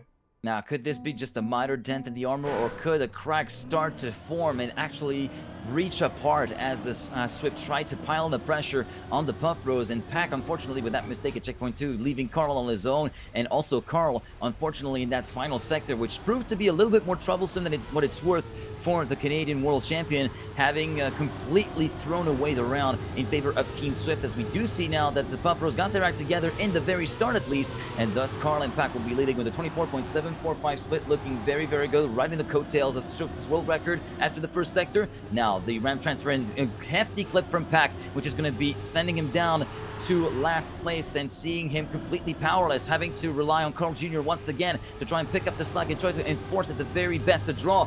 43.758. This is looking still very, very good in the splits on the part of Carl Jr., as we do see Epos now under threat from his fellow countryman, who has made the junction back to Epos right now. Pack moving up into the lead as Carl Jr. loses the slide once again in the middle of the corner. Pack versus Epos. Pack tries to go for the inner line, but doesn't have any speed coming out of that corner, and thus Epos will secure the victory individually, and the victory of the round gets secured for Swift with the third place from New Prime, and the Puff Bros are completely losing grip of this third map of the series, with the score going 5-1 the way of Swift. Yeah, Swift not looking to have the issue that Big had on this track, right? Unable to get both players in a good position. Instead, both New Prime and Epons just doing a phenomenal job of it. And Pack, unfortunately, just 2 rounds where it didn't go too well. Carl Jr. having that slide out on the bobsleigh obviously didn't make it any easier on them either. And a 4-point deficit on the side of Puff Bros, despite this being their map pick.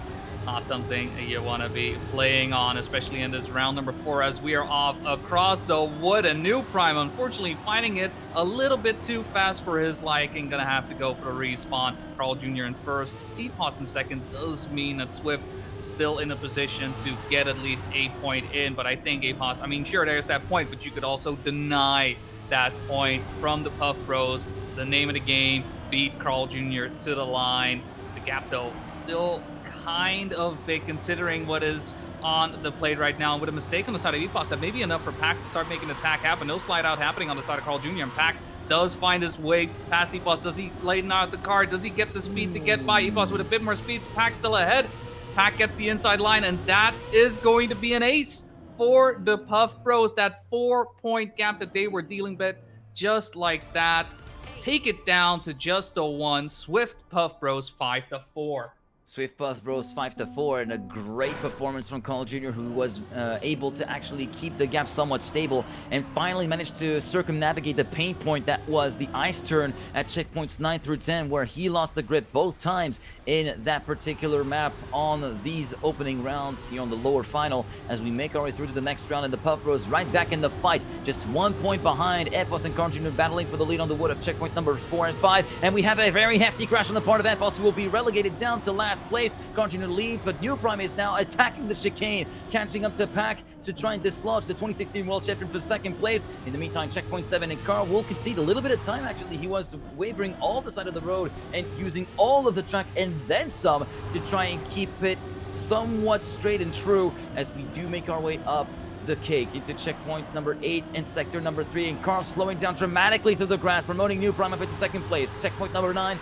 beginning of the ice slide. Now Pack under threat from New Prime for the lead of the race. New Prime trying to enforce the draw, trying to prevent the Puff Bros to completely nullify the gap, but it looks as though that gap nullification will be pronounced in favor of the Puff Bros, with Pack winning with a 106.601. New Prime second, Carl Jr. in third, and Epos finishes down in last with 3.3 seconds of a deficit due to that unfortunate clobbering the ball at the exit of the wood from checkpoint number 4. 6-6 at the end of this round, and it's still everything else to play for. No trend to be picked so far in the World Final.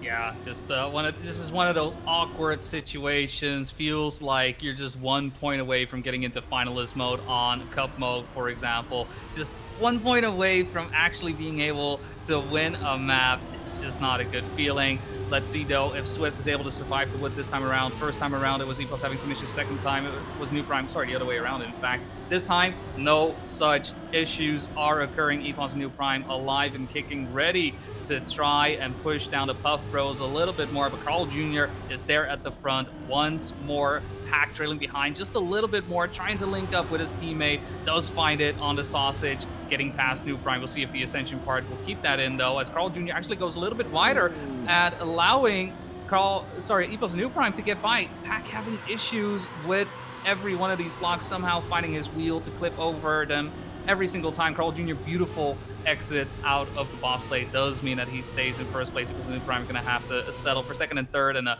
draw it is. A draw it is going to be, a 7-7 the score line, and we will have a somewhat double finalist, just to finish up that analogy I made earlier on. 7-7 track point, any ace will do the trick. Yeah, and I gotta say, I was paying attention to the times that were being driven. 106.482, the winning round time, courtesy of Carl Jr. Yeah, that was going pretty quick towards the end there, and both New Prime and Epos kind of like going from one side to the other of the track at the exit of the ice slide of checkpoint number 10, and promoting Carl Jr. up into the lead with the beautifully executed double apex at the double left-hander following that ice part, as we now make our way onto the first map point attempt for both teams here on Ascension, as we do see Pack unfortunately falling by the wayside and having a very big crash a little bit further up the field, thus dropping down to almost a second. 1.5 seconds actually the gap between Carl Jr. and Pack at the moment, but Carl Jr. having his hands full, battling with Epos in the lead of the field. New Prime catching up with his teammate, trying to tandem this together, calling a little bit of backup as it were for Epos. And now checkpoint number 9, huge slowdown from New Prime on the way into the ice slide, and actually doesn't get the slide initiated correctly, so he will be losing a lot of time and allowing Pack to catch back up to move up into third place potentially. Meanwhile, Carl and Epos are going to be staying as is, and Carl clocking in yet another great time of a .501, with Pack able to get the better of New Prime in those final few corners, and thus the Puff Bros retake the lead 9-8, and the Puff Bros cannot afford to lose the round, otherwise it will be overtime.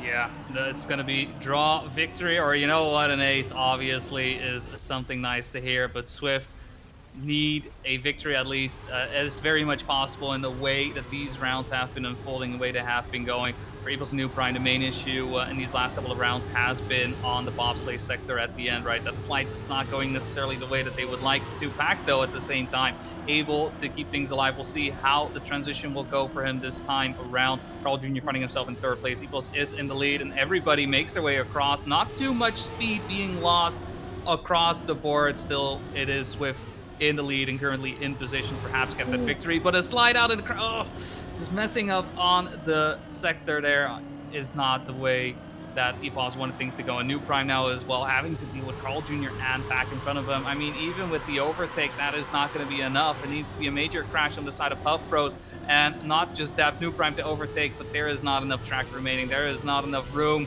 for the Puff Bros to make a mistake, and they will make it across. They will pick up Ascension. Their second map pick is going to be 8-12 to conclude map number 3, and with that, not a single counter pick has been happening thus far. And the question is, after going as high as we have, can we go as low as we need to go for Limbo?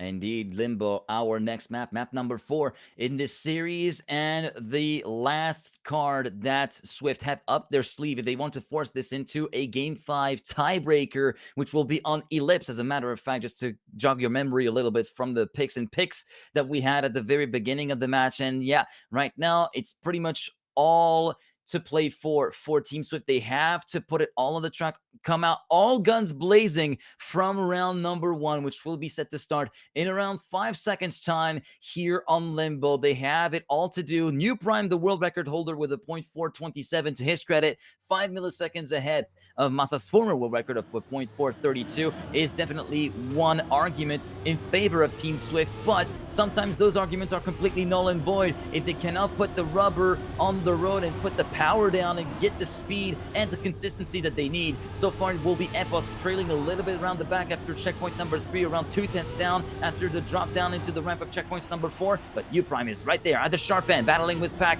for the lead. And the sector number 1, 24.905. The first plate in favor of Pack, but Pack after the second bounce gets the lead back to New Prime. Now onto the snail corner of checkpoint 6 through to 7, taking a little bit of two-wheel time for both New Prime and Pack, who are still locking wheels head to head as we make our way through to checkpoint number 8, 41.732. The split looking still pretty good, and now the best reactor boost trigger comes on the way of New Prime. And look at the battle for second place. Epos making the junction to Pack and Carl Jr., but the Puff Bros leaving Epos in the dust, and Epos completely checking out after clubbering the wall before checkpoint 11. But New Prime will be able to anchor the fort and enforce the draw for Team Swift as he goes over the bar. Does that cost him first place? It does! By 4 milliseconds, Carl Jr. snipes away the lead from New Prime and allows the Puff Bros to take the lead 2-1 at the end of round 1. It was a mix of indecision and risks not quite going the way that they wanted to for Swift right there.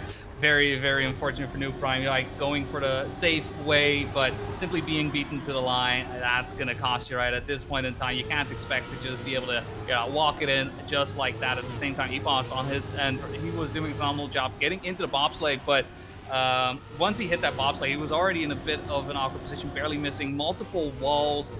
And I think it just came to a head once he exited the bobsleigh that he just wasn't able to keep his, well, the saving of the line up. This time around, though, he will find himself in the first, second place. He has another try, another shot at glory.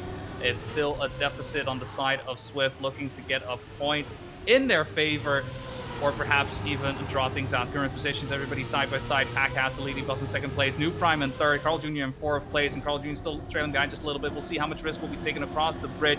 See all of the players similarly side by side coming down to the water. Let's get limboing. Down we go. Up we go. Carl Jr. No! Not again. And Pack will pick up first place. So it is going to be a draw. But once again, bring out the lifeguard. We got another car hitting the edge.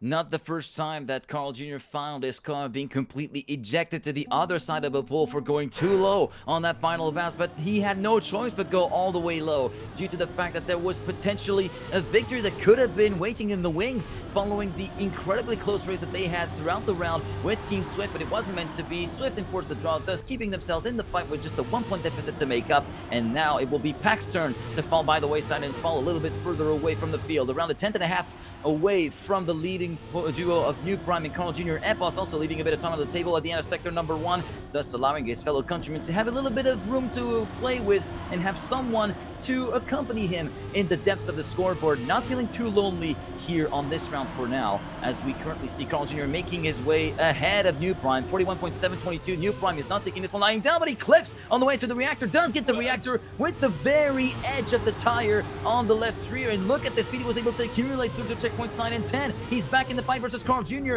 and now Pack is also in the mix, potentially trying to put New Prime under pressure, trying to force him to yield that second place away. Look at the speed that New Prime's able to carry through. They're all gonna go low on the bounce. What's the bounce for Pack? Pack is not gonna be able to make New Prime yield, but New Prime will be able to make Carl Jr. lead, and thus another draw will be enforced with a 105.837, and the Puff Bros still continue to be content with that 1-point lead, but it feels like for the second run in a row it could have been so much more, and this time will be the prime opportunity to strike as New Prime finds the wall and the respawn in the first bounce. Yeah, all pressure on Epos right now to make sure that this deficit doesn't grow anymore. This is their map pick, and not just that, this is map and match point for Puff Bros. If they're able to take it right here, right now, finding themselves in ace formation right now, they'll still have to deal with the pressure from Epos right behind, trailing by about a 10th of a second. So it is still everything to play for. And bobsleigh sector has been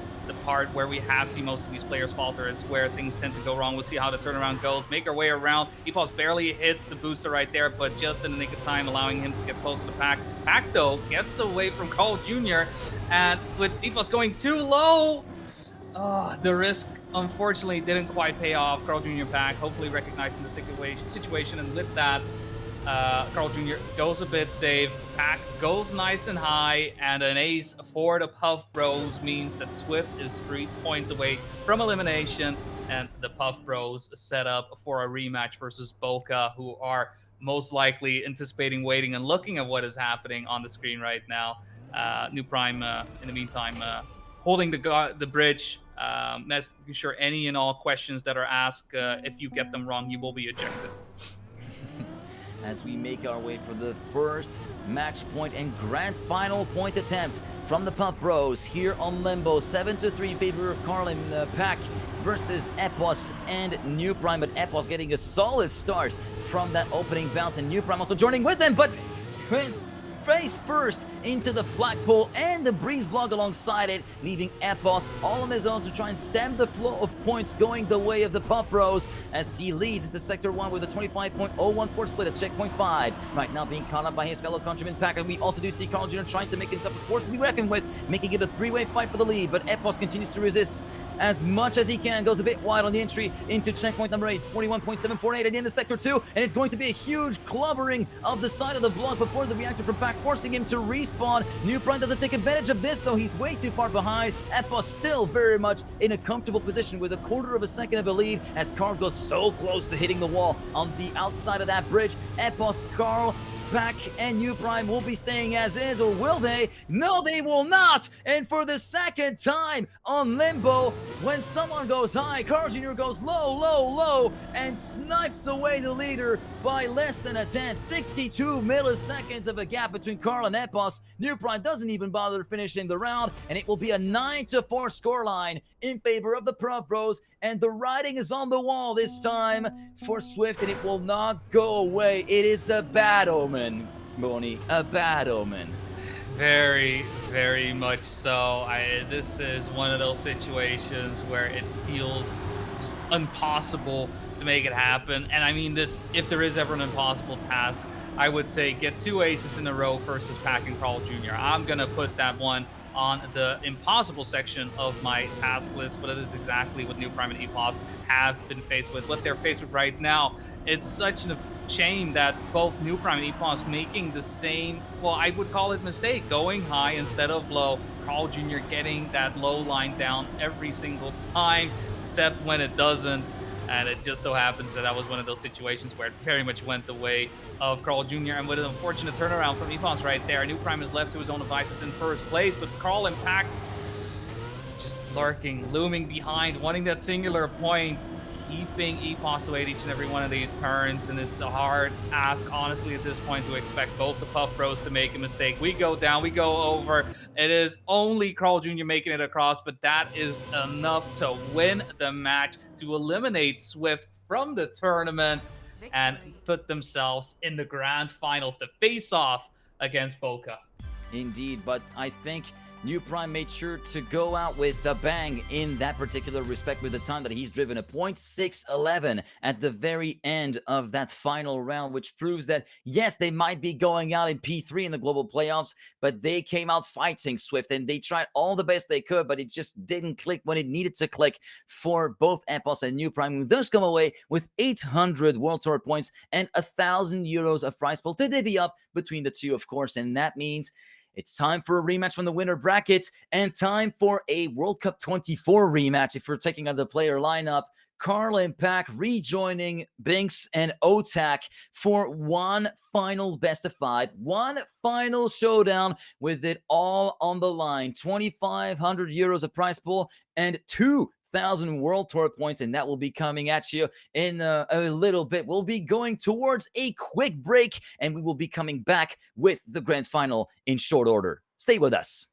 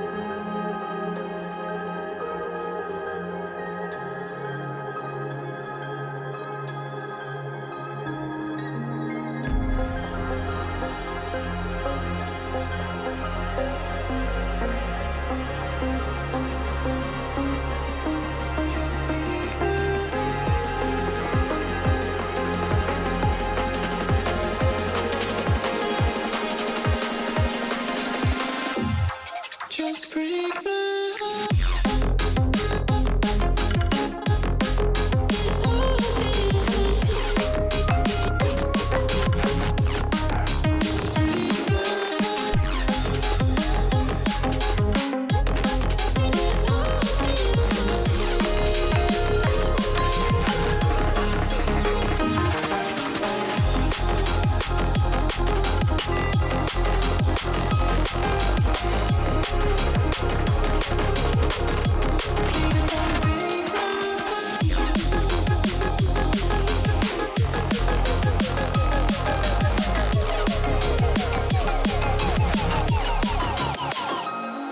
What do you feel?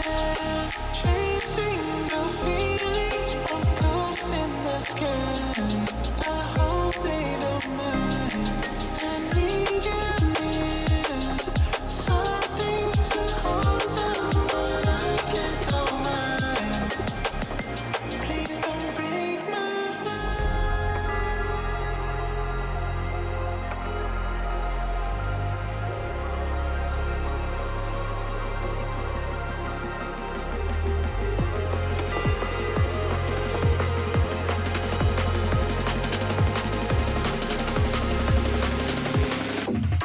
Just break my heart.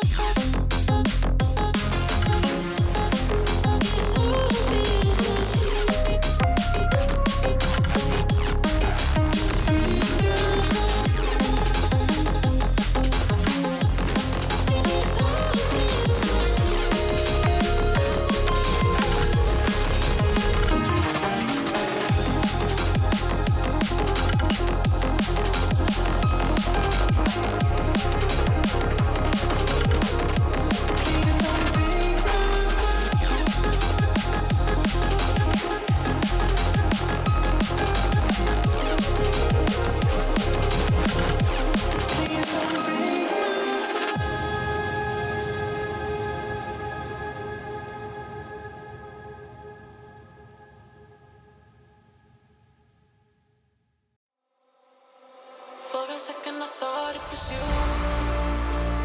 Thought it was you. Thought it was you. Thought it was you. For a second I thought it was you. Thought it was you. I thought I had eyes on. For a second I thought it was you.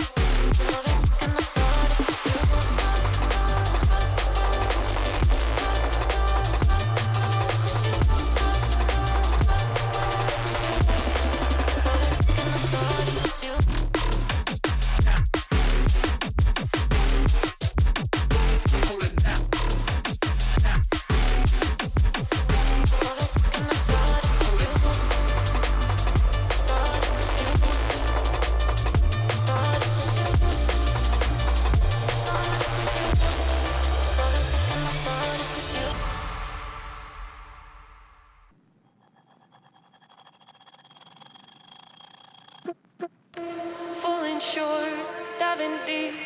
Where is the water taking me? Trying hard, bittersweet. Cabin fever's pulling me. I want to hold on to something greater. I feel the waves come crashing in. I'm drowning, drowning, drowning. Drowning, drowning, drowning. Drowning, drowning, drowning, drowning,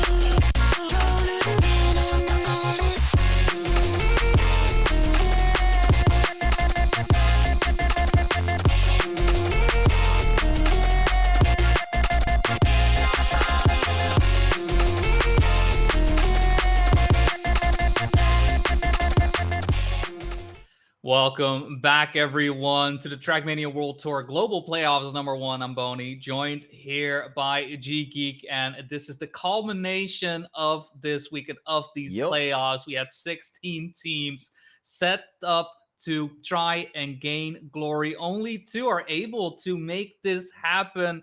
It's going to be the Puff Bros, who have been battling their way through the lower bracket to face off against the final boss, Bokeh. Carl Jr. and Pack versus Otak and Banks. I mean, we're getting winners round 2 here once more, and that was a banger of a match. Just imagine it really was. It's a winner bracket semifinal rematch and a round 2, round 3 rematch. I think for if you're looking at the group stage or the Swiss stage or whatever, they find themselves in a 1-1 situation. The Puff Bros having taken the early confrontation 3-0 in the Swiss stage, but that 3-0 doesn't tell the whole story. 10-7 on map 1, 10-6 on map 2, 10-9 on map 3. So it might have been a 3-0, but it was a contested 3-0. And then Bokeh came back at them earlier today in the semifinals in the winner bracket by taking it all the way to game 5 and winning that game 5 to book themselves a spot into the winner bracket final, where they absolutely crushed it versus Team Swift. And now we have the tiebreaker between these two teams over the course of this entirety of the competition.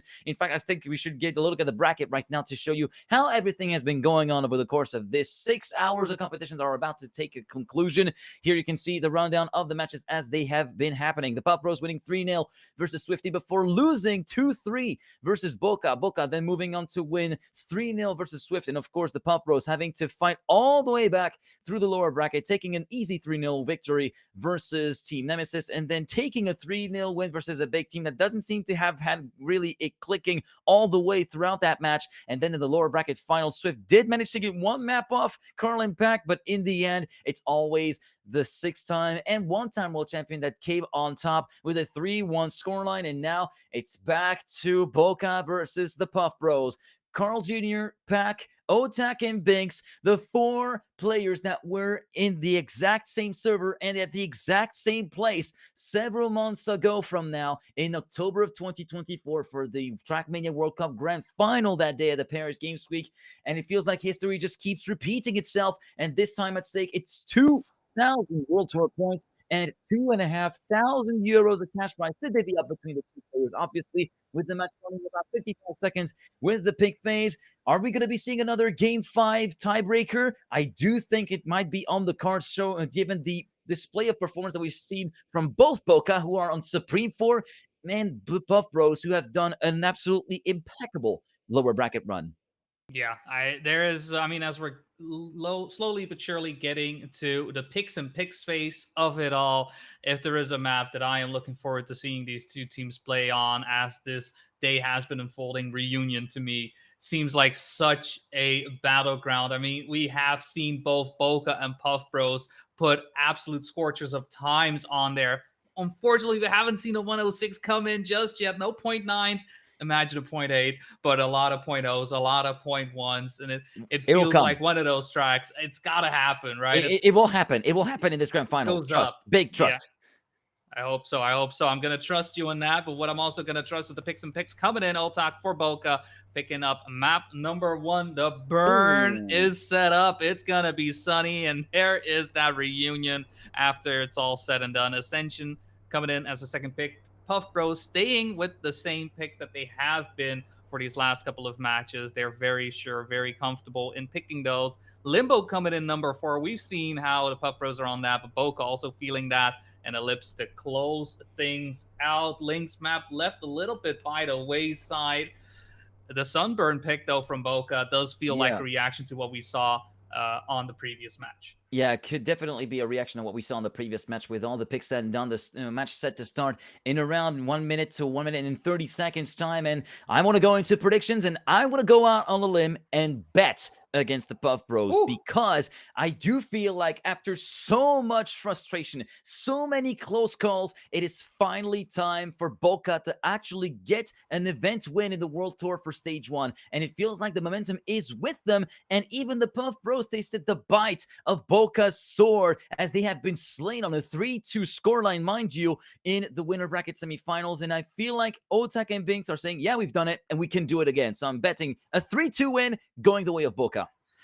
I mean, it's always a tough one. I am still a little bit on the fence. While I do see your 3-2, there is this little saying that goes around when 4 players enter into a server, it's Carl Jr. who wins at the end. It's been time and time again when everything seems up and right for his opponents. Carl seems to always find a way. Even saying that, though, Bokeh looking on top of their game. Indeed. I am on you with the 3-2, but honestly, to me, it's too close to call. If it comes to history, I'll give it to the Puff Bros, but I also would love to see Binks and Otak picking up a win right here, right now. Either way, it's all to play for those 2,000 points to be picked up for the season, along with that €2,500 prize pool.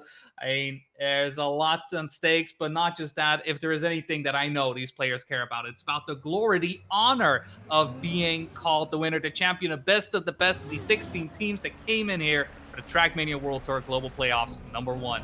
As we get started with round number 1, the field is let loose and we're racing already. We're finding a little bit of a setback from Binks on the way into checkpoint number 2, turning in a little bit too early while his wheels were still wet here. And Pack also losing a lot of time in that ice slide compared to the leading duo of Otak and Carl Jr. Currently, it's in favor of the man from Team Bokeh, leading by about 0.3 of a second, 0.2 now, as we head onto the bumper towards checkpoint number 5 at the end of sector number 1. A 31.483 split for Otak looks very, very lively, and Race C goes very close to the apex in the foot bath from checkpoint 6 through to 7. Carl and Pack still in second and third. Binks trying to catch back up to Pack to try and put a challenge on that third place to try and get a victory on the cards for Team Bokeh. Currently, Otak still leading with a pretty healthy margin of 0.3. The margin can be wiped out at the transfer, but does not get wiped out as the exit was somewhat equivalent between the Frenchman and the Canadian. But Binks did manage to get ahead of Pack by a few thousandths of a second. It's still going to be all to play for, but Otak pulls off the road, promoting Carl into the lead. Binks does manage to pick up the slack and pick up second place to avoid the L's being dealt by the Puff Bros. So Bokeh does get on the board, but so did the Puff Bros, who take the lead 2-1. Carl clocking in at 106.380. It was looking so good. I'm thinking we could have been seeing a 0.0 from Otak at the pace that he was running out. Such a shame that he fell off the road at the final corner. Yeah, I mean, it could have been a whole lot better, but at the same time, a whole lot worse was seeming as well. A bit of disaster prevention being set up there by Binks after Otak having some issues with that no-break sector. I mean, we've seen it many times already. There's just so little space to really maneuver your way through, and at the same time, you have to contend with the likes of Pack, with the likes of Carl Jr., so it's never easy to keep your cool and keep the pace as high as possible, while at the same time stay consistent. That is the big challenge. That is usually the challenge that players tend to face when dealing with someone like Carl Jr. Right now, the Puff Bros do find themselves in the lead, not just in map score, but also in this round in particular. Pack in first place, Carl Jr. in second, Otak and Binks coming in a little bit hot, but unfortunately Otak finding himself ending up stuck at the top of the spin. Binks this time around, no such attack happening as he did in round number 1, and Carl Jr. Pack just needing to make the way across to get into the risky fin. Carl Jr. just barely having enough speed to actually make it on. You saw a little bit of shakiness entering on to the pole, but an ace is an ace, and the Puff Bros with a 4-point lead on the map pick. Unfortunately for Bokeh. that round, Bokeh were not able to really find any answers at the pace that was being laid down by both Pac and Carl Jr. Pac jipping below the 66-second mark with a 105.985 to the credit of the Englishman, the 2016 world champion, very much looking to be back on song after a bit of a hot moment throughout the match in the lower bracket final versus Swift. As we make our way through round number 3, everybody's still very nice and grouped within a tent of each other as we attack the reverse part. Nobody clipping at the top of the barrier on the inside. Carl leading the pack ahead of Otak, Binks, and Pac currently at the tail end of the field with a 31.498 split. Binks will be taking the lead of the split. Oh, and that's a huge pinch from Carl Jr. clipping the wall at the exit of the footpath on the way towards turn 7, and it will be Pac taking the lead and Binks clipping the top of the checkpoint at checkpoint 8. Pac thus promoted into a pretty sizable gap between himself and Otak at 0.2 of a second. Can Otak pass the spin? Not quite. He actually clips with the right front wheel at the exit, and thus Pac will be enjoying a quite sizable lead over Otak this time around, even more sizable than last time, over a second almost compared to the Frenchman. It will be with a time of another 0.980 within 5 milliseconds of the time from the previous round. Mr. Consistency and speed is at it again, and it will be a 6-2 scoreline in favor of the Puff Bros as Carl Jr. Unfortunately for the Canadian, that bounce from checkpoint 6 through to 7 was extremely costly as he finds himself in last place. Even like with the results being what they are, it also feels a bit like the Puff Bros, like being happy with the results, barely somewhat getting away with it, with Bokeh not being able to take full advantage of that mistake on the side of Carl Jr. And we'll see if this round will be a bit of a difference, as it is not Carl Jr. with the mistake this time around. It is Pac who is a little bit trailing behind. Otak as well in a nice mix in favor of the Puff Bros right now. First and third going their way would be enough to bring the score up to 8-3, but we're not quite done just yet, just halfway through, and still everything to play for. Otak's deficit at the moment, 0.4 of a second. Binks and Carl Jr. though in a rough fight between the two, and at the moment victory seeming to go the way of Carl, but we are going on the ice. We've seen how fast Binks is on the turnaround. Doesn't quite get past Carl Jr. just yet, both matching each other, and Pac actually looming behind. Binks needs to make sure that he keeps his composure through this no-break sector, keeps the wheels on the ground, gets his way in second place, and with Pac coming in third, that is going to be a victory for Puff Bros. 8-3, gap of 5 points. Puff Bros looking to start this match with a scorcher of a match after having some tough rounds initially in the previous match here. Yeah, indeed. They're off to start this match in the right foot with the 8-3 scoreline, a 5-point gap between themselves and Bokeh as they make their first attempt at map point uninterrupted, without any kind of disturbance whatsoever and without any semblance of threat being posed by the Bokeh players, even though Binks tries his best to make himself a force to be reckoned with here at the start of this round. Pac currently leading ahead of Binks, Carl and Otak third and fourth at the moment, and there will be a little bit of a gap between third and second at the moment, with Carl Jr. doing his best to actually claw the gap back down to Binks, and actually the junction has been made, but this time it's at the expense of Pac actually streaking away as Binks had a bit of a slowdown at the exit of checkpoint 6 through to 7, and Pac absolutely punching it very, very far. 0.888 split at the end of Sector 2. This is looking very fast, but he clips at the very top of the transfer. Binks promoted up into the lead, and Otak potentially in with a fight to try and deal the first counter ace that is needed for Team Bokeh. Carl Jr. also slipping away into third position. Otak, Binks, 10 in hand together through to the risky fin, and they start to mount their fight back. 0.352 and a 0.365 for Binks and Otak respectively. The gap slashed from 5 to 2 points in one fell swoop. What a round, what a round. This is just such a close one, and Bokeh waking up, it seems. They've had a bit of a rest, not having to play 2 matches in a row, and instead, perhaps that adrenaline, the pace that was in their fingers, somewhat diminishing in those first couple of rounds, but that round in particular, they did what they needed to do. The ice slide that they have, that second one, they are phenomenal on that. Every single time, if there's ever a moment that there's a player just slightly ahead, that is usually the spot where they find the advantage. With Pac having some issues on the backward section, he does find himself falling down a little bit, but you know what? You can follow behind even further with a line from Binks right there, unable to make it work on the water, and with that, all pressure on Otak to make sure that Puff Bros doesn't just win this round outright. First and third is enough for them to take it here with a 10-7, though Pac wants to get a little bit more, tries to get past Otak with the turnaround. Otak retakes second place though, and Carl Jr. still in first. it's going to come down to Carl Jr. making sure that he can get this last sector down, slows down a little bit, heading towards no breaks, but has the advantage still. And with his nose down into the water, it is going to be the Puff Bros picking up map number 1, 10-7, countering the pick from Bokeh. They are countering the pick from Bokeh, but the next map, which is the first Puff Bros pick of Reunion, is a map where Bokeh can actually retaliate, and we've seen that over the course of the previous matches as well, be it versus Puff Bros in the winner bracket semis or versus Swift in the winner bracket final. They are able to put down quite impressive times. We were on the verge of dipping below the 67-second mark on multiple occasions for Bokeh every time that we've actually been witnessing them on the road here on Karluki's Reunion. And as the two teams are reunited with this map, they're going to be putting it all on the track, leaving absolutely nothing left to chance and letting the stopwatch speak for themselves and potentially burning the timesheets down to the ground as we get started in a couple of seconds with map number 2 of Bokeh versus Puff Bros. And we will be going on board with that little curb cam on the exit of turn number 2 and actually going over the camera. That's a curb camera that has been briefly decommissioned here with that particular perspective. In the meantime, it is going to be Binks that we're following along.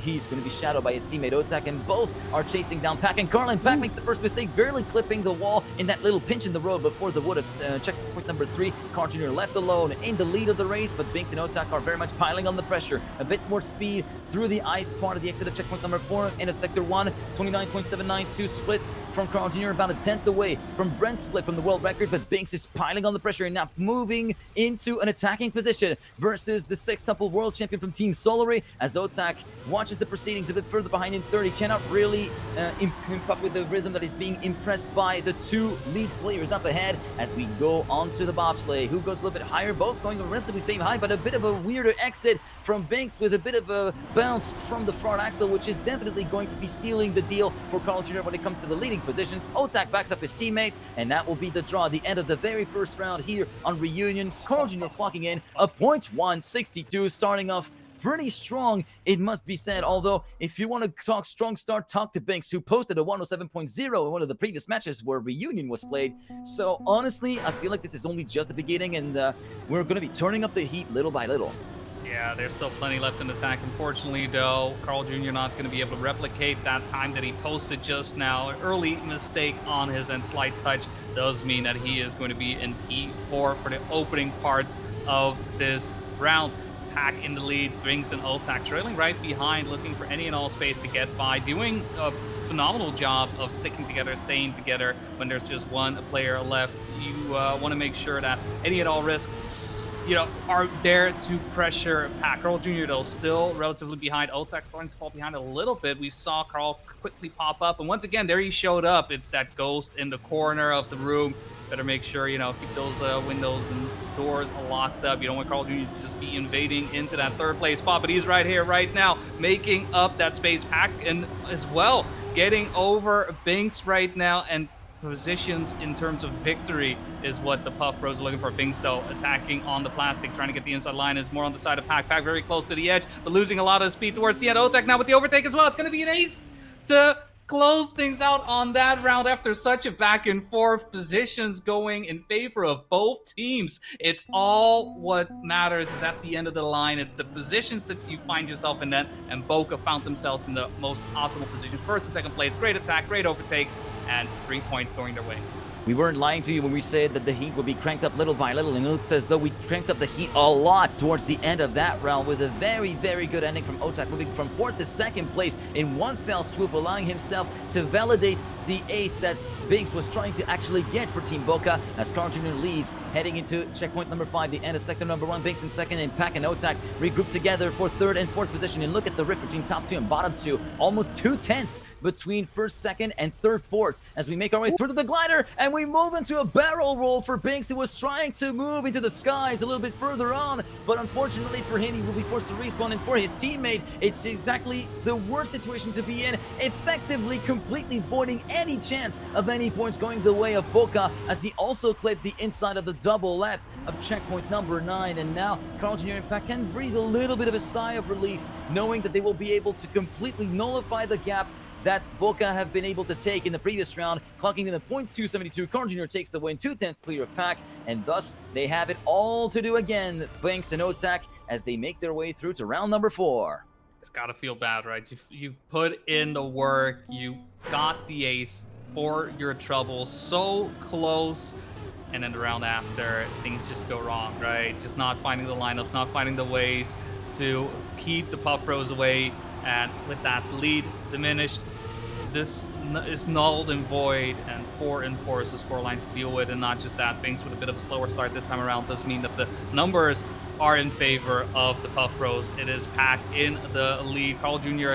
for a little bit of time exchanging that first place with his teammate, and Otak having to look onward, seeing these Puff Bros just exchanging the flag side by side. We'll see how things go. Maybe any barrel rolls will come our way. No such thing will be the case. Carl Jr. with a great turnaround will make sure that he gets the lead a bit firmer. Pack following suit about 1/10 of a second behind. Otak 2/10 of a second. We'll see how the lineup is going into the bobsleigh. Pack and Carl Jr. both looking pretty good. Otak getting a little bit more speed. Will it be enough though to overtake Pack? So far, a bit more of an inside line initially, but then going a bit wider, allowing Pack to get back into second place. But what does this pressure mean? Maybe Pack will feel it. Otak tries to go for the attack, tries to get to the inside line, but no luck thus far. It is Carl Jr. and Pack with the exact same time, giving themselves an ace despite the pressure Otak was putting on the two players. What a way to get an ace.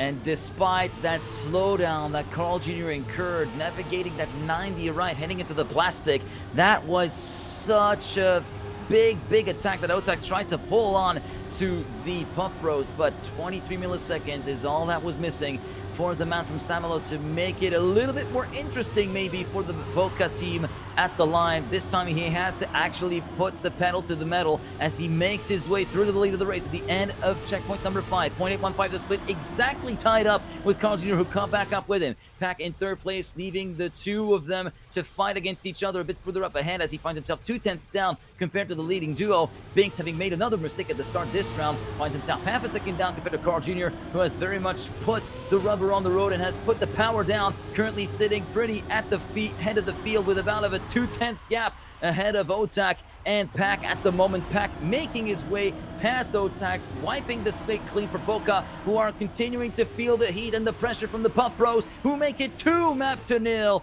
for themselves. 107.202 and a .325 for Pack. 10-4 for the Puff Bros, who lead this best-of-5 series quite convincingly and now have 2 free passes virtually for the overall win in the global playoffs. And they have a big mountain to climb because, as I like to say in Trackmania, if anything can happen, and it usually does, so we have to be very wary on how they actually ascend the map upcoming. I mean, I'm like looking at the result, thinking about it. I'm like, I feel like Puff Bros weren't quite happy getting an ace against them. In fact, they were so unhappy getting an ace against them. They got 3 in a row. They were like, sure, you get the 3 points. We'll do the 3 times 3, right? Just make sure we square that. And they squared it away, make it 2-0 in their favor. Honestly, Puff Bros coming to play. And it feels like the amount of time that the Puff Bros have been able to play in matches have been allowing them to grow in the tournament. It's one of those things that you see quite a bit. Players who play a lot of matches that initially may not look as strong, but as the tournament evolves, as it goes on, they grow to that 100% power that they have. Where the Puff Bros, right, initially in the winners bracket, it's still strong, right, obviously, but looking at the way they were playing in winners bracket versus how they're playing right now, it does feel a lot stronger. Yes, there was the respawn from Pack, nullifying my argument. Don't look at that too hard, all right? Just ignore it for a little bit. The point stands. If you look at how Bokeh was versus Puff Bros initially and how they're playing up against each other right now, Puff Bros is just looking like the stronger team when just a couple of hours ago, Bokeh was the one on a top. Carl Jr. doesn't slide out on the bobsleigh. It's If been you one of the excuse Achilles me, heel. if you have looked at the splits, Carl Jr. is very much on the way to a Oh. potential new world record. What will the stopwatch say? It will be a 106.291. Falling close off the mark from Stubbs. I was patiently looking at the splits. It was a 0.658 after checkpoint 5 and a 0.580 after checkpoint number 8. It was within a tenth ahead of Stubbs' world record. That's why I was trying to get your attention, and sorry for interrupting at that particular point, but we were on the verge of seeing history being made here with the potential new record on Ascension. It wasn't meant to be for a few hundredths of a second, but the time has well and truly been acknowledged by the opposing side, saying nice time, and I think you guys can also say nice time in the chat, because that was some going from Carl Jr. that we've just witnessed as we make our way through to round number 2 now. Pack and Otak set to head into the first sector. 40.742 for Pack, leading by 3 milliseconds at the line versus Binks in third place. And then we also have Carl in P4, Otak in second place. Of course, Binks down to third. We have seen Pack fall down a little bit after a little bit of a heavy set landing on the way towards checkpoint number 7 in that ramp transfer. And we have now a 0.745 split from Otak, who has taken the lead of the race, with Carl Jr. is trying to get back into the running, trying to make the junction with the leader trying to sprint away. A tenth and a half as we move onto the ice line. One of the pain points of Carl Jr. in the previous rounds of matches, but this time it goes through clean. Otak finding himself a little bit slow on the exit, allowing Pack to move up into the lead. Can Carl Jr. make it an ace? The answer is a no, as Otak tried his best to retake the lead at the very end. 9 milliseconds was the only margin separating Pack from Otak. Carl Jr. in third secures the victory for the Puff Bros, allowing the Canadian and the Englishman to take the lead 3-2. Another great set of times, not as fast as we saw in that one round from Carl Jr. Right, so close. This time around it was a 0.4. Still amazing considering that we had 3 players within earshot of each other, just a tenth of a second separating the 3. That is very impressive. The Puff Bros, they keep winning, they keep staying on top. That prediction that we had initially right now is being just put away so hard. Bokeh needing to reinvigorate, need to reinvent themselves, it feels like at this point. Again, that growth into the tournament very much benefiting the Puff Bros. They're coming off of such a high. They have been decimating the lower bracket. Each and every team that they have faced right there has felt the wrath of Pack and Carl Jr. right now. Otak has been doing some great defense. Binks, on the other hand, though, where in the first match, he was able to get, what was it, a 65, 68% first place. This time around, he's on 15. He's not on the game that he's usually on. And with a clip out as well on the bobsleigh, the Bokeh team can be very fortunate to know that Carl Jr. made a bigger mistake earlier on. They will still be able to pick up the round win, but it feels like Bokeh isn't playing the way that they are. Again, it's just such a far 50% difference in first places. It's massive. That is absolutely massive indeed, with Carl Jr. just doing what Carl Jr. does best. That is to say, win rounds, be at the front, be completely undisturbed for the greater part of the matches as we make our way onto the next round with the scores all tied up 4-4 at the end of that round as we make our way through the plastic and onto the wood from checkpoint number 4. Otak leading with Carl Jr. with a big attack to get past Otak and potentially Binks through to checkpoints number 5. 0.668 split at the end of checkpoint 5, and a very heavy clip and checkpoint 6 from, I think it was Binks, that unfortunately was forced to respawn given that he has lost a lot of speed, which was necessary for the ramp transfer before checkpoint 7. Pack still leading quite convincingly ahead of his teammate by 0.2. 0.668 at the split, again looking very, very good, potentially on world record pace right now, as Otak also falls by the wayside with another slowdown through the grass and the switch from bank to flat, and that leaves the Puff Bros with a clear road ahead to score another ace in their sleeves and move on to tournament points here on Ascension. Pack crosses the finish line with a time of a 0.321, moving his personal best by 57 milliseconds, improving from a 0.378, but that mark from Stubbs just does not want to go down. That time will not budge at all, but is that really the most important thing when you have a 3-point lead and your first attempt at a championship point? Big question. I mean, right now the Puff Bros feeling unstoppable on top of the world. Both players driving amazing PB, so close to those world record times, even in rounds where they were already set and done. They keep the pressure up. They keep the pace high. It could easily be done with one round with the way the Puff Bros are driving. Bokeh unable to find themselves. This is where Binks made that mistake last round. This time will make it through unscathed. Get the trees transition in as Carl Jr. does have to respawn, unfortunately unable to navigate that sector as well as the rest of the players. So Pack, for the time being, is going to have to play some defense, has to be on anchor, and he has been showing off how well he has been doing. Otak and Binks, though, because of that, will have an opportunity to get a little bit of a counter in, and going into the bobsleigh, they will be the first two players making their way in. We'll see how the exit is out of the ice. We do see Binks and Otak trading their cars out, and Pack unable to follow suit. That is going to be an ace for Bokeh. Bokeh isn't done just yet. You know what? If you can drive a PB, I can drive a PB as well, says Binks. 106.432. Sounding like a bit of a countdown towards the end of map number 3. It's going to be 7-7, an ace for Bokeh. Still everything to play for. Bokeh still hanging in there, and with the chance of actually drawing this game a little bit out towards a game number 4, which will be taking place on Limbo if Bokeh were able to snatch the map away from Puff Bros' control. As we make our way through to the next round, Binks will be falling a little bit further behind along with Pack after the starting checkpoint 22. No big mistakes to report, actually, just a little bit of a difference in pace and approaches over those first sequences of corners, as we do see Pack unfortunately falling by the wayside for the Puff Bros as he clips the pole at the exit of the chicane from the checkpoints 4 to 5, and that allows Binks to be back in contention and allowing himself to put pressure on Carl Jr., joining up with his teammate Otak at the lead. First and second right now for Bokeh, but it's not all done just yet. They're not out of the woods just yet. Otak and Binks, 43.818 the split into sector number 3 for Otak as Carl Jr. tries to mount a fight for that first place, but he gets the clip in the ring just before heading into the grass, and with that, Bokeh in with a shot of actually getting us through to map number 4 in this grand final, and they will make it work from the first time of asking Binks and Otak first and second, with yet another 0.4 being driven by Binks, a 0.468, 10-7 the score on Ascension. Has the climb really started for Bokeh, though? Only the next map can actually give us an answer, because for now, it's still all up in arms and all up for grabs for both teams, as the chances of victory for Bokeh and the chances of fight back are stuck in limbo, and Vixa's map is going to be the best judge to determine whether Bokeh are worthy of a Game 5 or whether the Puff Bros can thwart them.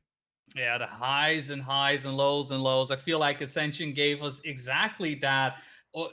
Those last 2 rounds of far cry from what the Puff Bros were able to set up. Perhaps it was a situation where maybe the pressure to get to him, maybe it was Bokeh finally unleashing what they have, but at the same time, looking at the pace that Puff Bros were setting up initially throughout, the first 4 or 5 rounds compared to those last 2, it really came down to inconsistency.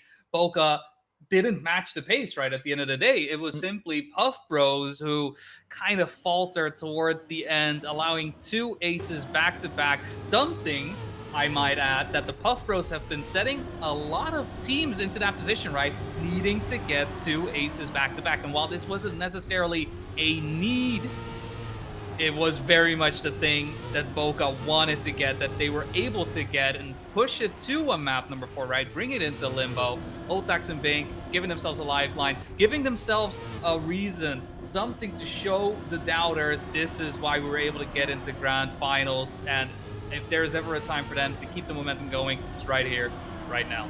Indeed, as we make our way already halfway through the opening round, it will be still a tough fight between the top 4, as we do see one of the players, that was Carl Jr., I think, who messed up the trigger of the reactor from checkpoints 8 through 9, will be forced to respawn, but now Pack on the attack versus Otak as we make our way through the bobsleigh alongside Binks. Pack now up into first place, potentially very provisionally, as we make our way through to the final corner. Otak forced to yield that first place to Pack, as everybody will go for the low line. Otak goes the lowest of the low, and Binks also snipes Pack second place away for less than a 1/10 of a second. 600s on the dot, and Otak clocking in a 0.747. Imagine driving a 0.8 high. You only finish in 3rd place of the round. I mean, look, we had the previous match between Swift and Puff Bros, right? And one of the issues that was unfolding on Limbo were those high jumps, right? There were a couple of high jumps allowing snipes to come in from the Puff Bros. This time around, it was all low jumps, right? It was the right choice. It was the right play. and Bokeh simply getting it a little bit more risky. Pack just, it was a little bit too high, right? It's just a tiny bit too high, and that was all she wrote. That's all it cost. It's 3 aces in a row for Bokeh, and all of a sudden the Puff Bros going from potentially winning it and sweeping it 3-0 to a situation where, oof, we could actually push it to a game number 5. Pack for the moment, though, will be in the lead, waiting for his teammate Carl Jr. to start the link up. Obviously, when I say waiting, I mean he keeps fiving as fast as possible. Binks, unfortunately, doesn't get the turnaround correctly, going for the respawn, and it's all up to Otak to make sure that the lead that they built up with the singular round keeps in their favor. Pack not letting up, going across the bridge, finding himself behind Otak. We'll see how high these players dare to go, or can they go low, low, low? Down we go. Otak holds firm, holds fast, a 105.7 for the Frenchman to make sure that the gap stays at 4-1, 3 points between the two. And Bokeh, they are setting themselves up for this reverse sweep. Yeah, never backing down at the present moment, and Otak able to stand his ground all the way through to the final part of the round, and actually in very convincing fashion. If you looked at the gaps that were actually being set in that second round, Otak very convincingly leading and winning that round individually, allowing himself to pick up the slack from Binks, who unfortunately had a bit of a blunder through to sector number 3. Right now, moving on to our third round here on map 4, and it will be 25.025 for Pack, leading just ahead of Otak and Carl in hot pursuit. Binks a little bit further behind, around a 10.5 to 2 tenths down compared to the leading trio. As we make our way through to checkpoint number 7, we did lose a bit of speed through that corner from Carl Jr., and Otak takes advantage of that situation to move up into second place. Pack still firmly in the lead, 41.735. Who gets the best reactor trigger? It will be actually Carl Jr. continuing to make the junction with Otak and Pack. Binks, having lost a lot of time here in that particular sector, still finds himself half a second behind the leader and around a quarter of a second behind Carl Jr. That gap continuing to widen as time goes on. Pack still holds on and holds off all the attacks from Otak, who has no choice but to go low, but Pack also goes low and clocks in a 0.624, improving his own personal best by 28 milliseconds, allowing the Puff Bros to start their fight back 5-3, still in favor of Bokeh, but the Puff Bros are not done just yet. Last couple of rounds, putting a lot of pressure on Otak. First time around, getting that first place to make sure to get it tied. This time around, falling down into second. Look, I am not one to start a trend, but this feels to be one. It's going to be up to Binks, really, to start to make a bit more of an impact, right? Obviously, they did get the ace, but other than that, the way he was playing initially, just to reiterate and repeat myself on that, during the winter semifinal is not quite the pace that he has been able to show off as consistently, at least, throughout these last couple of rounds. Carl Jr. and Pack, they'll keep mounting the pressure, keep the attack up. They realize they are behind, but unfortunately, sometimes that means taking a risk, and risks don't always pay off. Carl Jr. having to go for the respawn and leaving a Pack to his own devices. Will Pack be able to keep this onslaught going, making sure that Bokeh doesn't get too far away? They're already able to get 1 point back. Over the bridge we go. Pack with a bit more speed, overtaking Binks once again, but Otak staying in front. Pack with the crash. Otak and Binks given the ace just like that. Oh, very close for Otak there at the end, still making it across the edge. No help needed so far in that sense. In fact, we're going to have to call an ambulance, not for Bokeh though. Puff Bros on live support in this map. It's 8-3.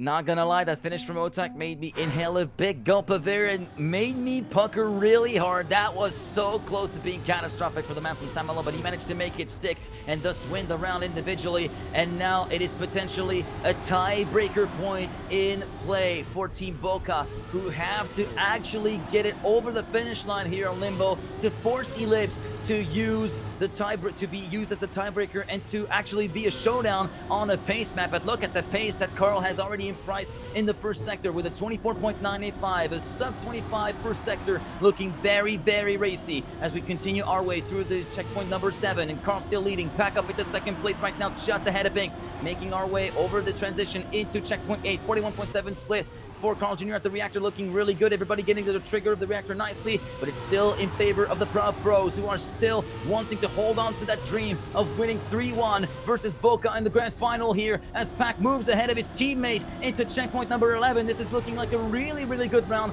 on the part of both of the Puff Bros guys. Are they going to go for the low bounces? You bet that they're going to go for the low bounces. And Pack clocking in a 7:05, 7:57 for Carl Jr. And just like that, the gap gets shut back down from 5 to 2 points of a deficit. The Puff Bros not down and out. Yeah, roping Bokeh back in. They're not done quite yet. I didn't hear no bell is what they're saying. Still, though, behind by 2 points is something to be dealt with. A single victory, it's not quite what they're looking for, but you know what? A crash from Bings, that is exactly what they want, what they need.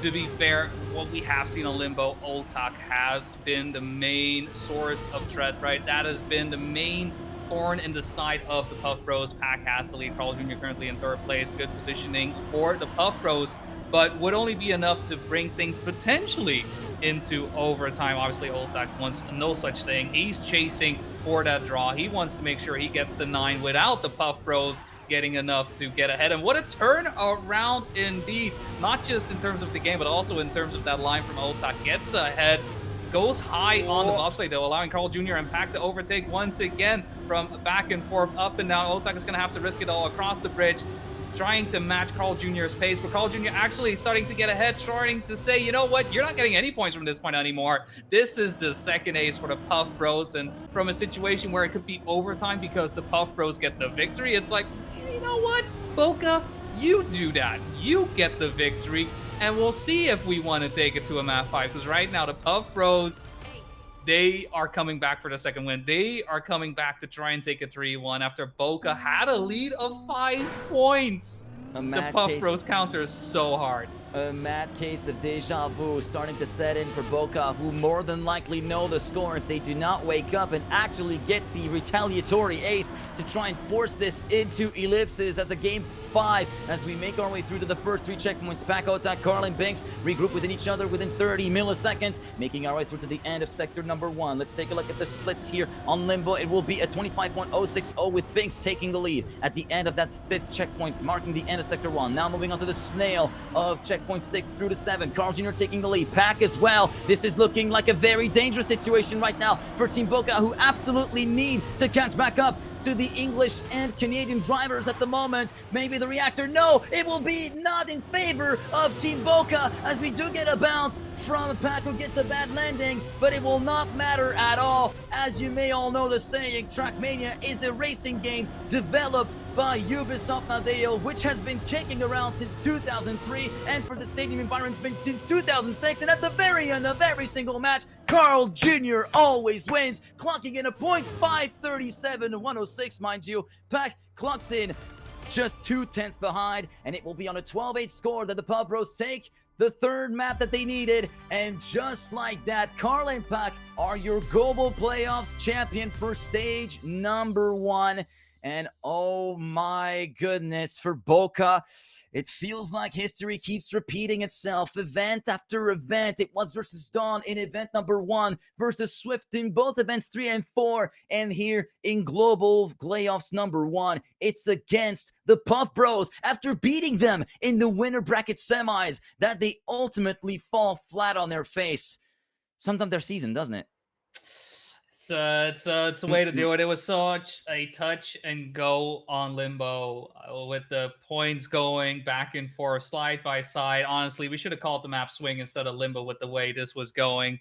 Bokeh had the opportunity, had such a great chance at it. Puff Bros messing up a couple of those rounds, allowing Bokeh to put themselves in such a beautiful position. They were 8-3. The match ended, well, the map, I should say, 8-12. That's how much Bokeh was unable to close things out. And sometimes, look, A, B, C, always be closing. And unfortunately, Bokeh just unable to make that happen, unable to make the reverse sweep of reality. And the Puff Bros, because of that, because of their amazing times being put in, their amazing run through the lower bracket at that sense as well, deservedly winning the grand finals here for global playoffs. With that, they will be walking away with a nice chunk of change, €2,500 going away, and 2,000 points as well for their rankings. I mean, these are the types of steps you want to take, you want to make to make sure that at the end of the season, you may be able to pick up that throne. And who knows, we could get 2 World Cup, two World Tours given to 2 players who are, I don't know, one of them I think is kind of used to getting it, right? Yeah, Maybe one like of number them's kind of 7's of used sorts. to. The other one's been Yeah. trying to chase that for almost 9 years after picking up his first world title. Yeah, As we're yeah. going to be giving you a final rundown of the bracket after all is said and done at the end of 2 grueling days of competition here in the global playoffs. Here it is. You can see it at the right-hand side of the screen. The Puff Bros win 3-1 versus Bokeh. We will not get to see Ellipse being played as Game 5. Very unfortunately for us. We were expecting maybe a little bit more from Bokeh. Unfortunately, it seems as though they ran out of steam a little bit too quickly here in that matchup, but still give a round of applause to everybody involved, no matter their placing. They gave us a great show over the course of that day of competition. Over the course of the last 2 days, we've had plenty of interesting matches to sink our teeth into. We've had a lot of pleasure getting these matches live to you guys and covering them to the best of our abilities, sometimes tripping over our words more than other times, but details. But yeah, thank you very much, of course, for being alongside us for the ride. And actually, I do want to give a big shout out to someone you may not see on camera, but has been doing God's work behind the scenes. It's the one and only Patster, who is in charge of production behind the scenes. You may not see him on camera, but he's been the one pushing the buttons, updating the titles and whatnot, getting the brackets, actually shown on the screen and whatnot. He has been doing excellent work throughout this weekend. And also, thank you very much to you guys for watching. And we hope to see you very, very soon on some other adventures in the Trackmania world or otherwise, you may know. But yeah, do you have any words that you want to say, Boney, before we actually have to give back the microphone or the talking stick? The floor is yours. I honestly am just happy to see each and every one of these teams, play to the best of their abilities. Hopefully everybody not just having a good time, but also happy with the results. Obviously, if it isn't so, hey, there's always season 2, right? We are going into it next week as well, right? With the APAC qualifiers once again. And I'm just looking forward to seeing what all of these teams bring. And obviously everybody coming in, people admitting, I know that's been happening quite a lot on the background as well.